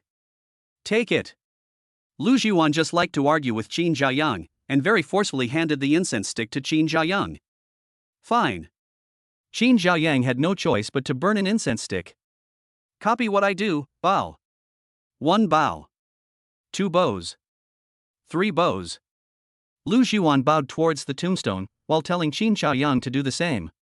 Qin Chaoyang was at a loss for words. "Hurry up, what are you doing?" After Lu Jiwan finished bowing, she tugged Qin Chaoyang next to her. Qin Chaoyang didn't want to argue with Lu Jiwan, so he just did what she said casually. "That's right. Although he is only the same age as you, he is such an amazing person. Although there is no photo of him on this tombstone, I think he must be a mighty, handsome, charming, and dignified hero, and he fully deserves your respect." Lu Jiwan spoke eloquently. "Do you think I'm mighty, handsome, charming, and dignified?" Qin Chaoyang looked at Lu Jiwan and said teasingly. You have a nasty mouth, a dark heart, are wretched, petty, stingy, mean, old and ugly." Lu Jiwan looked at Qin Chaoyang and said disdainfully. "Is it possible that he is not as handsome and debonair as you say, but just an ordinary person like me?" Qin Chaoyang asked with a meaningful smile. "No way, absolutely not." Lu Jiwan was absolutely sure. "Heroes must all be handsome guys, just the wishful thinking of ordinary people like you." Qin Chaoyang shook his head slightly. "Anyway, I don't care, he's a handsome guy and a big hero. You're just wretched, old, and ugly." Lu Jiwan said stubbornly. "Okay. There are really a lot of offerings here, cigarettes, maodai, pastries, and even 5-nut mooncakes." Qin Chaoyang looked at the offerings in front of the tombstone and smiled. "Don't you know? It's been said online that our hero's favorite food is 5-nut mooncakes, and he has to have them at every meal. He's incredibly strong and eats a lot, so he has to show off by eating 10 5-nut mooncakes at every meal." Lu Jiwan said with a vivid portrayal. "Who said that? That's just nonsense. He didn't even like 5-nut mooncakes, and he didn't eat 10 at a time? He hated 5-nut mooncakes the most." Upon hearing this, Qin Chaoyang was speechless. Everyone says that on the internet, in those public accounts, in the media. You're not him, so how do you know that he doesn't like 5-nut mooncakes the most? Lu Jiwan replied matter-of-factly. These marketing accounts are shameless. People are dead, but they're still being used to make money. It's just like eating people's blood buns, it's dirty and ugly. Sure enough, there was a reason why in ancient times, emphasis was placed on agriculture and merchants were suppressed. Qin Xiaoyang sneered. So, why did they value agriculture and suppress commerce in ancient times? Lu Zhiwan was very curious. Because when capital comes into the world, it oozes blood and filth from every pore. As long as they have money, they will take risks, distort the truth, confuse right and wrong, break the law, and even trample on people's lives. For example, the one in front of them, in order to attract traffic, they write nonsense online. What's the difference with rumor mongering? Qin Xiaoyang was a little angry for a moment. Okay, that's really too much. Lu Zhiwan scratched his head, not knowing why Qin Xiaoyang had suddenly become so angry. I'm leaving, Qin Xiaoyang said, and he was about to leave. However, after taking a few steps, he returned to the tombstone and took out his phone. Let's take a photo. Qin Xiaoyang crouched slightly and took a photo with his tombstone, even giving a thumbs up. Hey, you're still taking photos, that's disrespectful. Lu Zhiwan was speechless. He wouldn't mind. Qin Xiaoyang put away his phone, unconcerned, and said, and walked towards the cemetery entrance. How do you know he doesn't mind? Lu Zhiwan followed behind Qin Xiaoyang and asked. Because he himself said he didn't mind. Qin Xiaoyang said casually. You're full of shit, he's already dead, what else can he say? Lu Zhiwan said stubbornly. Just leave it alone, I told you you wouldn't understand. Qin Xiaoyang said as he walked. Why is this woman acting like an idiot? Qin Xiaoyang thought to himself. After a while, the two of them arrived outside the cemetery and got into the car. We won't be eating dinner at home, we'll be eating out. What do you want to eat? Qin Xiaoyang got into the car and asked Lu Zhiwan, who was sitting in the passenger seat. Going out to eat? I want to eat hot pot, beef hot pot, is that okay? Lu Zhiwan's eyes lit up at the sound of this, and she looked forward to it with a face full of anticipation. If you think it's too expensive, we can eat something else, as long as it's delicious, I don't care what I eat. Lu Zhiwan turned to him and said. Let's have hot pot then. Qin Xiaoyang said, and drove the car out. Okay, uncle, you're really nice. I want to hug you. Lu Zhiwan was so happy that she wanted to fiercely hug Qin Xiaoyang, but unfortunately she was currently sealed in by the seatbelt, which seriously affected her speed of pulling out her knife. Forget it, you're driving, don't you want to live? Qin Xiaoyang gave Lu Zhiwan a cold stare. Forget it, I'll hug you when we get home. Lu Zhiwan had to give up. Do you hug other men like this? Qin Xiaoyang glanced at Lu Zhiwan and said nonchalantly. What are you talking nonsense for? I've never even hugged my father. Don't be ungrateful. If I didn't think you were a good person, I wouldn't be close to you. Lu Zhiwan said with some disdain. Aren't I a cheap, backstabbing, wretched person? Qin Xiaoyang smiled. But sometimes, you are also a good person. You stinky old man, you don't understand a woman's mind at all, no wonder you've always been single. You deserve to be single and remain single forever. Lu Zhiwan glanced at Qin Xiaoyang and mocked him severely. Qin Xiaoyang heard this and just smiled helplessly, without refuting anything, but driving carefully. Half an hour later, they were back in Linjiang City. At Lu Zhiwan's suggestion, the two went to a hot pot restaurant. Before long, the two were eating the beef hot pot that Lu Zhiwan had longed for. Wow, it smells good, really good. Uncle, here you go, eat more, your leg will get better faster. Lu Zhiwan gave Qin Xiaoyang a bowl of tender beef and put it in Qin Xiaoyang's bowl. Thank you. Qin Xiaoyang politely said thanks. Hey, no need, it's your treat anyway.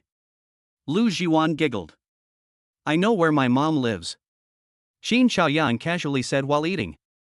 Ha? So are you going to go find your mom? Bring your mom to live with you? Lu Zhiwan asked, blinking her beautiful eyes. Chapter 28, A woman tearing up a delivery is the same as a man tearing up black silk. I'm also considering this question.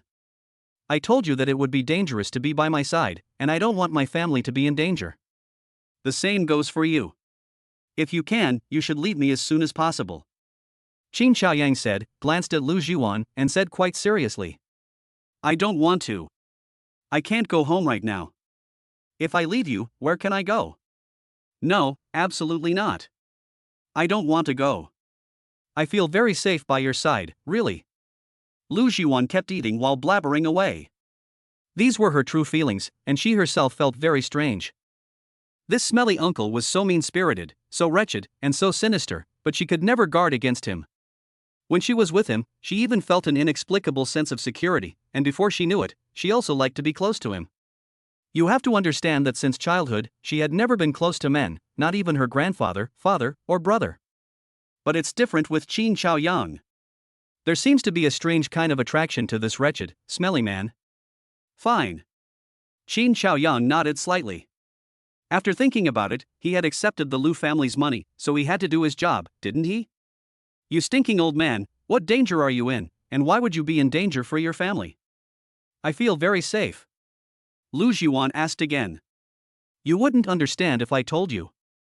Qin Xiaoyang said dismissively. In fact, it's not that she doesn't understand, but that he can't tell her. Although he is Qin Xiaoyang now, not everyone knows his real identity. The so-called hiding one's identity from others cannot really hide it. At least those people in Japan know his real identity, otherwise they wouldn't be so persistent. Forget it, I won't say anything, and I don't want to know. You should think about when to go see your aunt. She hasn't seen you for so many years and must miss you. Lu Zhuan said while eating. I know. In a few days. Qin Xiaoyang nodded slightly upon hearing this, and then ate in silence. These past 2 or 3 days had been his rare days of peace and quiet. But after he returned, it wasn't as if he had nothing to do. The 2 or 3 days of peace and quiet were just because he had to settle down his own life. Moreover, these past 2 or 3 days had not been completely quiet. He could keenly sense that his own spies in Japan had long since set their sights on him, and that sooner or later they would make a move. However, before they did, Qin Xiaoyang would not sit around and wait for them to do it. The two of them ate for more than an hour, and only then did they go home, full and satisfied. After returning home, Qin Xiaoyang continued to work on his food truck. However, the truck seemed to be in disrepair, and after working on it all night, he still hadn't finished. The next morning, Qin Xiaoyang did not continue to tinker. Stinky uncle, why aren't you tinkering with your food truck anymore? Lu Zhuan asked, holding a large bowl of egg noodles and sitting opposite Qin Xiaoyang. It's impossible to fix, I've given up. Qin Xiaoyang was very helpless. I told you, you have so much money, what's the point of tinkering with a small business, just live a carefree life. Lu Zhuan said nonchalantly. I'm not selling breakfast, I'm going to sell soup, so I'll get a whole new set of things. Qin Xiaoyang said while eating. With your crappy seaweed egg soup, tomato egg soup, and wolfberry egg soup, can you sell it? Lu Zhuan rolled his eyes. What do you know? My mother was a master at making soup, and I have perfectly inherited her skills in making soup, so it can be said that it is passed down in the same lineage. I grew up drinking all kinds of nourishing and delicious soups, such as winter melon and duck soup, cordyceps and chicken soup, and pear and pig lung soup. In this era of rampant technology and artificiality, we will definitely make a fortune with our authentic, home-style flavors. Qin Xiaoyang spoke pompously. If I help you, will I get paid, or can I have some of the profits? Lu Zhuan asked, a little like a greedy person. How about 15% of the profits? Qin Xiaoyang asked. 15% is too little, 30%. As long as you are willing to give me 30% of the profits, I will do whatever you say. I will do anything for money. Lu Zhuan took on a domineering air. Okay, 30% it is. Qin Xiaoyang thought about it for a moment, then nodded slightly. Then let's work together happily. Lu Zhuan raised his hand and gave Qin Xiaoyang a high five. The two men gave each other a high five, and the deal was sealed. Stinky uncle, don't think you're losing out. It's not even certain that your project will make money, and I'll be investing time and energy into it. Lu Zhuan said, mouth agape. It will definitely make money. Isn't there a university nearby? I think our soups will definitely be popular with the students. Qin Xiaoyang said casually. There is a university, Linjiang University, and I studied there. Lu Zhuan said with a smile. Then you failed even more. Qin Xiaoyang glanced at Lu Zhuan and said. Why have I failed even more? Lu Zhuan was very puzzled. You said you ran away from your marriage, and every time you escaped from Linjiang City, you just happened to be able to hang around near your own school. What kind of marriage did you escape from? Failed, you've really failed. Qin Xiaoyang shook his head, looking very disappointed. None of your business, I don't like a single word you say. Eat your noodles, you're full of shit. Lu Jiwan seemed to have been hit on a sore spot, and retorted somewhat forcefully. Bang bang bang. It was also at this time that there was a knock on the door outside. Is anyone home?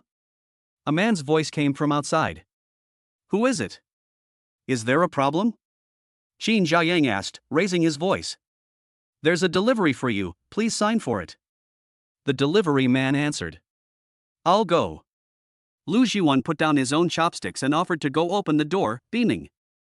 Mr. Qin's delivery, please sign for it. The courier handed Lu Jiwan a pen, and Lu Jiwan picked it up and signed Qin Xiaoyang's name on it. After doing this, the courier left. Stinky uncle, your delivery, from the capital, the Shunfeng special delivery. There is no mailing address. Lu Jiwan looked at it and then threw the delivery on the table. Qin Xiaoyang saw this and reached out to take it. But then Lu Jiwan suddenly took the package back again. Wait a minute, I'll open it for you. Let me see what's inside first. Lu Jiwan said, and began to tear open the package. It has to be said that when it comes to tearing open packages, women are really talented. It is said that the feeling a woman gets when tearing open a package is the same as when a man rips open pantyhose. Qin Xiaoyang rolled his eyes at Lu Jiwan's eager appearance. Why is this woman so nosy? In no time, the delivery was ripped open. Inside was a beautifully packaged box. What's in here? This box looks really nice. Stinky uncle, what did you buy online? Lu Jiwan asked, taking out the box and being very nosy. Chapter 29, The Stinky Uncle, You're Hurting Me. Give it to me. Qin Xiaoyang held out his hand. No. Lu Jiwan just loved arguing with Qin Xiaoyang. It's not your stuff. Qin Xiaoyang was speechless. But I want to know what's inside. Lu Jiwan replied. Do you respect other people's privacy? Qin Xiaoyang gave Lu Jiwan a dirty look. You're an old man, what privacy could you possibly have? Let me see, what exactly is in here? Lu Jiwan said, and opened the exquisite box. After opening the box, he saw an exquisitely crafted medal inside. A national medal of merit? Old man, which store did you order it from? It's really well made, just like the real thing. Lu Jiwan looked at the medal and liked it a little. Is it possible that this is the real thing? Qin Xiaoyang gave Lu Jiwan another look. This is definitely not real. Don't bully me for being ignorant. People who have won medals for meritorious service or the military will hold ceremonies to award the medals, which are broadcast live on TV. How could it be sent directly to your home by express delivery? This is clearly bought on a certain treasure website, but the craftsmanship is really good, it's exquisite. Lu Jiwan admired it, a little in love with it. Qin Xiaoyang was at his wits' end with this rogue woman, and could only stand up and grab Lu Jiwan by the neck. I told you, give it to me. Qin Xiaoyang snatched the thing directly. Ouch, you stinking old man, you're hurting me. Stingy, it's just a look, what's the big deal? Lu Jiwan said with a helpless expression. I have a lot of medals, and this one is the most weighty. In fact, it's not about weight, every medal, to me, has a special meaning and should be cherished doubly. Qin Xiaoyang took the medal in his hands and said. After that, he put the medal in a box and stored it. Cut it out, you're talking like it's real. Lu Jiwan still didn't believe it, and it was the first time she had seen a medal sent by courier. Qin Xiaoyang ignored Lu Jiwan and went back to his room, where he used his key to open a cabinet. Inside the cabinet were medals of all kinds. To be honest, he has a lot of medals, but he doesn't know if he will ever have the opportunity to wear them like those generals with outstanding military achievements. But for someone in his position, I'm afraid he will never have that opportunity in his life. At this time, he once again thought of the mother and son he saw in the martyrs' cemetery yesterday. Thinking about that scene, he felt that everything was worthwhile. Some people are alive, but they are already dead. Some are dead, but he is still alive. Qin Xiaoyang remembered these words. After putting the Medal of National Merit in the cabinet, Qin Xiaoyang walked out. I'm going out for a while, you go out with me. Qin Xiaoyang said to Lu Jiwan. It looks safe here now, but in fact, you never know. Lu Jiwan needs to be by his side to make sure nothing happens to her. Huh? Where are you going again? Lu Jiwan asked curiously. Find a shop and order a food truck suitable for selling stew. Then, go get some medicine. I need to get some special medicine for myself. I'm afraid if I continue like this, I'll really limp, and I don't want to be a cripple for the rest of my life. Qin Xiaoyang smiled and said to Lu Jiwan. Ha? Then I'll go with you, I'm bored staying here anyway. Lu Jiwan replied. Then pack up, I'll wait for you. Qin Xiaoyang said to Lu Jiwan. Oomph, again I'm the one packing, I'm becoming a servant. Lu Jiwan grumbled, but obediently cleaned the table. After a while, Lu Jiwan was done, closed the door, and left with Qin Xiaoyang. Say, you stinky old man, you're not a doctor, can you mix your own medicine? A little. You can mix your own medicine? Don't make your leg lame. I suggest you go to the hospital. I've been to the hospital before, but they couldn't make me recover quickly, so I have to find a way myself. Why do I feel like you're a doctor, and a very good one at that? I'm not. Yes, you are. I think you are. After the two left the house, they chatted in an off-and-on manner. The sound of their conversation gradually faded away until they could no longer be heard. Xingfu Residential Community, Xiqing District, Linjiang City. Xingfu Residential Community is a mid-range residential area in Xiqing District. Because it is located in Xiqing District, the overall housing prices are not considered very expensive. In terms of cost performance, it is still quite good in Linjiang City. At this time, a BMW X7 drove into the residential community and finally stopped under Building 6, Unit 4. On the 5th floor of Building 6, a woman drying clothes on the balcony happened to see this scene. The woman was Su Yuling, in her 40s, and the wife of Qin Xiaoyang's older brother. Su Yuling leaned out and looked downstairs again, then tugged Qin Yangan, who was watering the flowers nearby, with her hand. What are you doing? Qin Yangan asked, glancing at Su Yuling. Your future sister-in-law has come to see your mother again. Su Yuling said. Doesn't that kid come here often? What's so strange about it? Qin Yongman leaned over and just happened to see Lin Ruoxue getting out of the car. After getting out, Lin Ruoxue took out a lot of gifts from the trunk. You say that your cheap brother has poured some kind of love potion into that girl's heart, and it's been so many years, and she's still so obsessed with him. Moreover, her family background is so good, what does she want with your cheap brother? Su Yuling said in puzzlement. Can you stop calling him a cheap brother? What cheap brother? I watched him grow up, so how is he my cheap brother? To me, he's my real brother. On hearing Su Yuling's words, Qin Yongman was unhappy. A brother you pick up off the street is a cheap brother, isn't he? Su Yuling didn't care. If you can't say anything nice, just shut up. Qin Yongman didn't give Su Yuling any face. If you won't say it, then don't. But let me make this clear, if your brother comes back, he can't stay with us. It was fine when he was a child, but now that he's an adult, we're not obliged to take care of him. Besides, we've been taking care of the old man and his wife all these years, and he hasn't done anything to help. Su Yuling said again. Why are you such a snob?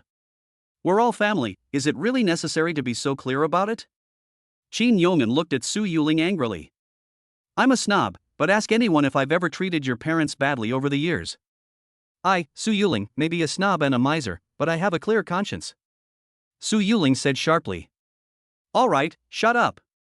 Xiao Yang has been in the army for many years now, and there's no telling when he'll be back. If he really comes back, that's fine, but I'm afraid that if something happens, the family won't know. When Dad left, he kept talking about him, and Dad never got to see him before he died. Mom is getting old now, and she talks about him every day. If he comes back, I would like him to come back. Qin Yongman said, suddenly feeling a little sad. I've made things clear, haven't I? I didn't say I hoped something would happen to him, and I didn't say I didn't want him to come back. I'm a snob and petty, but am I that bad? Su Yuling rolled her eyes. Ding dong, ding dong. At this time, the doorbell rang. Su Yuling put down what she was doing and went to open the door. Chapter 30, Little Aunt, here to see my grandma again? The door opened and Lin Ruoxue appeared in the doorway. Xiao Shui, you're here. Su Yuling's face beamed with joy when she saw Lin Ruoxue. Xiao Shui, come in and sit down. Qin Yongman also greeted her. Big brother, big sister-in-law, I just happened to have some time today, so I came to see Auntie. Lin Ruoxue's pretty face beamed with a smile as she greeted the two. Little Aunt, you're here to see my grandmother again. At this time, a boy of 15 or 16 came out of the room and shouted at Lin Ruoxue when he saw her. This shot of little Ant made Lin Ruoshua blush. Although this was not the first time she had been called this, she still felt very embarrassed. The boy really, every time he did it. And after shouting, he slipped into the old lady's room. Obviously, he has gotten used to shouting like this. This brat, when he was told not to shout like this, he insisted on doing it anyway. Su Yuling was speechless. It's fine, just let him be. Lin Ruoshua's pretty face turned slightly red, and she was a little embarrassed, but she still said, "Come, have a cup of tea." Qin Yong'an poured Lin Ruoshua a cup of tea. "Thank you." Lin Ruoshua said thank you, sat down, but she kept looking around. Xiao Hang's grandmother is in the room. She got up early in the morning to do her embroidery, saying that she wanted to make money to give her youngest son a wife and also make a wedding dress for her future daughter-in-law. I'm jealous of that. When I got married I didn't get that kind of treatment. Su Yuling looked at Lin Ruoshua as she looked around and said, her words tinged with a sour taste. What are you sulking about? Didn't you get an embroidered set too back then? Qin Yong'an said, speechless. Can it be the same? My set is definitely not as big and beautiful as the one she is embroidering now. Su Yuling said with some jealousy. Look at your unpromising appearance, aren't you afraid that Xiaoxue will laugh at you? Qin Yong'an said with a sigh. Laughing is laughing, Xiaoxue will never laugh at me. Su Yuling was shameless. Lin Ruoshua looked around, but did not see the figure she wanted to see, and she was a little disappointed for a while. If Qin Xiaoyang really came back, I'm afraid that as soon as I entered the door, Qin Yong'an and Su Yuling would have told me about it, right? I'm going to go find Auntie to chat with. Lin Ruoshua smiled as she took a sip of tea. Saying that, she stood up. Xiang, you come out, Ruoshua wants to talk to Grandma, don't get in the way. Qin Yong'an knocked on the door and said to Qin Yuan, hang inside. Got it, I'll be right out. Grandma, that's settled, don't go back on your word. In a short while, Qin Yuanhang came out from inside. Auntie, you guys chat. Qin Yuanhang said to Lin Ruoshua, which made Lin Ruoshua blush again. This auntie is really easy to say. How many times have I said it, you can't call me auntie, but she just wouldn't listen. My sister-in-law hasn't even married yet, and there she is, calling me auntie.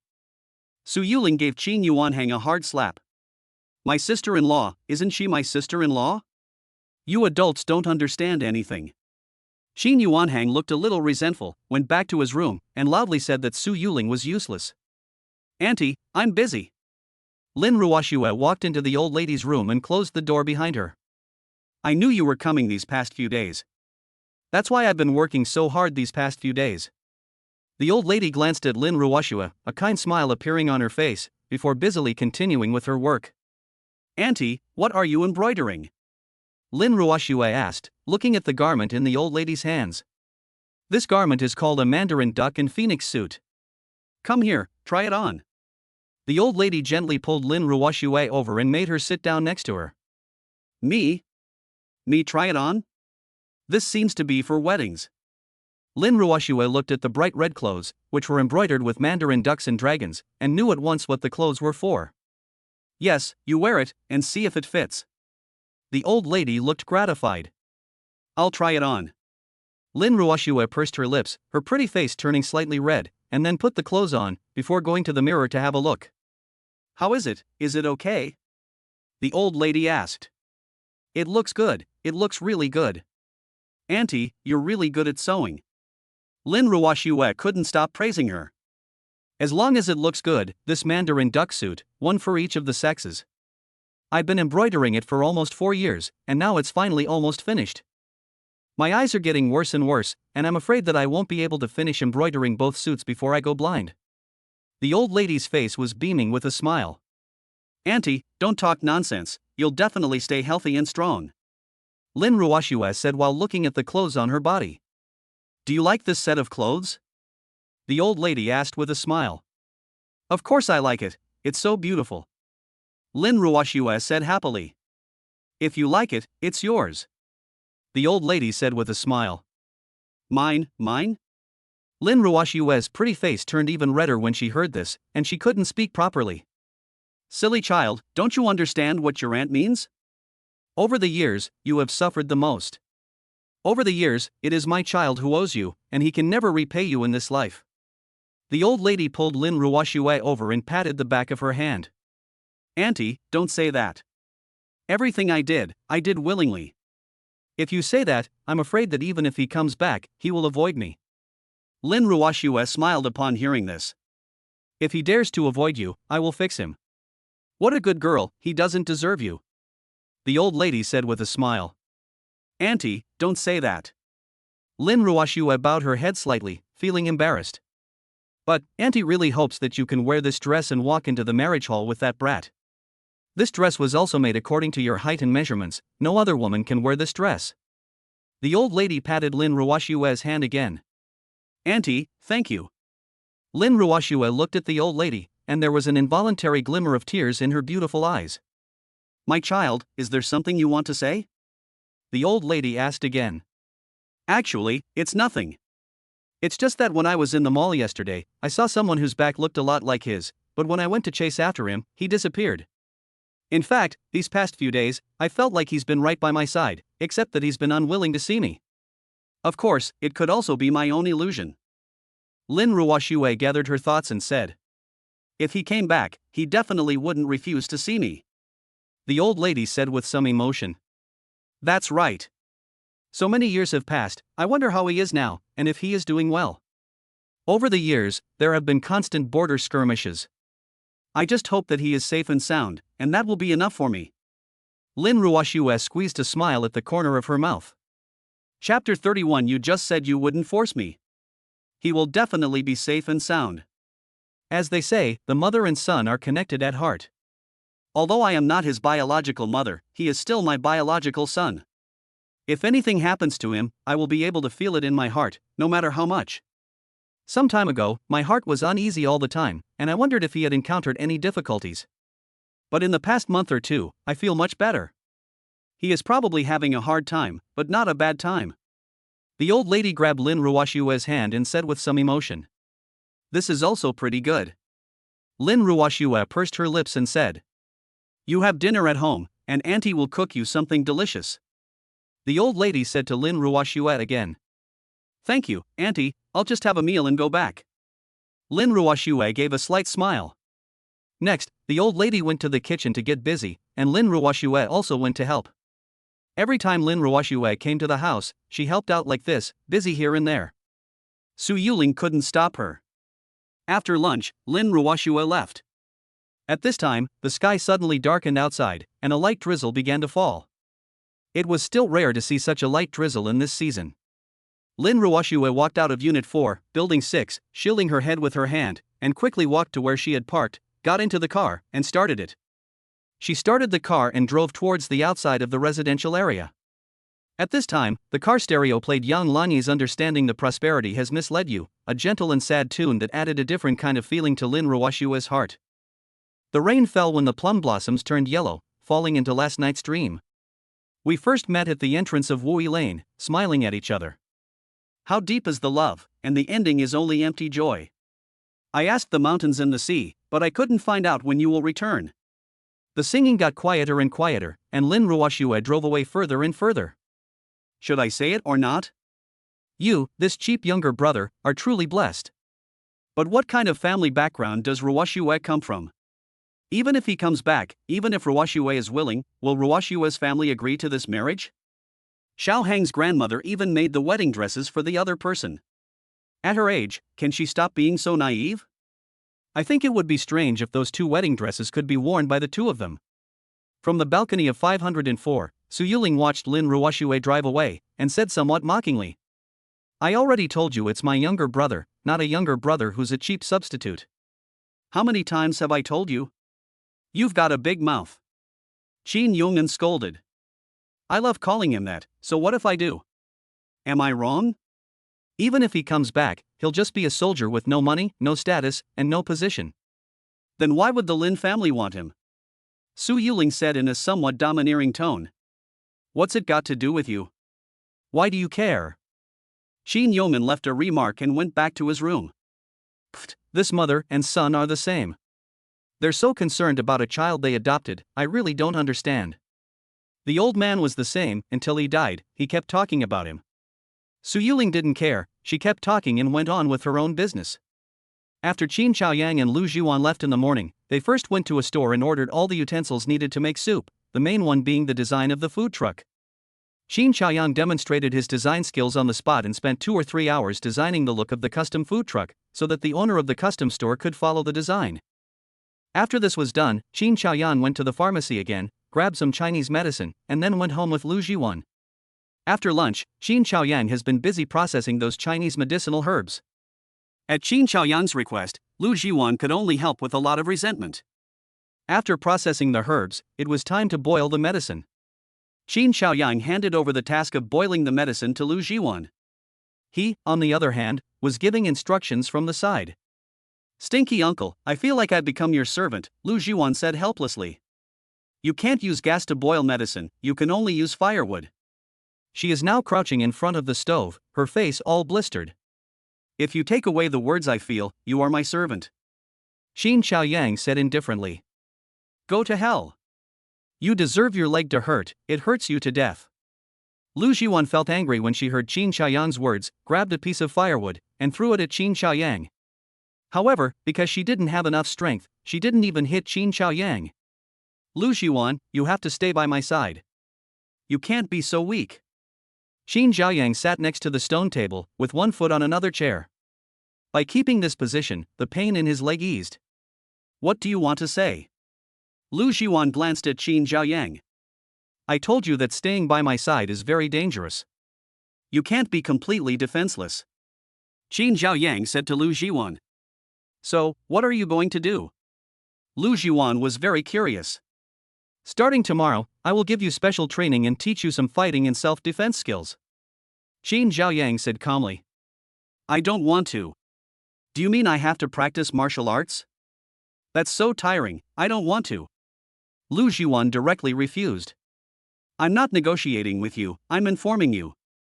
After observing you for a few days, I discovered that you are a martial arts prodigy chosen from thousands. I must train you to become a top-notch master. Of course, I'm not the kind of person who forces people. I won't force you, I'll only train you if you want to," Qin Chaoyang said with a beeping mouth. "If I don't want to, don't make a fuss about it, I'm just a little kid, what martial arts prodigy? Such ridiculous words can only come out of your mouth." Lu Zhiwan felt like a big wronged person. "If you don't want to, then just pack up and leave," Qin Chaoyang said nonchalantly. "Oomph, you just said you wouldn't force me." Lu Zhiwan felt aggrieved like a 200-pound child at hearing this. This smelly uncle's words are really. He said it nicely earlier, but then he went back on his word. "Did I force you? You're just a child, not someone I can trust with my plans. We're not on the same page, so let's just go our separate ways," Qin Chaoyang said with a face of indifference. "Oh, damn it, how can you bully a girl like this, you stinking old man, you deserve to be single forever." Lu Zhiwan was about to cry. "Am I bullying you?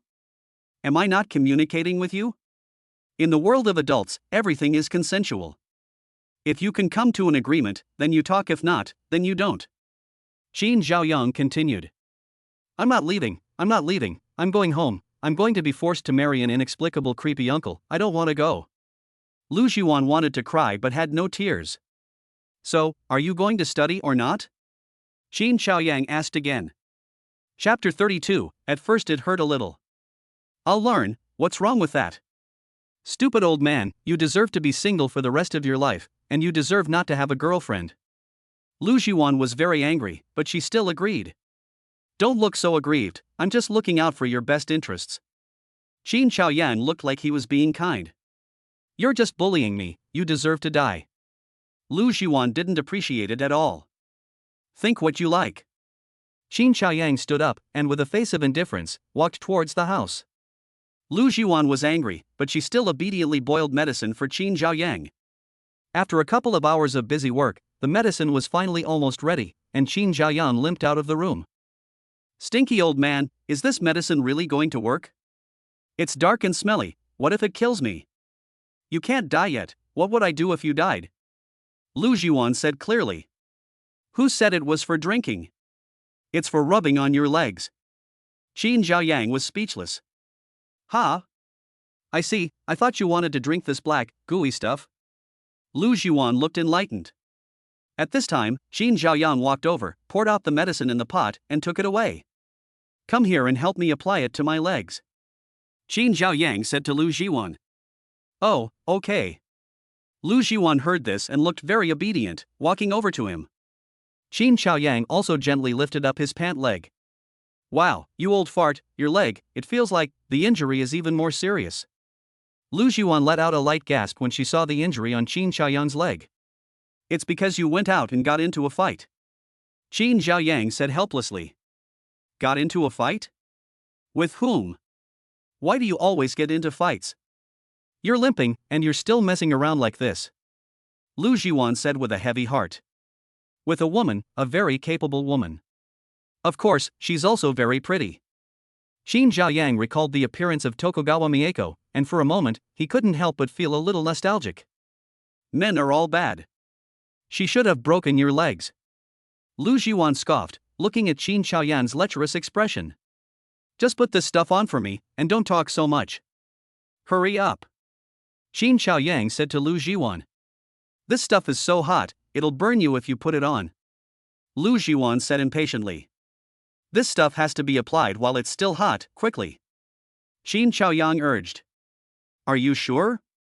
I'm telling you, you old fart, you're not a doctor. Is this crap you've prescribed really going to work? Don't go and make your leg lame after you've applied it. Even though you're a mean, nasty, wretched, old and ugly person, I still don't want you to become lame, Lu Jiwan said sincerely. I said it'll be fine, just come with confidence, Qin Xiaoyang said to Lu Jiwan. Okay then. If it hurts, just scream, Lu Jiwan pursed her lips and said. Then, she gently picked up a little with the brush and brushed it onto Qin Xiaoyang's wound. When the medicine touched Qin Xiaoyang's wound, it immediately sizzled and smoked. Wow, it's smoking, uncle, is your medicine corrosive? How do you feel now, does it hurt? This situation scared Lu Jiwan a bit. It's okay, just keep going, this is a normal situation. It will hurt at first, but it will get better soon. This is called no pain, no gain, Qin Xiaoyang said to Lu Jiwan. Okay, bear with it, Lu Jiwan said, and continued to apply the medicine to Qin Xiaoyang. In no time, a black area appeared on Qin Xiaoyang's leg, and the rotten flesh on his wound seemed to have been corroded away in an instant. Lu Jiwan felt the pain when she saw this, but Qin Xiaoyang didn't even grunt. This guy is no doubt a military man, and his willpower is simply not comparable to the average person. Although this smelly uncle is really annoying sometimes, Lu Jiwan has to admit this. Smelly uncle, you're almost done, right? Lu Jiwan asked. Yes, I'll take a break. Take a break and cook dinner, Qin Xiaoyang said. Forget it, you rest well, I'll continue cooking noodles tonight, let's just eat something. For dishes and a soup or something, I can't cook it. Make do with what you have, Lu Jiwan said, and thoughtfully poured Qin Xiaoyang a glass of water. Qin Xiaoyang was touched for a moment when he heard this. This little girl is a bit spoiled and also a bit willful and headstrong, but deep down, she is still kind and not a bad person. If she were a bad person, Qin Xiaoyang would not be able to take her in. Okay, then, I'll just cook a simple meal tonight. I have some things to do tonight, so I'll be going out. You can go out with me, and if you get hungry, you can eat something on the way, Qin Xiaoyang said to Lu Jiwan. Okay. Lu Jiwan nodded, and then went about her busy work. She had to admit that although the smelly uncle always treated her like a servant, overall he didn't mistreat her, and at least he took her everywhere with him. Being by his side also protected her from bullies. Lu Jiwan suddenly felt that it was quite nice to be with this smelly uncle. After dinner and a brief tidy-up, Qin Xiaoyang picked up the car keys and was about to leave. Are we leaving, smelly uncle? Lu Jiwan asked. Come on, come with me, Qin Xiaoyang said to Lu Jiwan. Oh, okay. Lu Jiwan heard this, first closed the door, and then followed behind him like a little puppy. In no time, she was sitting in the passenger seat, fastened her seatbelt, and everything was so familiar. After Qin Xiaoyang got in the car, he started the car and drove off. Stinky uncle, where are we going? It's dark. I'm telling you, I'm not going to nightclubs and other places. My parents won't let me go. If they find out, they'll beat me to death. Lu Jiwan sat in the passenger seat and chattered away. You don't look like a good girl. Qin Xiaoyang glanced at Lu Jiwan and smiled. It depends on the situation. If I were to marry a creepy old man, I would never agree. Lu Jiwan rolled her eyes. Do you know about Blue Mood? Qin Xiaoyang asked. I've heard of it, but I've never been there. It's a bar in Nanchang. Strictly speaking, it's not a bar, but a lounge bar. It's quite high-end. But I've never been there. What do you say, uncle, do we want to go to Blue Mood? Lu Jiwan asked curiously. Yes. Qin Xiaoyang answered. Ha? What do you want to do there? Do you want to drink? If you drink, you can't drive, and you're still driving after drinking? Lu Jiwan asked curiously. Chapter 33, Make Your Aunt a Cappuccino. It's not to drink, I'm going to meet a friend. Qin Xiaoyang said while driving. I see. Lu Jiwan looked like she understood. Lu Jiwan kept talking non-stop the whole way, and Qin Xiaoyang chatted with her in a way that made it seem like they were just going with the flow, and before they knew it, half an hour had passed. After half an hour, Qin Xiaoyang's car appeared in front of the Blue Mood bar in Nanchang. This is a famous high-end bar in Linjiang City, where the city's socialites hang out. The cars parked outside are basically all luxury cars. This makes Qin Xiaoyang's Wuling Shenche, which he drove here, look particularly glaring. It has gained a full return rate. But Qin Xiaoyang doesn't care, whoever wants to look can. Stinky uncle, you really don't have any shame. Look, there are all these luxury cars here, and your Wuling Shenche is parked among so many luxury cars. Aren't you afraid of being mocked by others? Lu Jiwan held Qin Xiaoyang's arm tightly as they walked towards the entrance with a blue tint. Why should I feel inferior because others look down on me? Others should feel inferior because I don't care about their look down. Because I don't even take them seriously. Ma Xiaoyun is pretty awesome, but he still can't get my WeChat. Qin Xiaoyang said shamelessly. I have never met such a brazen person. In the future, when we go out, don't say that I know you. Lu Jiwan sneered at Qin Xiaoyang's words. I'm brazen, so what are you doing getting so close to me? Qin Xiaoyang rolled his eyes. If I don't get close to you, what if I get lost? Besides, there might be my father's people around here, and if you're not by my side, what if they capture me? Lu Jiwan looked around suspiciously, and the hand holding Qin Xiaoyang's arm tightened. Qin Xiaoyang only felt his arm buried in a deep ravine. This rubbing was very pleasant, soft, and very elastic. For a moment, Qin Xiaoyang was enjoying it. It's a bastard not to take advantage of a bargain, not to mention a bargain that comes knocking on the door. The blue-tinged mood is just as the name suggests, with a focus on blue tones. The interior is luxurious yet exquisite, with blue lights reflecting off each other to set off the wonderful colors. Before long, the two of them arrived at the entrance to the bar and walked in. Qin Xiaoyang led Lu Jiwan to the bar. You sit here and don't move, I'll be right back. Qin Xiaoyang said to Lu Jiwan. Hey, where are you going? You're not going to leave me behind and sneak off, are you? Lu Jiwan became anxious all of a sudden. Don't you know where my house is? How could I leave you behind? Waiter, pour this aunt a cappuccino. Qin Xiaoyang said to the waiter again. Okay, sir. The waiter responded. Fuck you, who's the aunt, are you crazy? Lu Jiwan heard this and fiercely kicked Qin Xiaoyang, but Qin Xiaoyang was a bit far away. Order whatever you want to eat or drink, I'll pay. After Qin Xiaoyang said that, he limped away from Lu Jiwan. I'm so angry, you deserve to limp. Lu Jiwan cursed. After Qin Xiaoyang and Lu Jiwan parted ways, they headed towards the bar. The bar was very large, and in the center of the bar was a dance floor. In the center of the dance floor, people were shaking their bodies to the slow and rhythmic music. Qin Xiaoyang's approach also attracted a lot of attention. After all, Qin Xiaoyang was limping, and it was rare for him to come to a place like this. But Qin Xiaoyang didn't care about that. He walked around the dance floor and went inside, to the vicinity of another bar. There was no bartender at this bar. On the right side of the bar, a young man in his 20s was sitting there, sipping a cocktail. Next to the young man was a glass of mojito, and in the glass of mojito was a bright red rose. Qin Xiaoyang saw this and walked over, picked out the red rose in the glass, and drained the glass in one go. Your surname is Qin? The young man asked without looking at Qin Xiaoyang. As long as the wine is good, does the surname matter? Qin Xiaoyang said, holding up the glass in his hand. This is a mojito without alcohol. The young man glanced at Qin Xiaoyang. There's alcohol in your heart, so whatever you drink will taste alcoholic. Qin Chaoyang replied.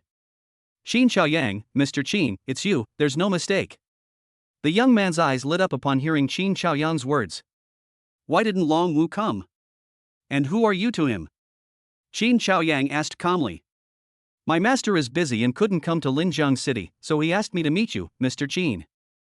The young man replied. Master? You're his disciple? It seems that Long Wu trusts you very much. What's your name? Qin Chaoyang looked at the young man and asked. Ding Xiaolei, as in 3 stones make a mountain. The young man answered. How much do you know about Long Wu and me? Qin Chaoyang looked at Ding Xiaolei and asked. I only know that Master and Mr. Qin met in Japan, but I don't know anything else. I just followed Master's instructions and came here to meet you. It took me a while to memorize all those complicated secret codes. Actually, I don't quite understand. Since you are friends, why do you have to keep your dealings so secret? If there is anything, you can just come to Hongfu Tea House. Ding Xiaolei scratched his head, puzzled. Right now, I don't want anyone to know that I have a connection with your Hongfu Tea House. I need you to secretly do things for me that I am not comfortable doing. In return, I can also handle some trouble for you that you can't handle. Did your master ask you to give me anything? Qin Chaoyang asked. It's all here. In this, there is some of our recent research on the Zhao family, which has some connections to the Arc de Triomphe in Linjiang City. Over the years, it seems that the Zhao family has been involved in some unusual business. Ding Xiaolei took out a folded note and pushed it to Qin Chaoyang. Qin Chaoyang opened the note, read the content, then folded it again and put it away solemnly. In fact, in Linjiang City, as long as it is an underground force, or even some big family, they will be involved in some shady dealings. The information and clues I gave you were all collected by my master. I don't know what specific use they will be, and I'm afraid it will be difficult to send someone there based on this information and clues. Ding Xiaolei spoke again at this moment. I don't need to send someone there, I just want to use these clues to find out some of the truth I want, that's all. I haven't been back to Linjiang City for many years. Tell me, what is the current distribution of underground forces in Linjiang City? Apart from your Hongfu Tea House, who else is in the underground world of Linjiang City? Qin Chaoyang picked up the cigarettes on the bar on the table, turned one over, lit it, and took a drag. Chapter 34, He Wins. I only need one leg. In the underground world of Linjiang City, there are many forces of varying sizes, among which the 3 major forces are unique. It is said in the underworld that you go to Hongfu Tea House to drink tea, Xingtian Chess Club to play chess, and Arc de Triomphe to have fun. Hongfu Tea House is headed by my master, Long Wu. My master is good at martial arts. Hongfu Tea House looks like a tea house on the surface, but in fact, it is our headquarters. We control the territory of Nanchang and Xicheng. The underground boxing business, some of the nightclub business, and some security business in Nanchang and Xicheng are all our Hongfu Tea House's business. As for the underground casinos, our master forbids us to get involved in gambling. Shengtian Chess Academy is led by Qi Disheng. This man looks gentle and refined, like a scholar, but in fact he is insidious and cunning, ruthless and merciless. They are involved in many businesses, all kinds of things, including underground casinos and so on. Their main territory is Dongchang and a part of the main city of Linjiang. Dongchang and the main city are the most prosperous places in Linjiang City, overflowing with wealth. Therefore, Shengtian Chess Hall is the most powerful of the 3 major forces. Finally, there is the Arc de Triomphe, which is led by Mad Dog. The composition of the Arc de Triomphe is more complex. They basically make money from everything, and people from all walks of life gather on their side. Their main territories are Beicheng and part of the main city. Basically, the territory and business of the main city of Linjiang are divided between them and Shengtian Boxing Club. Over the years, the 3 major forces have basically been at peace, and disputes over interests and territory have been handled in the boxing ring, where the outcome determines the ownership of interests and territory. Ding Xiaolei introduced in detail to Qin Chaoyang. I see. Let's exchange contact information with each other, and I'll contact you in the future for anything. Qin Chaoyang nodded slightly and said to Ding Xiaolei. No problem. Ding Xiaolei looked very cheerful. After the 2 exchanged contact information, Qin Chaoyang left first. He dragged a lame leg and headed towards the bar in front. Lame. Ding Xiaolei muttered under his breath as he watched the way Qin Chaoyang walked. Lame, is it really as powerful as the master said? Ding Xiaolei was a little skeptical. When Qin Xiaoyang returned to the front, Lu Zhiwan was sitting at the bar, drinking coffee foolishly and looking very engrossed. She had also ordered some food and was eating it quite seriously. Qin Xiaoyan walked over and placed a large hand on Lu Zhiwan's shoulder. "Ah! You're crazy, you scared me." Lu Zhiwan was startled. "Waiter, bring me a glass of lemonade." Qin Xiaoyang called out. "Yes, sir." The waiter replied. In no time, a glass of lemonade was placed in front of Qin Xiaoyang. "Stinky uncle, here, crispy pork," Lu Zhiwan said, feeding it to Qin Xiaoyang's mouth. "I'll do it myself." Qin Xiaoyang was a little overwhelmed by Lu Zhiwan's enthusiasm. "No, I'll just feed you." Lu Zhiwan looked very stubborn. Qin Xiaoyang had no choice but to let Lu Zhiwan feed him. Again. Lu Zhiwan seemed addicted to feeding. "Eat more, your leg will heal faster. You see, I still care about you," Lu Zhiwan said while feeding Qin Xiaoyang. Okay, if people didn't know, they would think we were boyfriend and girlfriend," Qin Xiaoyang said a little uncomfortably. "You dead smelly old man, what if people think we're boyfriend and girlfriend? You'll suffer if you have to be my boyfriend. What's wrong with me being your girlfriend?" Lu Zhiwan heard this and kicked Qin Xiaoyang, speechless. "What do you like about me? Shouldn't I be fine?" Qin Xiaoyang was helpless. "I like that you're mean, evil, wretched, old, and ugly. Can you change?" Lu Zhiwan asked in return. "There's no way," Qin Xiaoyang said helplessly. The two sat at the bar for a while, chatting for a while, and Qin Xiaoyang stood up. "I'll go settle the bill, you wait here for me," Qin Xiaoyang said to Lu Zhiwan. "Oh."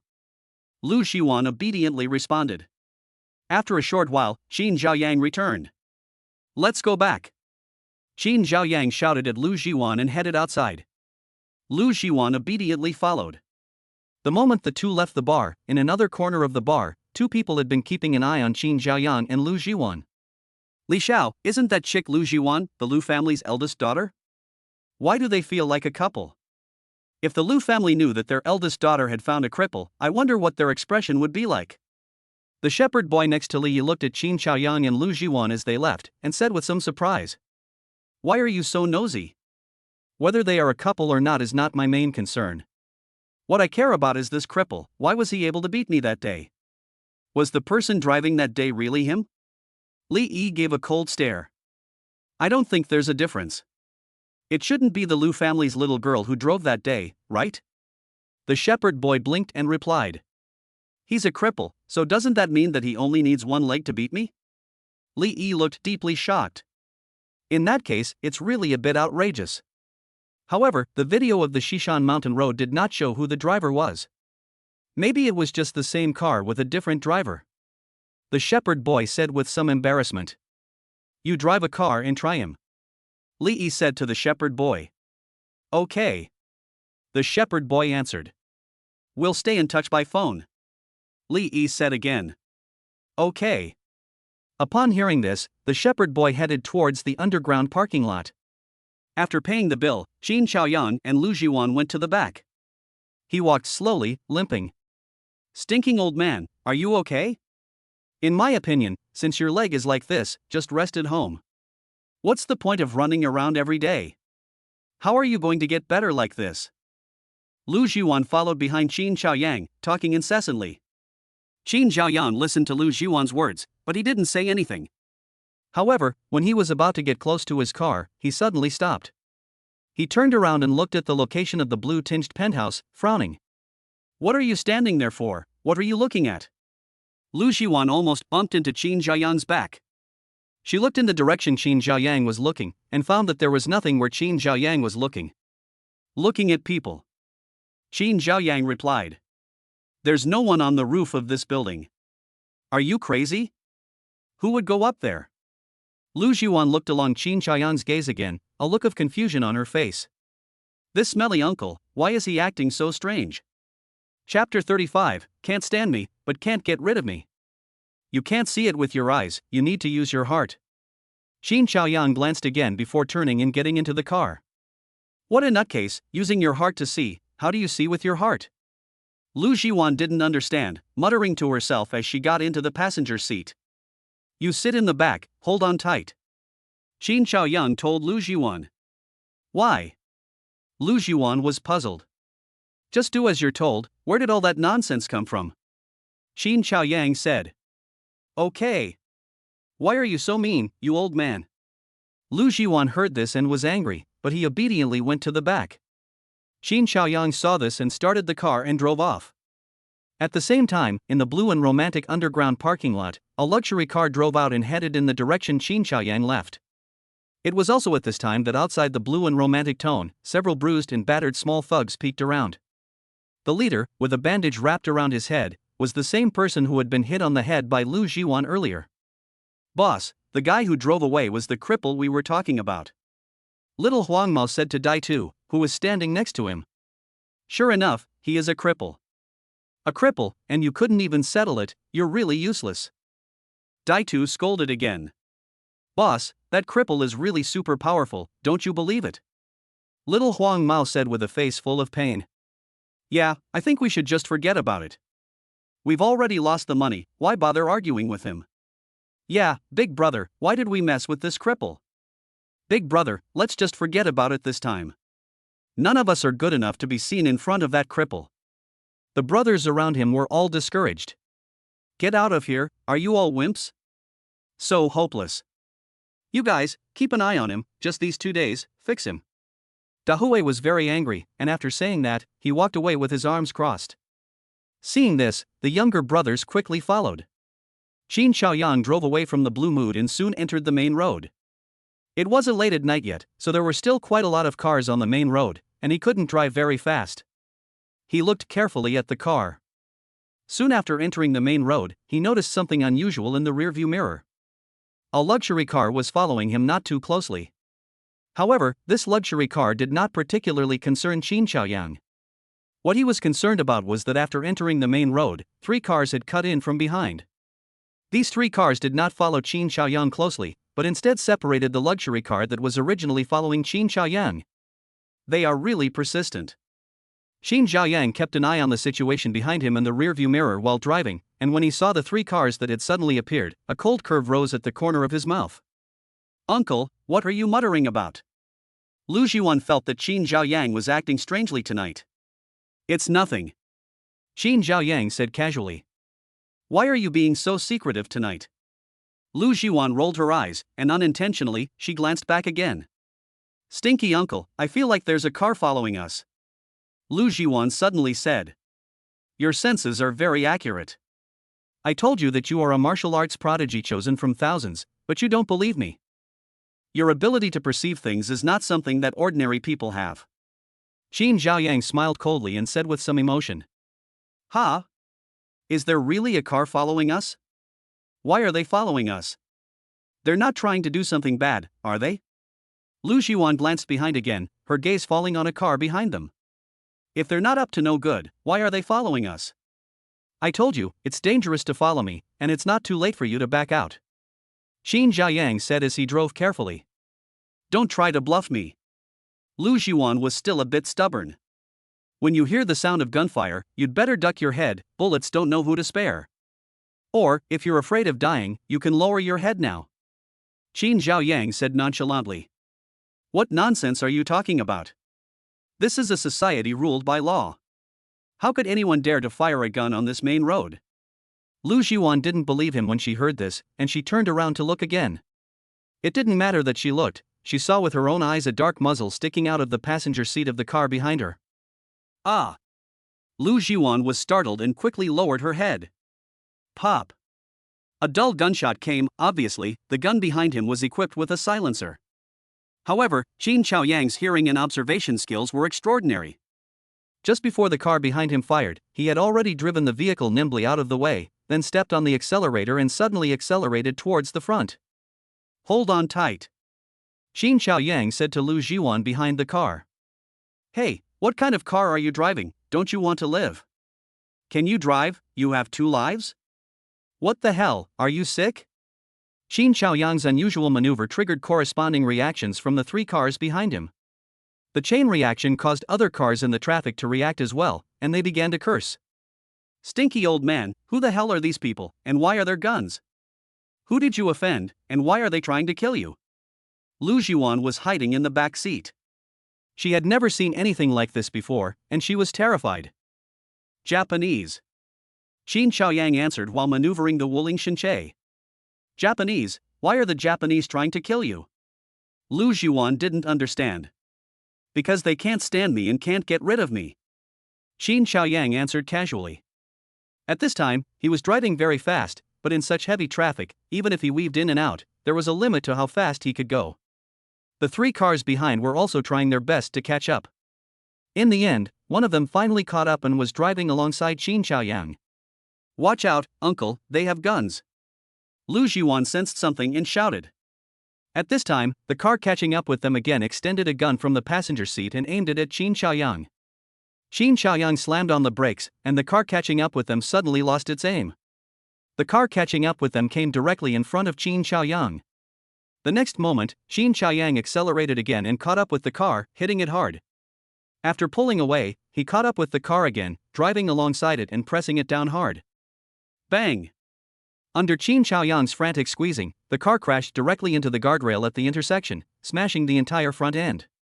The 2 people in the car were also bleeding from the head and dying. This scene was just witnessed by the luxury car following behind. What the hell is going on? What is he doing?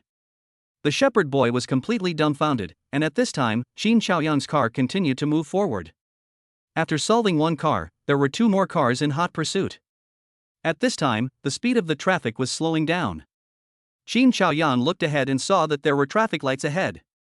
Stupid old man, there are traffic lights ahead, we can't escape, they're going to catch up, what do we do? Lu Jiwan saw this situation and looked worried. Chapter 36, this time, we've really owed them a big favor. Wait, hide in the car. No matter what happens outside, don't come out. Qin Xiaoyang stopped the car and said to Lu Jiwan with a serious face. Stupid uncle, what are you going to do? Don't be stupid. Lu Jiwan looked worried. She was really anxious because at the moment, she felt that Qin Xiaoyang was about to do something dangerous. It was also when Qin Xiaoyang was about to unbuckle his seatbelt that his eyes suddenly narrowed because he saw a black figure standing on the sign in front of him. With the cover of the night, no one noticed that there was actually a person standing on the sign. It was also at this time that the black figure suddenly moved. Her figure was erratic, and she landed on a car in front of Qin Xiaoyang, directly facing him. The black figure was masked in black, but the eyes outside the veil were familiar to him. Crazy woman. Qin Xiaoyang cursed softly. He saw the shadow suddenly move. She jumped up, leaped over the traffic, held her long knife in her hand, and passed over the roof of Qin Xiaoyang's car. Then her figure suddenly disappeared. When she reappeared, she was already in front of the 2 cars behind. She raised her hand and brought her knife down, killing with a single strike, splitting the front of the car behind her in half.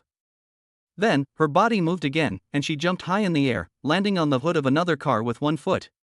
Qin Xiaoyang saw the scene in the rearview mirror. He quickly fastened his seatbelt and started the car. Crazy woman, I'm in big trouble this time. Qin Xiaoyang cursed, but he started the car and drove off anyway. At this time, the traffic light turned green. In the past, this crazy woman always appeared at the most critical moment. Qin Xiaoyang felt that she just wanted to fight with the peak of himself. But in the past few times, he found that things were not as they seemed. This crazy woman seemed to be deliberately protecting herself. Could it be that this crazy woman really likes him? Qin Xiaoyang was driving while thinking, and the more he thought, the more he felt that something was wrong. Stupid uncle, what did I just see? Did I just have a vision? Lu Jiwan had just looked in the rearview mirror and saw a little of what was going on behind them, and for a moment, she was stunned. This is a top-notch master. Ordinary people like you and me, I'm afraid we'll never have the opportunity to see such a top-notch master in our lifetimes. Qin Xiaoyang came back to his senses and said to Lu Jiwan. Top-notch master? Am I dreaming? Scenes like this shouldn't be seen in novels and TV dramas? After Lu Jiwan came back to her senses, she still couldn't believe it, so she deliberately pinched her arm. As a result, a sharp pain came, telling her that this was not a dream. Do you still want to be by my side? If I don't protect you one day, you may not survive. Qin Xiaoyang said with a heavy tone. If I don't follow you, where can I go? Lu Xiwan pouted when she heard this.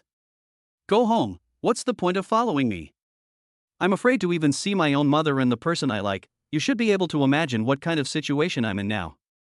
Qin Xiaoyang said seriously. Then if I follow you every day, won't that be less dangerous? Didn't you say that I was a martial arts prodigy chosen from thousands? If you teach me martial arts and I have the ability to defend myself, can I then stay by your side?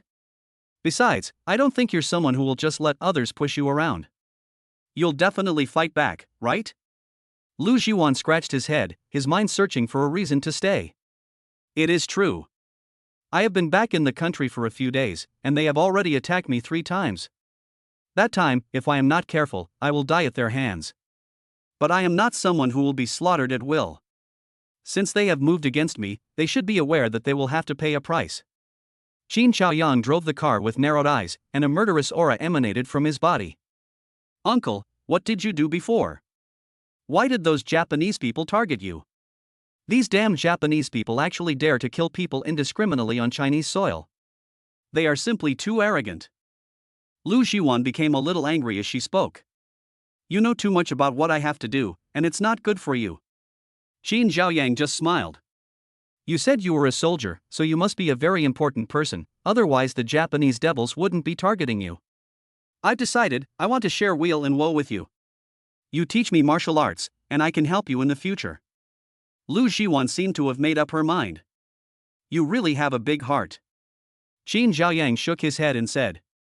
Didn't I say it already? Even if I die, I will never marry someone I don't even know. That's why I don't want to go home. Lu Xiwan said stubbornly.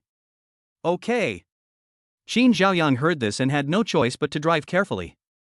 At this moment, Li Yi was waiting in a blue mood.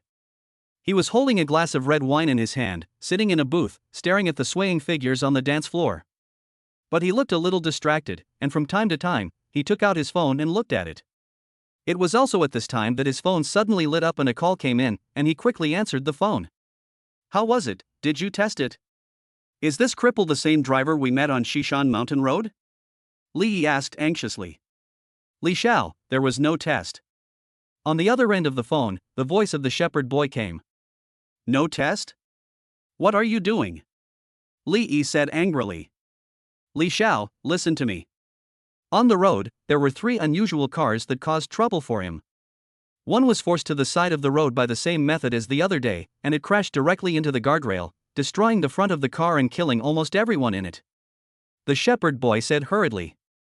With such a big incident on the road, won't he get into trouble with the police? Li Yi was a little puzzled. I don't know. However, the vehicles chasing him also seemed unusual. I saw that they had guns in their hands. I'm afraid this matter is not as simple as we think.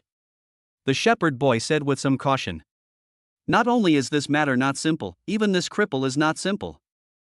Of course, the premise is that you didn't see it wrong, and the premise is that what you said is true. Li Yi added.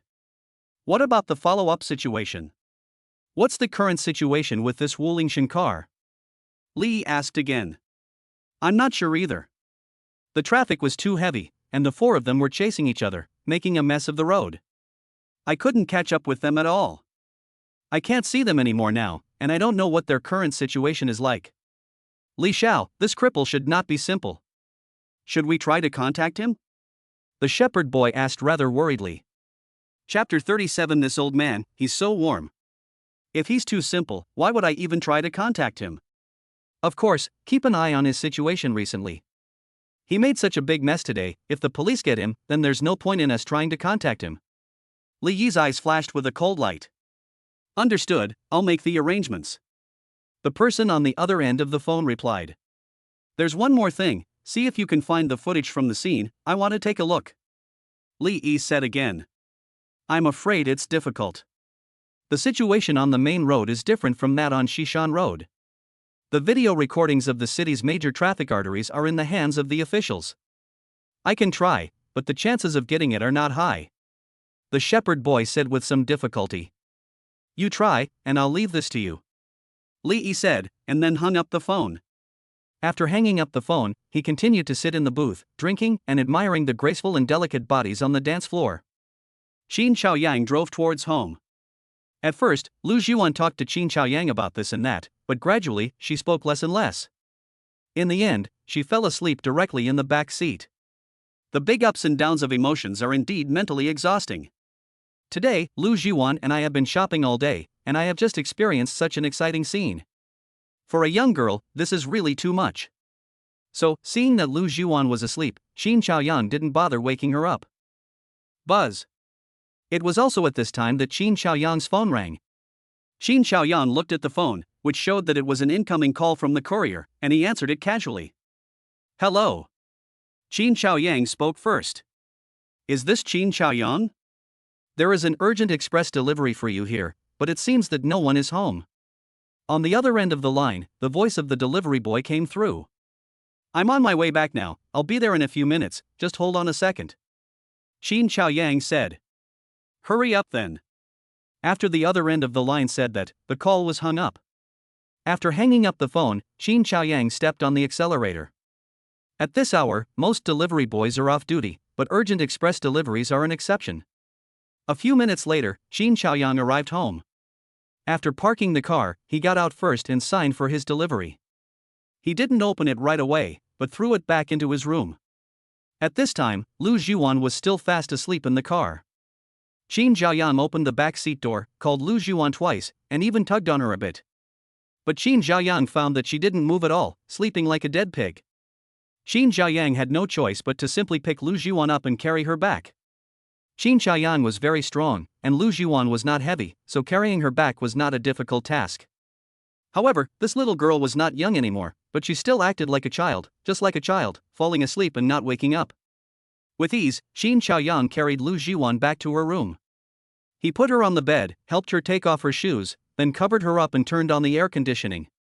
After doing all this, Qin Chaoyang left Lu Zhuan's room and closed the door behind him. However, after Qin Chaoyang left, Lu Zhuan, who had been sleeping soundly, opened one eye. She had been asleep, but how could she not notice Qin Chaoyang carrying her around like that? This old man, he's so warm. What's going on? Lu Zhuan rolled over, embraced the quilt on her body, and lay on the bed, looking at the door. Recalling the feeling of just being hugged back by Qin Chaoyang, she was suddenly infatuated. If she could have a boyfriend like Qin Chaoyang, it would be great.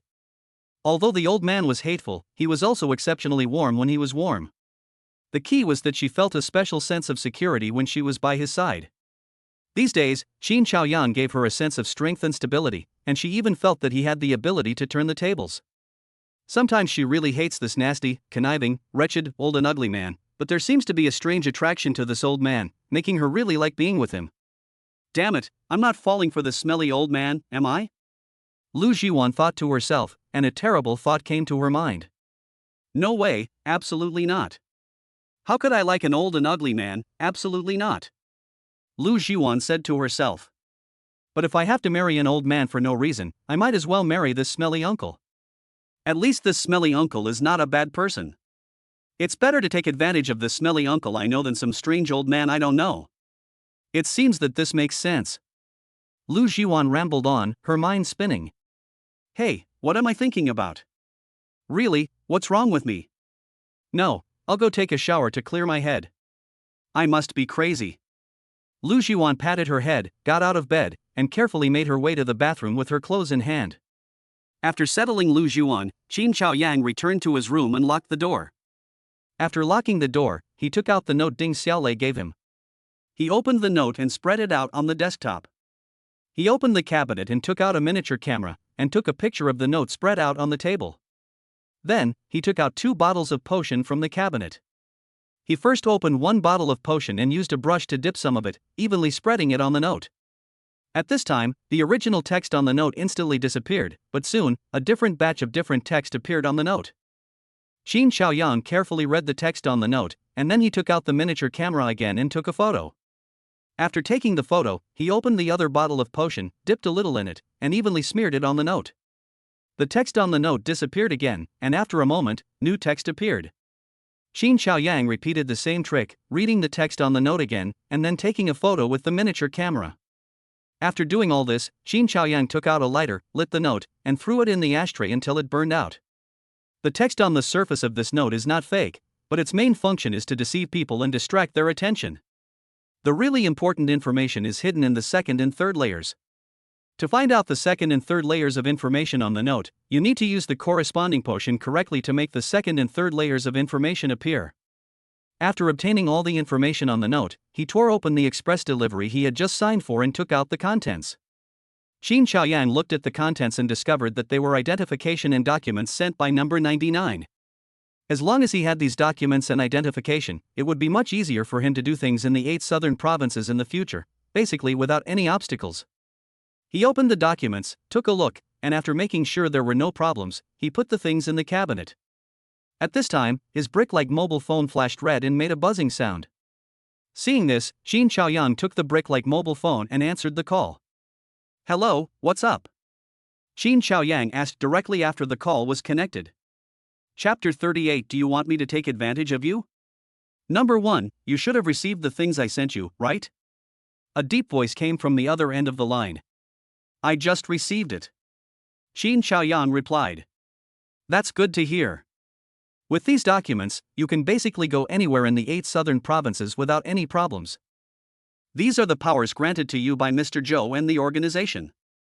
I hope you won't let Mr. Zhou and the organization down. The other end of the line said again. I know. I will not let down the trust of Mr. Zhou and the organization. My whole life will be dedicated to my motherland and the cause I love. Qin Xiaoyang said with some enthusiasm. Yes, I also have something to ask you. Qin Xiaoyang said again. What is it? Asked the other end of the line. I'm not afraid to tell you the truth. Before I returned from Japan, I had already laid plans in China. Now, my people have obtained some interesting information. Said Qin Xiaoyang calmly. What interesting information? Asked the other end of the line, curious. Let me ask you a question first. I've been back in Linjiang City for 3 or 4 days these days, and I've already been attacked 3 times. What do you think I should do, given my personality? Qin Xiaoyang asked deliberately. What exactly do you want to do, number 1? The person on the other end of the line asked with a somewhat grave tone. According to the information I have obtained, there is a huge Japanese intelligence network lurking in Linjiang City. They use nursing homes and Japanese schools as footholds, and the relevant personnel have infiltrated all walks of life in Linjiang City. From the small we can see the big picture. If Linjiang City is like this, then China is so big, you understand. I have only been back for a few days, and I have already been targeted for assassination multiple times. Common sense tells me that the assassins behind me cannot easily enter China. Then, the fact that they were able to plan multiple assassinations against me so quickly in a row can only mean that they are deeply entrenched in Linjiang City, and even the entire country. Qin Xiaoyang said calmly. So, I am ready to take action. I can't always let others kill me, and I can't kill others, right? Isn't the Mid-Autumn Festival coming up soon? I'll give them 2 big gifts. Qin Xiaoyang continued. What exactly is your plan? Asked the other end of the line. In the northern part of Linjiang City, there are 2 Japanese retirement homes. On the surface, these are retirement homes, but in reality, they are home to retired Japanese military officers.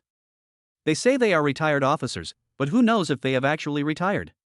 What's more, one of the retirement homes in the northern part of the city is home to war criminals who once escaped justice. Qin Xiaoyang sneered. The person on the other end of the phone listened for a while and then fell silent. What do you think? Are you shocked? 6 months ago, I was fighting the Japanese and their people in Japan, and our soldiers are still fighting the Japanese. Now these Japanese people can live out their old age in China without a care in the world. Qin Xiaoyang's tone was mocking. This shows that they are connected to the local Linjiang people, and even some of the big families in China, for their own interests. The person on the other end of the phone said. I think so too. Qin Xiaoyang nodded slightly. Number 1, what are you going to do? Linjiang City's 8 provinces are now your territory. As long as you have the relevant evidence, you can do whatever you want. Mr. Zhou has given you such a large amount of power, you should know what it means. The person on the other end of the phone said again. What can I do? If someone slaps me in the face, I can't just not fight back, can I? Not fighting back is not my character.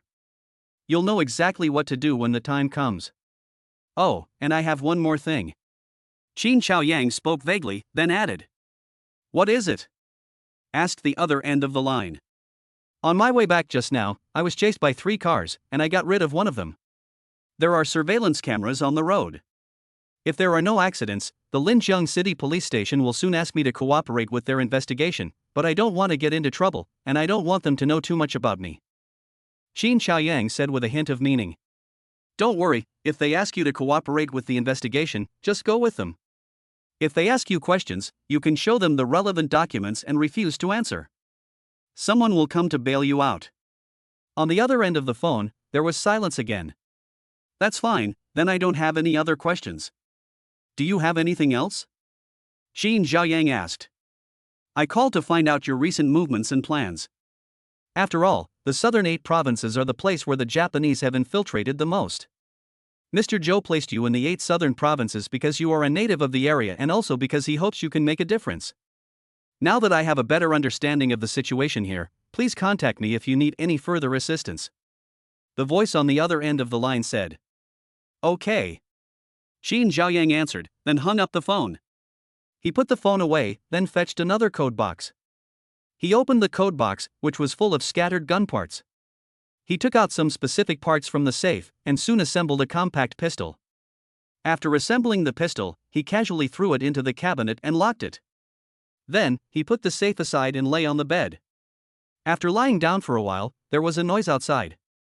Qin Xiaoyang stood up and walked out. He found Lu Jiwan tossing around something. Why aren't you sleeping at night? Qin Xiaoyang asked. You stinky old man, I haven't even showered yet and you've already thrown me onto the bed. Lu Jiwan said with a hint of resentment as she brushed her hair. Was that throwing? Qin Xiaoyang rolled his eyes. Isn't it more or less the same? Lu Jiwan was still stubborn. If I had known, I would have thrown you outside. Qin Xiaoyang was speechless. Stinky old man, be honest, are you impotent? You carried me back and didn't take advantage of me in the slightest. Lu Jiwan blew her hair while deliberately saying, her flirtatious eyes looking at Qin Xiaoyang, the meaning of teasing was self-evident. At this moment, she was wearing a pair of thin shorts and a short-sleeved shirt, the thin short-sleeved shirt outlining her perfect figure. It wasn't particularly big, but it was definitely not small either, the short sleeves tightly hugging her prominent skin. Just looking at it, one could imagine the soft and comfortable elasticity. Qin Xiaoyang looked at Lu Jiwan like this, and for a moment, he became a little distracted. This little girl is a little green, but that doesn't stop her from being a seductive little demon. You mean, you want me to take advantage of you? Qin Xiaoyang heard this and his mouth curled up, and his eyes fell on Lu Jiwan's delicate and seductive body with some fiery gaze. Chapter 39, Is My Body That Attractive? Feeling Qin Xiaoyang's fiery gaze, Lu Jiwan's pretty face suddenly turned red, and she instinctively covered her chest. You're crazy, you're sick, who wants you to take advantage of me? With that, she fled back to her room. She's crazy, this girl is playing with fire. Qin Xiaoyang looked at Lu Jiwan's room and muttered to himself. However, this little girl does have the capital to play with fire. With this appearance and figure, any man would be unable to resist. He is also a man, and a man with a passionate temperament. If it weren't for the strong sense of morality within him suppressing his desires, he would also be unable to resist. After Lu Jiwan returned to her room, Qin Xiaoyang went to take a shower. After returning to her room, Lu Jiwan closed the door. Thinking about Qin Xiaoyang's fiery gaze just now, Lu Jiwan's pretty face flushed, and her heart was pounding. For some reason, when the smelly uncle looked at her with those eyes just now, she didn't feel disgusted, but instead felt a little excited and looked forward to it. If another man looked at her like that, she would hate to slap him. I won't, I really like this smelly uncle, right? Lu Jiwan muttered to herself, touched her pretty face, and felt it getting even hotter. There were many men who liked her and pursued her, but none of them made her feel so special. Only this nasty, mean, wretched, old and ugly uncle seemed so special. No, it's impossible. How could I like an old and ugly uncle? Lu Jiwan wandered around the room, her heart racing. After a while, she took out her phone and opened WeChat. Mom, let me ask you a question. What does it feel like to like someone? Lu Jiwan typed away, sending 2 messages. What, do you like someone? Su Xiuji replied quickly. Just answer, don't worry about it. Lu Jiwan was a little impatient. To like someone is to be easily affected by their emotions. Being with them makes you feel happy and hopeful.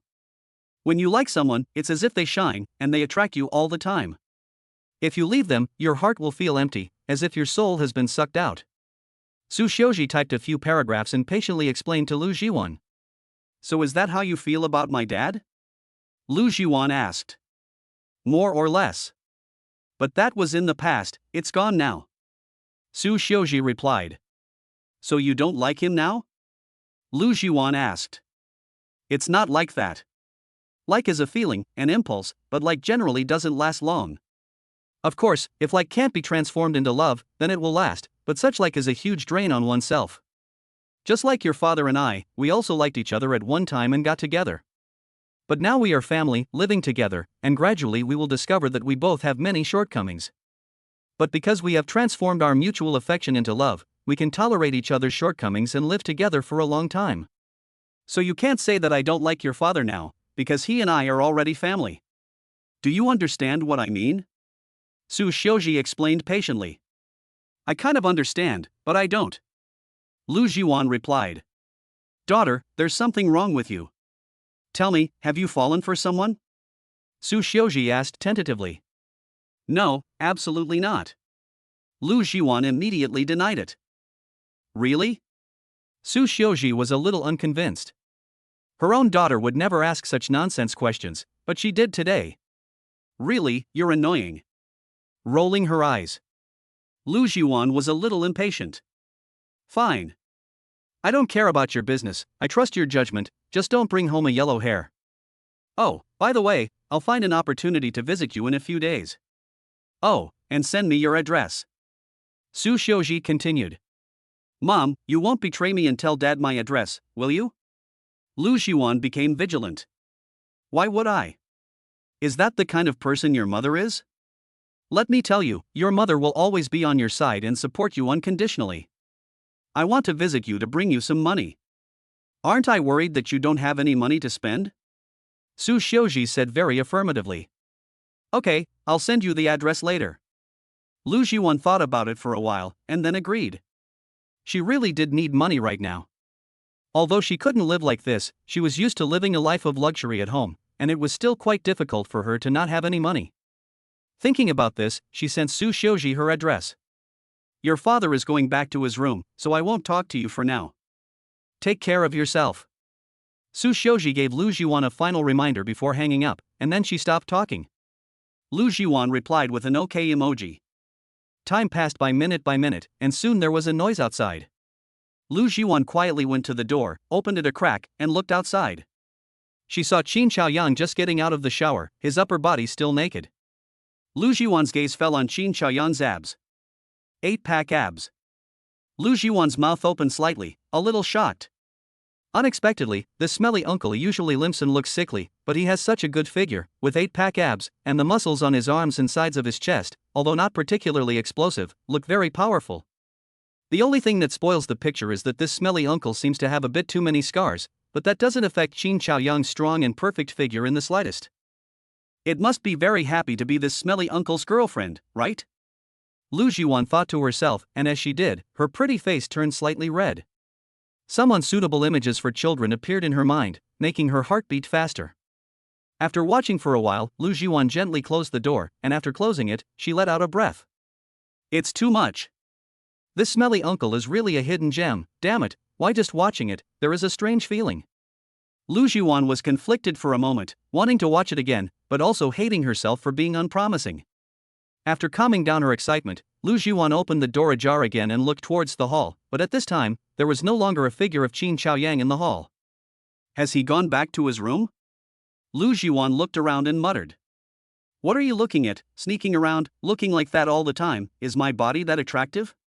A sudden voice came from the direction of the door, and Qin Chaoyang, with his upper body naked, walked in from outside. Lu Jiwan was caught in the act by Qin Chaoyang. Chapter 40, Am I the pervert, or are you the pervert? It's good looking, of course it's good looking, those 8 abs are just too good looking. Lu Jiwan didn't react for a moment, and said in a daze. Ah. Stupid uncle, why are you here? You're crazy, you pervert, you're so sneaky, you don't even make a sound when you walk. When Lu Jiwan reacted, she was startled, and she quickly said angrily. Pervert? Am I the pervert, or are you the pervert? Who was just peeking through the crack in the door like a crazy girl? I didn't point it out right away because I could see that you were so engrossed in watching me. Qin Xiaoyang gave a half smile. You're the crazy girl, and your whole family is crazy. It's all your fault for being such a pervert who walks around without any clothes on. If it weren't for you being such a pervert and walking around without any clothes on, would I be able to watch? Lu Jiwan argued back. So you're saying that it's still my fault? Qin Xiaoyang was at a loss for words. Of course it's your fault. This time, I won't hold it against you. I'm not talking to you anymore. I'm going to go to bed. Lu Jiwan said, and slammed the door shut, feeling rather guilty. Crazy woman, you're not falling for me, are you? Qin Xiaoyang teased from behind the door. Who's falling for you, you shameless person? You're mean, evil, wretched, old, and ugly. Even if I die, I won't fall for you. Don't flatter yourself. Lu Jiwan said quite defiantly. You'd better not. Don't love me, it's pointless. Upon hearing this, Qin Xiaoyang, who looked indifferent, said these words and went back to his own room. Lu Jiwan let out a sigh of relief when she heard no sound from outside. Damn narcissistic old man, what do you mean by don't love you? It's pointless, who loves you? What did this old man mean by telling me not to love him? Does he dislike me? Damn it, I can't believe I was rejected by a smelly old man. Lu Jiwan slammed the door and kept muttering. Thinking about it, she directly lay on the bed, hugging the quilt, rolling around in frustration. In the end, she directly covered her head with the quilt. This is so embarrassing. In her entire life, she has never encountered anything so embarrassing. For a while, she was a bit preoccupied. So much so that she kept talking about it after lunch the next day. Uncle, I really am not a pervert, I'm just curious. Do you believe me when I say that? Lu Jiwan asked while checking the wound on Qin Xiaoyang's leg. Does it matter if you're a pervert? Qin Xiaoyang asked, sitting in a chair. Of course it matters, it concerns my reputation. I'm still a young girl, and if something like this gets out, how will I be able to live with myself? Lu Jiwan said, a little excited. What do I say if I tell? I won't go around blabbing about your pervert business. Qin Xiaoyang said lightly. Ugh, go to hell, I hope you die of pain, and you'd better become a cripple forever. Lu Jiwan was so angry. I shouldn't become a cripple, because I feel my leg getting better. I feel like in a few days, my leg will be fine. Qin Xiaoyang smiled and said. I never thought that this useless medicine you made would actually be quite useful, and your leg has indeed improved a lot. You still say that you are not a doctor, so how come you can make these strange medicines if you are not a doctor? Lu Jiwan looked at Qin Xiaoyang's wound and said. While the two were talking, the sound of a vehicle came from outside. After a while, the door to the courtyard was knocked on.